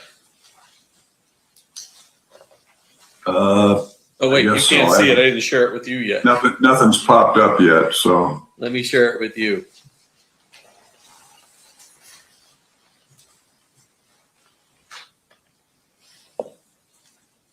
But if your log has him in position number 3, that'd be him in number 3, correct? Looking at it, yeah, that face kind of looks familiar. And that number 15 would be my writing. So this is one of the later photos. Yes. And this this is definitely one of the later photos. This is one we had early on. So now I want to go to photo lineup that you wrote as number 1, which is State's Exhibit number 76. Can't believe I have to stop the share every time, but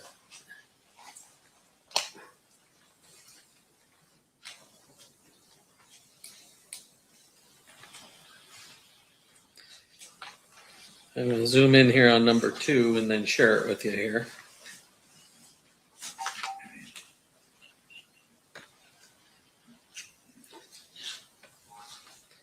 Maybe.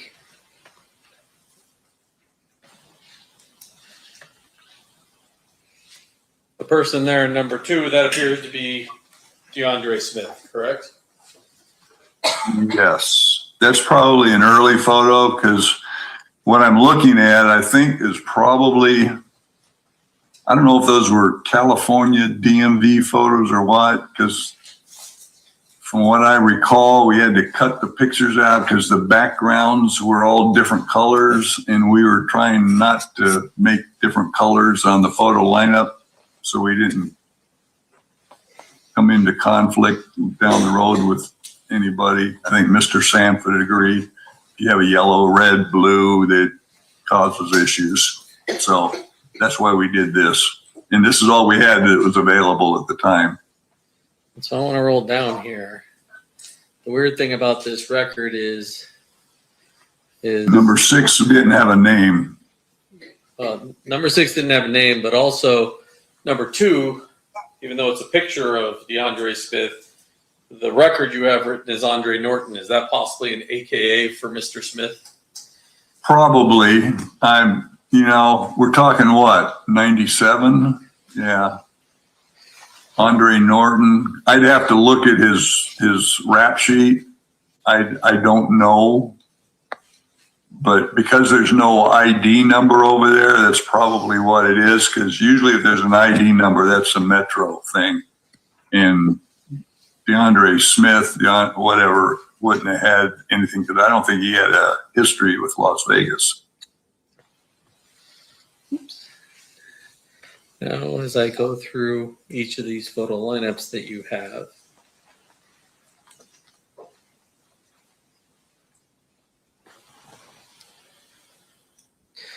let's go to number 2, which is State's Exhibit number 77. And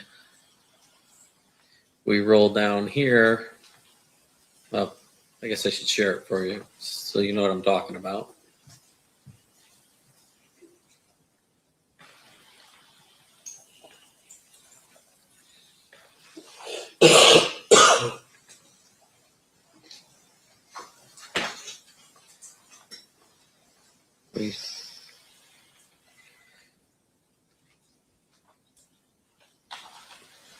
We roll down here, and position number 3 is Orlando Anderson. Is that right? Okay, you're right. And position number 3 is Orlando. Yes, that's Orlando. He had a pretty recognizable face. And again, that would have been a similar deal where the backgrounds were all different colors, so that's why we had to cut them out.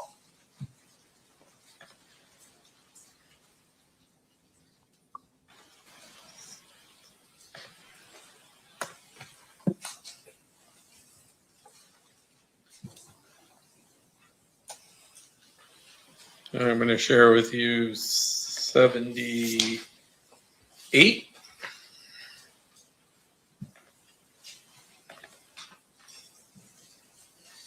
And then show you down at the bottom.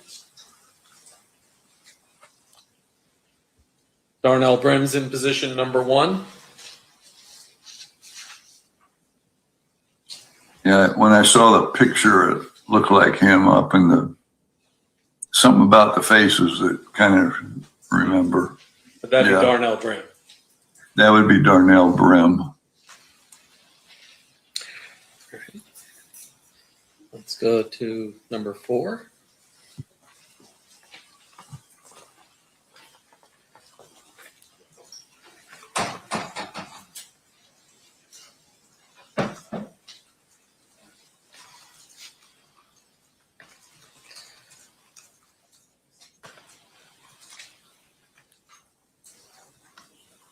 And if we roll down here,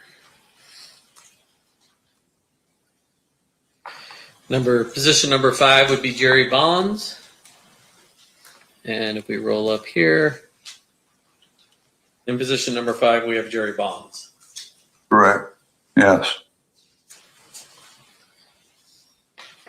Okay. Number 5.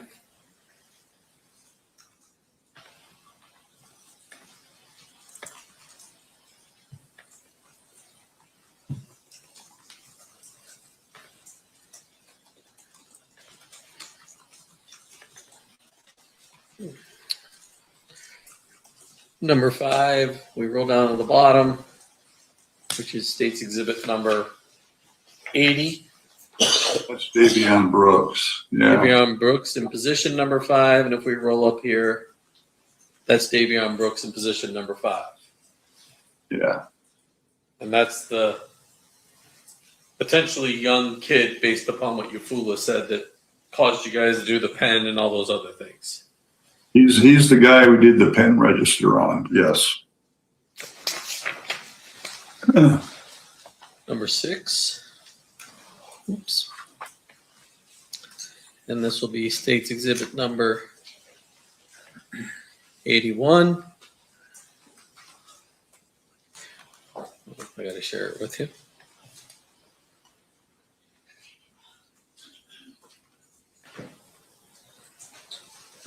We roll down here.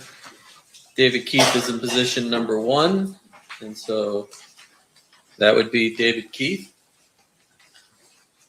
Yes, and the reason we put the tape on there is I think those were probably ID numbers or something. So we're again trying not to create problems with the different booking photos or something. And I don't know if this is a booking thing or a sheriff's card, but we just covered them up to lessen the conflict.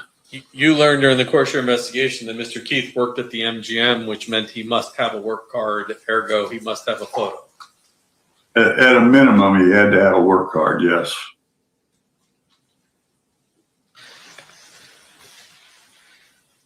Hold the next one. Oops.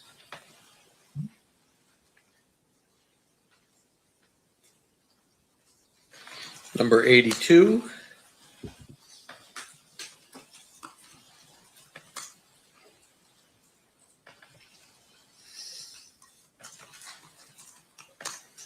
There we go. We roll down to 82, and in spot number 5 is Kevin Davis. Kevin Davis, yeah. And number 5 is a photograph of Kevin Davis. Okay, yes.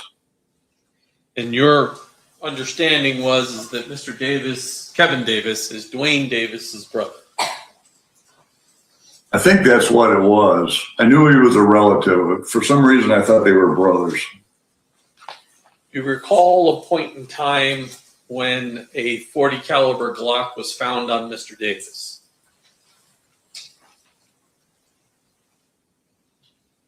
I don't remember if it was on him.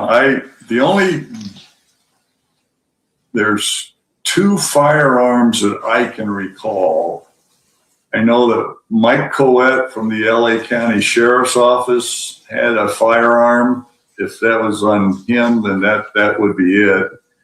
He mentioned a Glock 40, and I had him enter those cartridges into what we had was drug fire then. I don't know if they still have it. And then I had our firearms people do the comparison on that. And ultimately, that wasn't your murder weapon.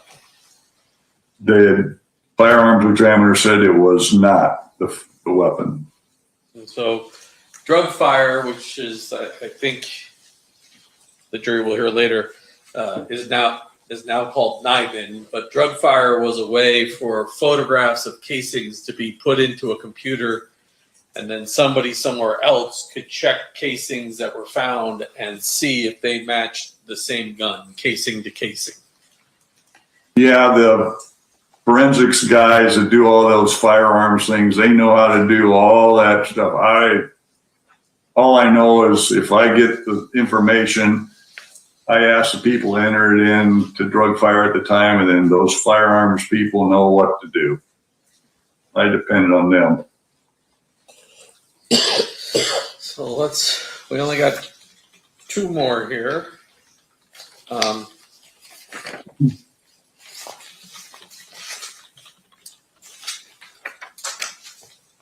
do your number 8, which is going to be my 83.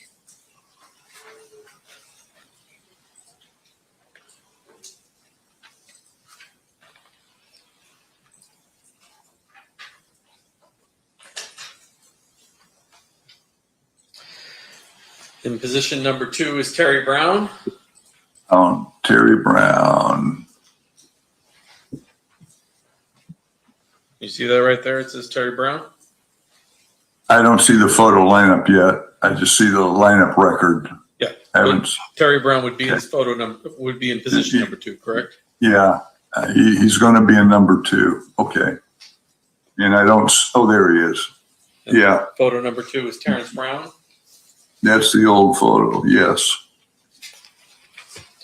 And then the last record I have for you, Detective.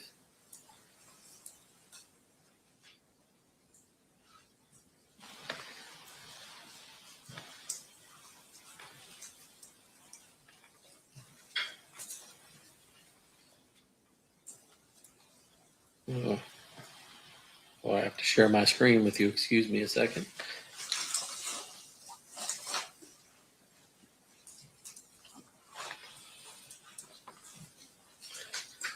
State's exhibit number 84. You have Corey Edwards in position 3. Okay. And when we roll up here to position number 3, that'd be Corey Edwards. Yeah. Does he always have that beard? I don't remember. It's been so long, but yeah. Now,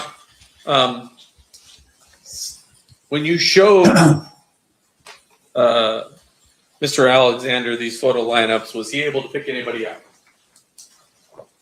He said he could not. And do you know where Mr. Alexander is today? From what I was told, he committed suicide, so he's deceased. Did you attempt to show those photo lineups to Malcolm Greenridge?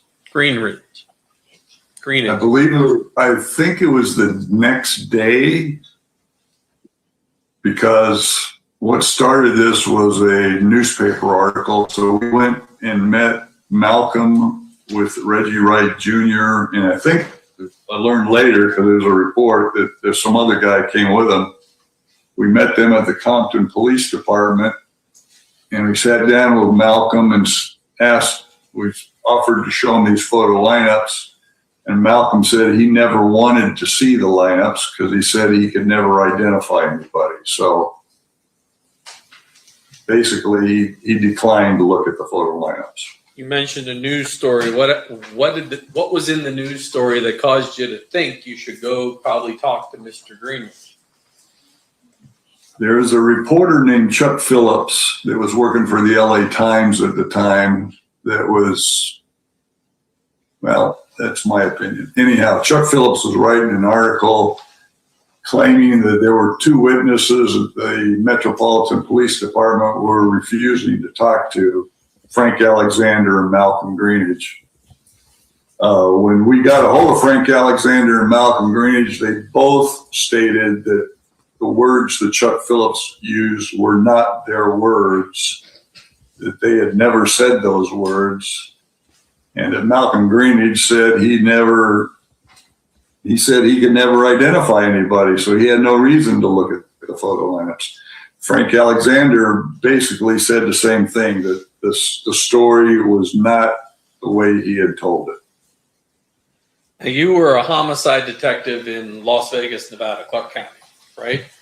Correct. This crime appears to have come from Compton and returned shortly thereafter to Compton, right? All the witnesses, everything is there, correct? Everybody that is related to this crime that we know of is coming from California, yes.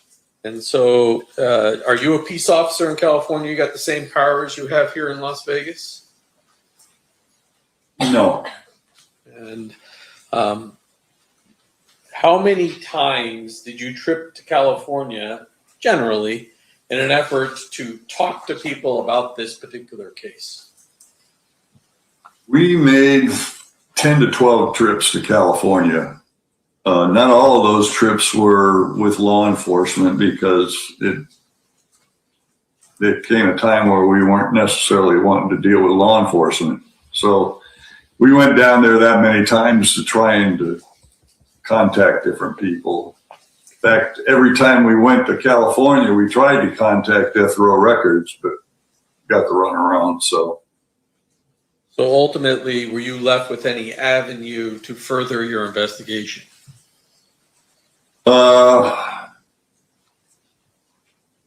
The only thing we ever got was we ended up the revocation hearing for Suge Knight, where I ended up providing a videotape of from the MGM for the DA's office down there. Let me ask you about that. Let me ask you about that. So Suge Knight, at the time that he is involved at this fight with Orlando Anderson at the MGM, he is on probation, both federal and state probation in California, correct? That's the way it was presented to us, yes. And at that particular hearing, did he call a witness in his defense to claim he was trying to stop the fight? Orlando Anderson was subpoenaed as a witness for Suge Knight, yes. And did he testify that Suge Knight was trying to help him, not hurt him? Orlando Anderson, apparently, because I wasn't allowed in the courtroom, but apparently Orlando Anderson testified in court that day that Suge Knight was trying to help him. And then were you the witness that laid the foundation for the videotape that disputed that testimony at that revocation hearing? Because I had talked to Orlando Anderson in Compton the day of the search warrants, and he told me differently, I was there as an impeachment witness in case Orlando decided to tell the story that he did tell. And I testified that Orlando told me otherwise, that Suge Knight and Tupac had basically beat him down pretty good. Thank you, sir. Judge, I pass the witness. All right, cross-examination, Mr. Sand. Detective Becker, can you hear me? Yes, sir.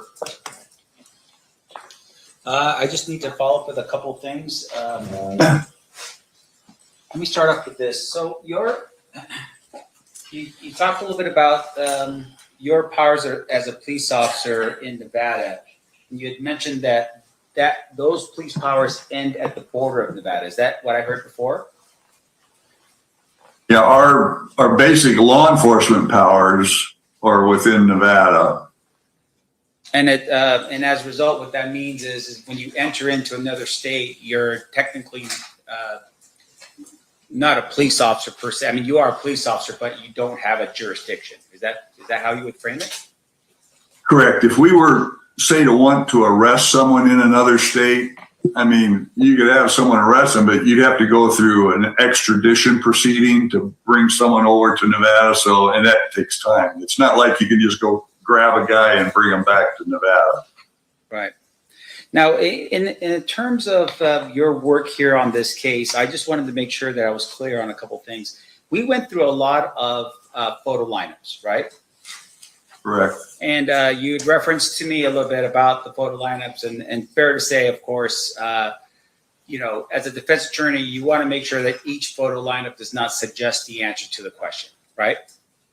Correct. So back in those days, you're cutting pictures, you're actually cutting photographs out and just pasting them in such a way to try to eliminate backgrounds and so forth, so that the person that's looking at the photo lineup won't be suggested as to what the answer is. That's what our attempt was. Yes, sir. Now, just for the jury's edification, when someone is being shown a photo lineup, they're in a room, they see the photo lineup, and then at that point, you wait for them to respond and see which one of the 6 people in there they recognize, right? Well, you'd show the lineup and ask them if they recognize anybody in the lineup. You don't say who in this lineup, do you recognize? You just say, do you recognize anybody in the lineup? Right, and the reason why you ask that question that way is you do not want to suggest an answer to your question. Correct. You don't want to try and make them lean towards anybody in particular. Right, because there are instructions that are part of those photo lineups that say there may not be a person at all that we're interested in the 6 people that we present to you, right? You could have a photo lineup with nobody in it that you would have as a target. Fair? That's a fair statement. Yes, sir. Now, in this particular regard, once a person sees who that person believes to be somebody associated with whatever investigation you're looking at, they typically would circle the picture and maybe put down a percentage of how sure they are of that person being the person that's involved in something. Is that how that works? Yeah, typically what I would do anyhow is I'd have them initial the back of the photograph, the particular photograph of the person. Right. And if there was a percentage, yeah, I would have them put that on there, say it 80%, 60%, whatever that is, or 100%, whichever.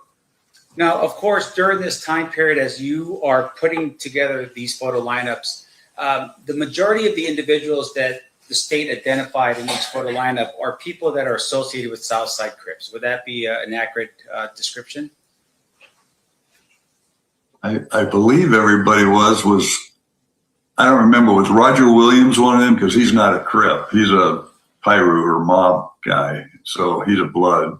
But everybody else was a Crip, yes. Right. And so because you were under the premise that there was a gang war, that the Southside Crips had actually shot at Tupac and Suge Knight because they were Piru Blood. And so you were identifying just Southside Crips and putting them into photo lineups. Is that how that worked? Yeah, we were using Crips because that was the information. Again, we were basing a lot of things off the information we were getting from Compton. Right. And even so, even as you're receiving this information from Compton, even as you sit here right now, sir, you weren't comfortable necessarily with all of the information you were receiving from Compton, right? We weren't comfortable with certain things in Compton, yes. For instance, the way they were conducting their business as law enforcement in Compton was not the way you would recommend or know that Metro would do here in Las Vegas. Fair? We witnessed a couple of interview techniques that we weren't comfortable with, yes. Yes, sir. Now, in addition, as you are having these photo lineups, did these photo lineups ever go to anyone back in Las Vegas? For instance, we've heard some testimony from some females that were in a vehicle, some other people maybe that would have been at the scene. Were those photo lineups ever shown to anyone that was, like the girls in the Sebring or anything like that? That's where I'm wondering. I think there was 5 photos later on that are shown, not the original 10. I don't remember the exact number, but there are 5 later photos. And I think I mentioned it during my earlier testimony that we sent to, I believe, someone in LAPD.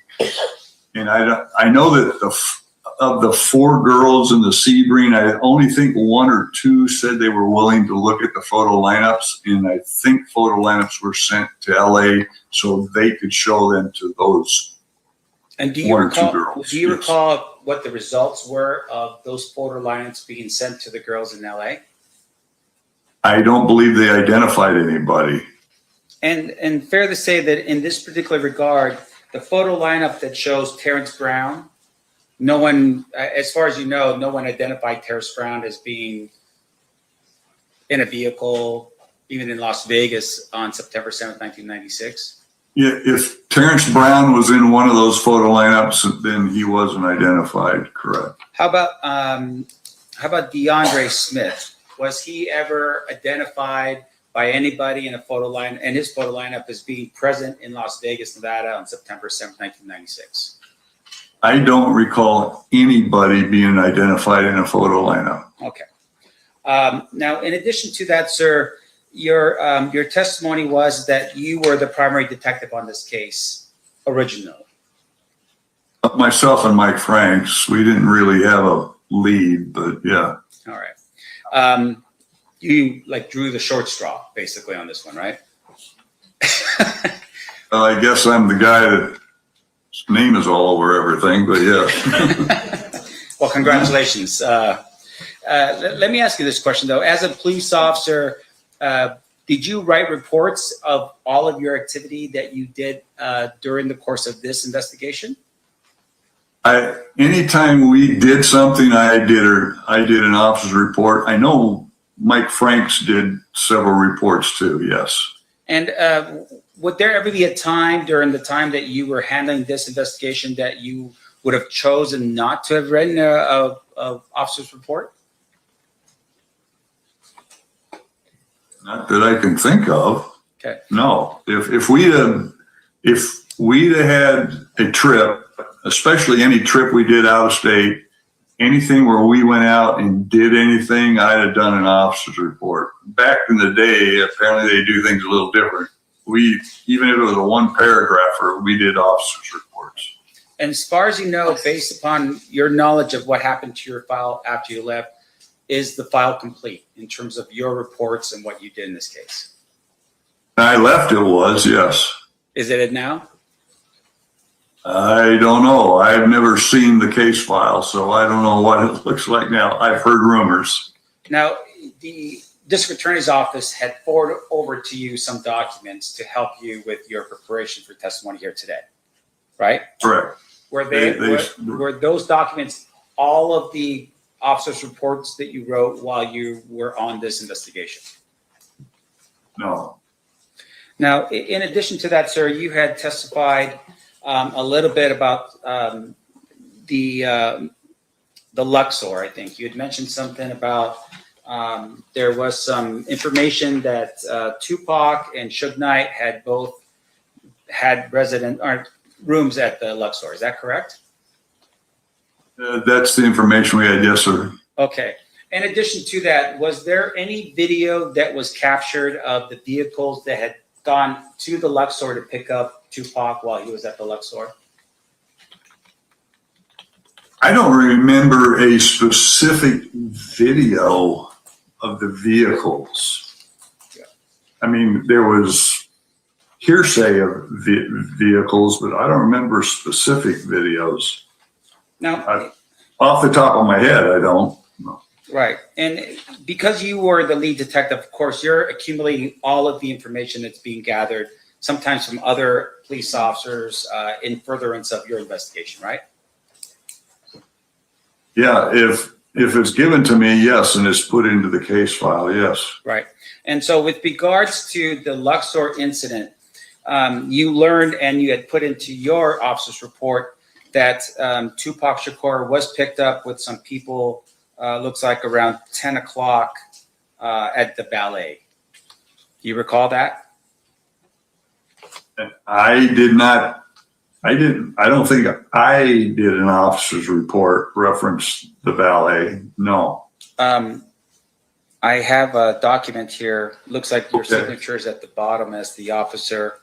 If you could show it to me, like I said, I've seen some documents from this that I don't recall, but if you have it, show it to me. I'd be happy. And do we run it right over for you right now? Yeah, if you could show it to me. Let me do this. Recall it. Now, I believe that we had submitted some documents for your review as well. Do you recall the documents that we reviewed? I remember, because I remember you showing me a document from LA that I didn't remember too. So, right. But it's been a while. So this would be titled the Murder or Attempt Murder Supplement. Do you recall that document? Okay. Wait a minute. Is this the report with Beard on it? Correct. That's right. Oh, okay. That report. Now I remember that report. Yes. And I apologize if I wasn't clear enough. Okay. But I remember that report. Yes. And in that report, for instance, there was a discussion about the number of vehicles that had pulled up to pick up Tupac. And one of the vehicles that was there was a Cadillac that was white with 4 black males in it. Do you recall that? Correct. Okay. So the way we're looking at it right now is Tupac comes out of the Luxor. He gets picked up in a long caravan of cars. And the last car is a white Cadillac with 4 black males in it. right? Correct. Okay. And that's based upon your investigation. Now, in addition to that, we talked a little bit about the pen registers. Can you explain to the jury what a pen register is? Pen register isn't the same as a pen register is more or less you're getting a number and you're more or less recording those numbers. So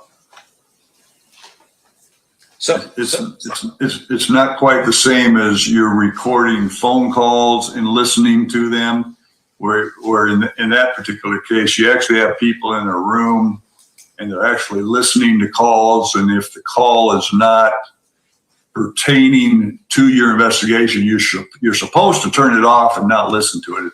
It's something that's not pertaining to it. And that a pen register is more or less information to record calls. It's a tool to assist you in your investigation if it turns out to be something that's valuable. That was the intent. Right. When we did the pen register, we never got to do it because we did the pen register. You have to file it with the county, and lo and behold, the next day it was in the newspaper. So basically, it was a waste of time. Well, I mean, for instance, the pen register would be you would target someone's phone number, right?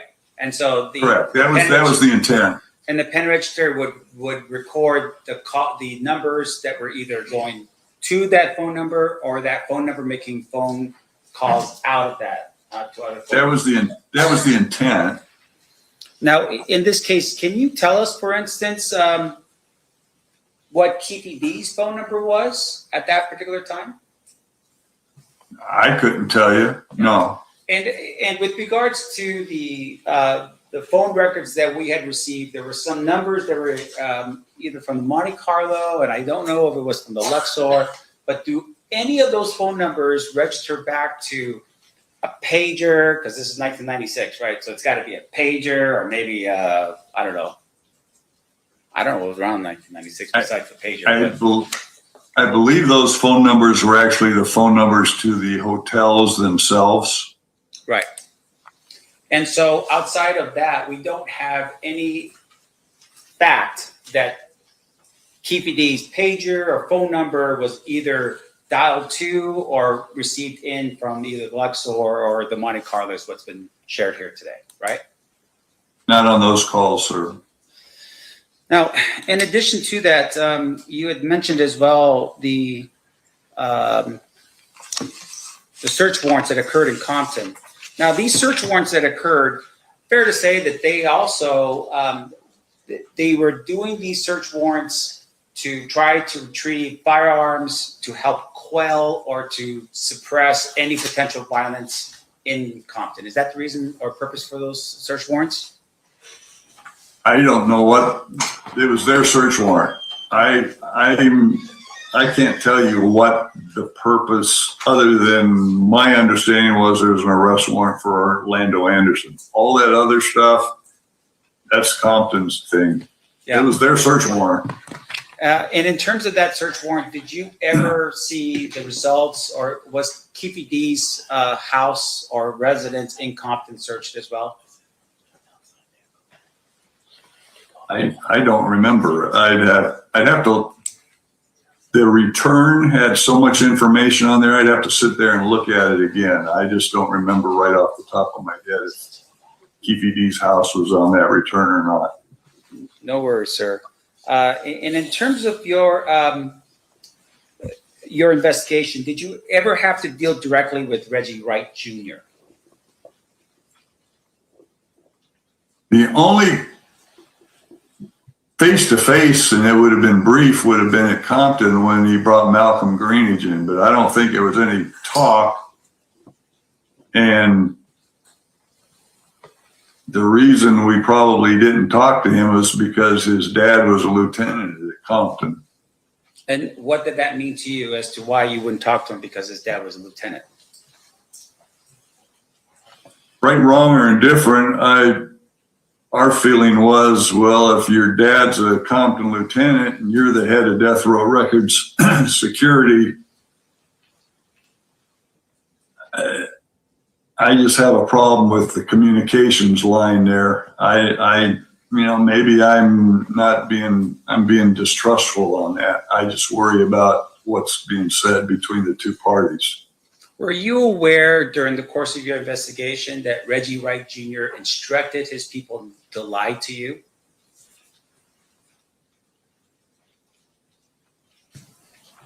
I was told later on by Frank Alexander that he said that, yes. In addition to that, we had talked a little bit about the video footage that was captured at the MGM. Did you at any point when you looked at that video footage observe or see Dwayne Davis, Keeffe D in that surveillance video? No.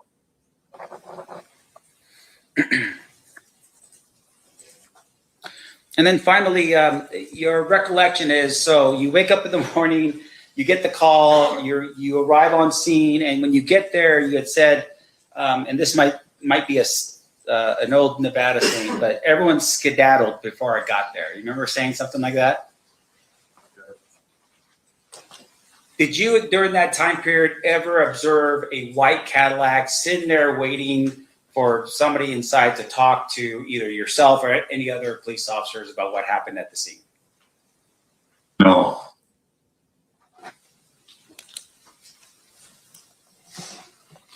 And then finally, you had mentioned a little bit about Suge Knight, and you had said that you believed that he was timid or afraid when he showed up with 3 attorneys to talk to you. Yeah, I think he was rather timid, yes. Sure. And it would be fair to say, of course, that you don't know why he was timid, right? I mean, he's walking in with 3 attorneys. I mean, is he worried that he's going to get caught doing something wrong, or is he there because he's worried about something else? You don't know, right? I don't know why he was. It's just I'm sitting there thinking, one, why did a victim showing up with 3 attorneys? That was just an odd thing to me. Right. Thank you, sir. I have no further questions. Any redirect, Mr. Duckman? Free. Okay.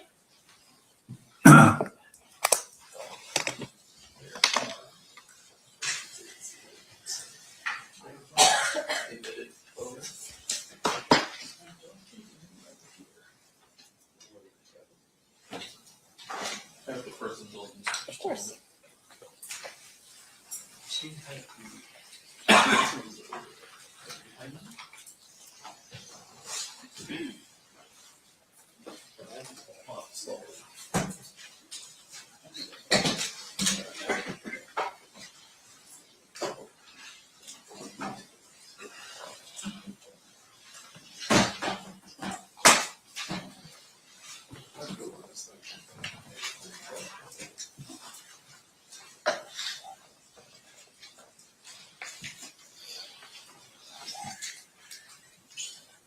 All right, Detective.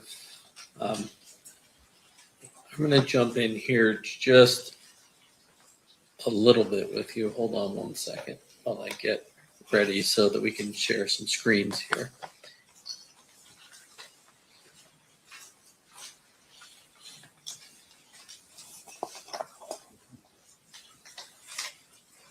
And of course, you know, I can't get that thing to come up so I can share the screen because this is in there.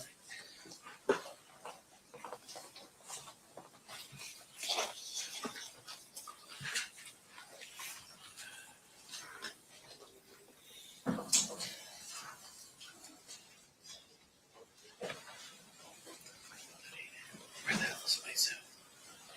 There it is. I found it. Here we go. I want to start with an aerial that's been admitted as State's Exhibit number 1. I'm going to put it up big for you here. Can you see that? Just a minute. Okay, yeah, now I do. So your understanding is that Suge and the entourage were coming down this way, westbound on Flamingo towards the 662 Club. Yeah, Flamingo towards Cowell, yes.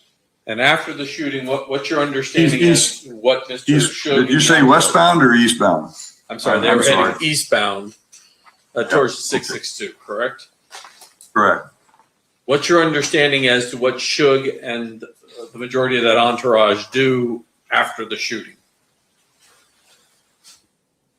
My understanding is once the shooting happened, they made a U-turn, went westbound on Flamingo, southbound on the boulevard, Las Vegas Boulevard, and came to a stop. If that red dot is at Las Vegas Boulevard and Harmon, that's where they came to a stop. And it wasn't just Mr. Knight's vehicle that was stopped at that location. There were a number of other cars that were part of that entourage that remained at the scene for photographing. Is that correct? My understanding, because obviously Frank Alexander and the other three gentlemen were there, so their car must have been there. If Kevin Woods got talked to, and I think there was somebody else, so I'm guessing their car was there. If there were other cars there, no one said anything about it. So I don't know how many. I remember the car that Suge Knight and Tupac Shakur were in was there in the intersection. Right. And two of the wheels have been blown out from hitting a curb. The rims were banged up from going over the median there in the middle of the Flamingo. So, and then the entire crime scene would have been taped off by initial patrol officers, correct? Yeah, I remember the street was pretty well taped off from what I recall. And when they put crime scene tape up, they put crime scene tape up around the entire area they're trying to protect. Whether or not the people that were in those vehicles stayed at that location, there are more than one vehicle that's taped off in this scene. Would you agree with that? They should be. They should be taping off a wider area than a smaller area. It's easier to come in than to go out. So this is going to make me kick me back in and out every time, but let's go through this. Well, what I'm saying is, if you're going to tape off an area, you'd rather make it bigger than start smaller, because it's easier to start bigger and close it than to start small and make it wider, because once you made it small, you got looky-loos, everybody coming in, and it's tough to get people out then. So now I'm going to share this photograph. That's the rear of Mr. Shakur and Suge Knight's vehicle, or at least appears to be, correct? This is at the scene, right? Yes. Yeah. Okay, I see the tape in the distance. Okay. And then, that's exhibit number 6. okay, is this on the boulevard? I believe the testimony is that this vehicle is Las Vegas Boulevard in Harmon. Okay, I see the black and white up ahead just because I see the reflective from the door. I'm going to go through exhibit number. What's that white car? Well, we're going to go through all of these for you in just a second. Of course, I got to do this the hard way. So now I'm going to show you number 20.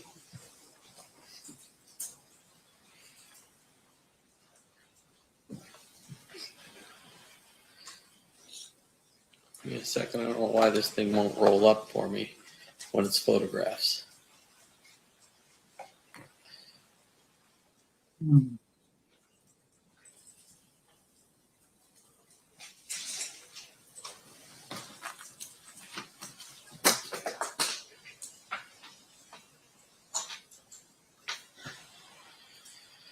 There's obviously a different black BMW that's inside. If you look real close on the right side, the crime scene. Okay. Okay. There is 22. Oh, I'm gonna click out of this. I'm guessing that license plate number is on the report, so.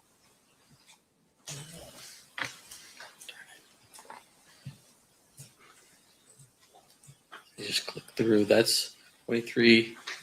Now we're looking at 24. Share my screen. There's a black Lexus within the crime scene tape. Okay. Stop sharing. So all those cars that are in that line to the side is just regular traffic thing going by, I take it. Then within the tape, this is State's Exhibit number 24. There's a silverish Mercedes. Okay. So is Kevin Woods is probably in at least one of these.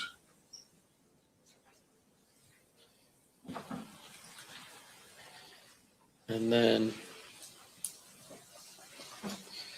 26.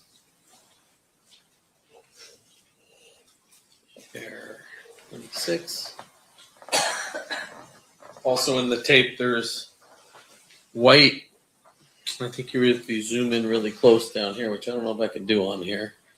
But Yeah. oh, I can do this. There you And it's probably the license. Oh, it's a Dodge Avenger. Okay. A Dodge Avenger. Okay. And the license plate number. Because I remember on the original crime report, there are license plate numbers on vehicles, and I'd have to look at it to see what they match up to. And then Mr. Sampt asked you questions about going to the Luxor. Okay. You recall those questions? Yes. Would it refresh your memory as to exactly what you found out at the Luxor to review that report that you generated? Uh-huh. Okay.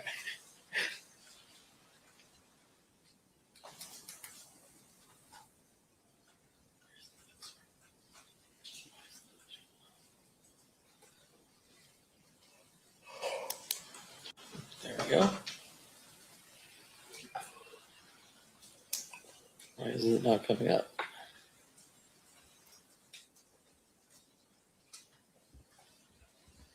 Stop. Share this one more time. Let's see if this works. There we go. All right. All right, here we go. Right, Brian Beard, yeah. Okay. So the beginning is just sort of a little paragraph that you wrote about what the investigation is about. That's just a very brief synopsis about what happened the night of the shooting, yes. Now, you indicated you talked to Brian Beard, who was working security at the Luxor. Correct. At about 10 p.m., he saw Mr. Shakur with a large group of people at the valet. Shakur and his group entered numerous vehicles and drove onto Las Vegas Boulevard around 10:30.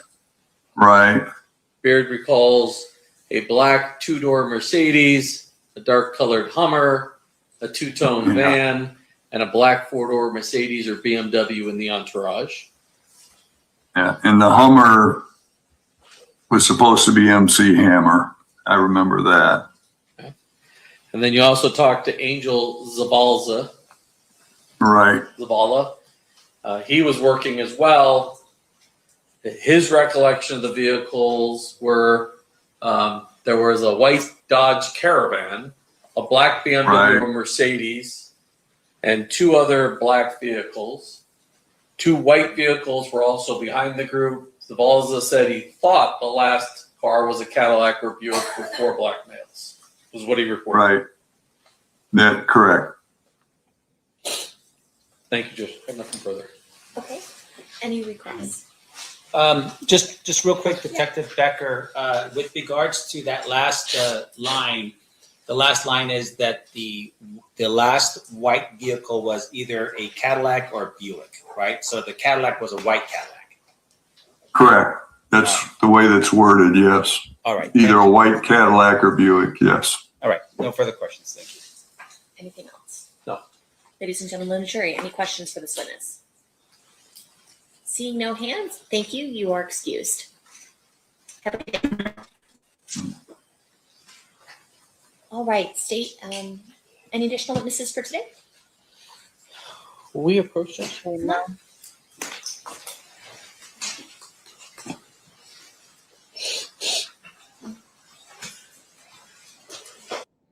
This might be the end for the day. Let's hope so. Woo! This was a snoozer. Yes, Miss T, I did see that special calendar that was filed with all of the dates, all of the potential dates. Hopefully those dates stick when it comes to Nesta. Thank you all for all those that have been rocking with me since noon. I don't know. We may be doing these up until lunchtime, and then we might have to go on our own because this is really, really long. I'm like, this is 6 hours. But thank you all so much for participating in the chat and giving your commentary and your knowledge. All right, we're going to take another 15-minute break while we try to get some Zoom things going. During this recess, you are admonished not to talk or converse amongst yourselves or with anyone else on any subject connected to the trial, or read, watch, or listen to any report or commentary on the trial of any person connected with this case by any medium of information, including without limitation, newspaper, television, the internet, and radio, or form or express any opinion on any subject connected with the trial until it is submitted to you. We'll see you guys back 3:30. Please rise for the jury. I'm trying. I've been trying to get in my work. We on the East Coast, too. It's a whole different time frame going on. It's almost my bedtime. 6 o'clock.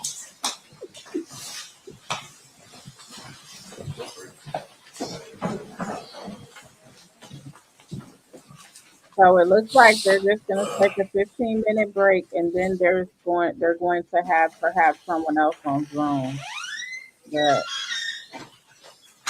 We'll be in recess. Thank you, everyone.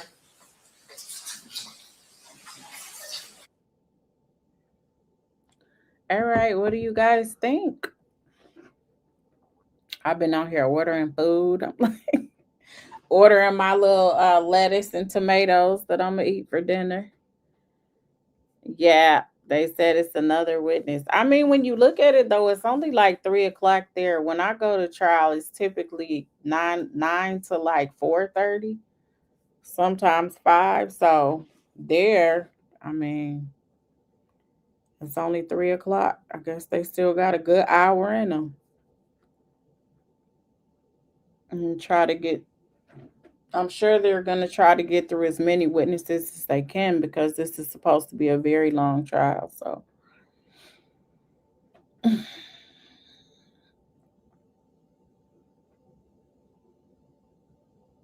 I'll get the spinach instead of the lettuce. Yes, that's what I had was a spinach salad earlier. So that's why I'm going to get a lettuce. I'm going to get something and wrap it in lettuce so I could pretend it's steak or chicken or something.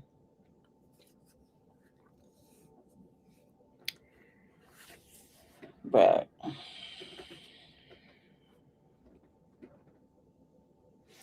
yep, I agree, original Philly. Ain't nothing but water, but I'll wrap it in lettuce before I have used bread because bread it just, bread, what bread it do to you, it'll blow you up. So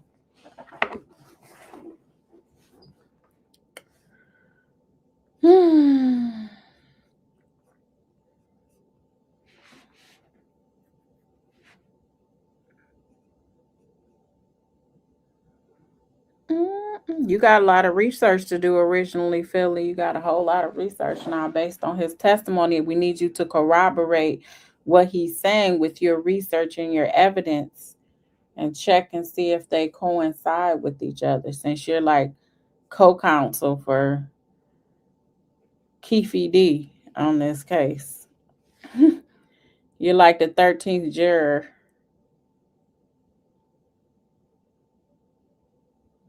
Oh, Jesus. You said the court goes until 5. The judge usually will dismiss at 4:30. Well, she asked, is there any quick witnesses that we can get done today or do we need to stop? So I don't think she had an issue with stopping. But if they got certain witnesses that are just going to authenticate records, or they came to the scene and wrote a report and went back to the office or something that's real quick, then I guess they can utilize this time to get it in.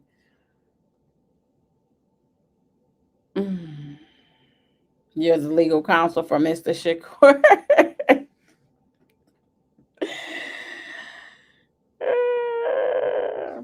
Yeah. Let me pull it up for y'all right now while we're on here. For those probably ain't gonna have a clue what I'm talking about, but one of the cases we have followed over here for a while is Ernest Williams, who was married to Shirley Strawberry. He was the co-host of the Steve Harvey Morning Show. And hold on. There was an order setting dates that was filed today.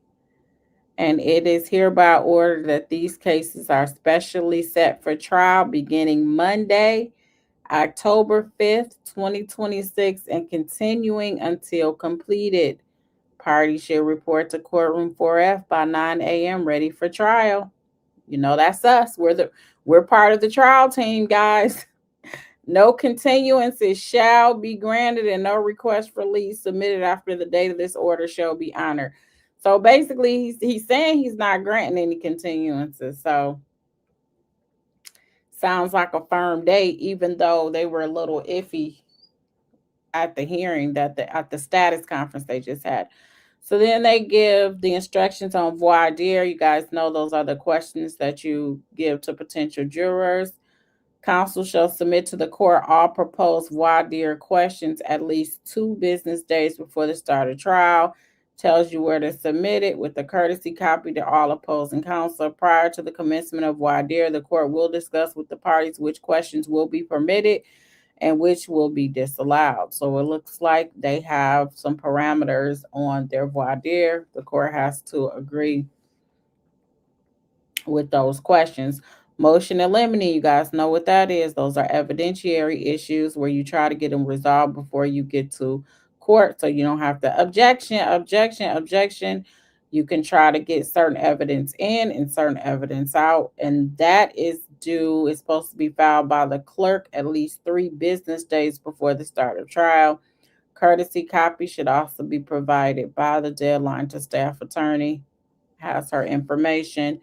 Witnesses, by the start of trial, the parties are to have compiled with or complied with all discovery requirements concerning witnesses, to include the disclosures of all mandated identifying information and the content of expert opinions, if any. As to the jury charges, counsel shall submit to the court all proposed jury charges. Those are the jury instructions at least 2 business days before the court at trial. Submission should be made via email or hand delivery to staff attorney with a courtesy copy to all opposing parties. Non-pattern requests or modified pattern requests should be submitted in full text along with proper citations to authority. So there are certain jury instructions that are in the what they call a pattern jury instruction book. They pretty much are what's in every case, and for certain causes of action or certain criminal, if you're in the criminal cases, there's just certain model ones that you just always, for the most part, put in. But then sometimes you have certain circumstances where you want special instructions, and that can be based on laws, or that's why he said to put the citation. So for example, I do a lot of personal injury, and there are certain case law that tell you if someone had pre-existing injuries prior to the accident and they were in the accident, and then they were in the accident and were hurt, if you can't differentiate between whether this was from the prior existing issues or from the accident, then you have to, the default is that it happened in the accident. So there's a whole case law you put in there, and usually you have to argue it because the other side doesn't want it. They'll say the eggshell doctrine, which means you take them as you find them. So that means you can't, if you're in an accident or something and somebody is 80 years old and they have osteoporosis, baby, that's just what it is. You got to take them as they find them. They're going to be more injured than somebody that was 20 years old. So a lot of times they just want you to have that. But if you have a client with significant injuries, you want them to have a more expanded jury instruction to give the jurors an opportunity to explore, other ways to rule in favor of your client and give your client damages. So those are what the special instructions are. Then they're going to have a charging conference where that's when they go over all of that. The court will provide a proposed draft charge and will hear arguments, if any, from the parties as to what language should be added to or omitted from the proposed charge. Copy of the final charge will go out with the jury during deliberation. The court will prepare a verdict form for the parties' consideration. So he's just giving you all his instructions for his courtroom. Thank you so much. Thank you for putting in so much work for us today. Thank you so much. I appreciate that. I'm going to be honest with y'all. I love y'all so much, but I got to go. I can't take it no more. I'm going to watch this last witness on my own, and I want you all to do the same. If they come back tomorrow at noon, my intent is to come back at noon, so make sure you come back here. Don't go anywhere else so that we can discuss everything together as the social media jurors. Thank y'all so much for supporting. We've been on here for over 6 hours. Lord have mercy. I'm sleepy. So you all have a good evening, and I'll see you all tomorrow, Lord willing.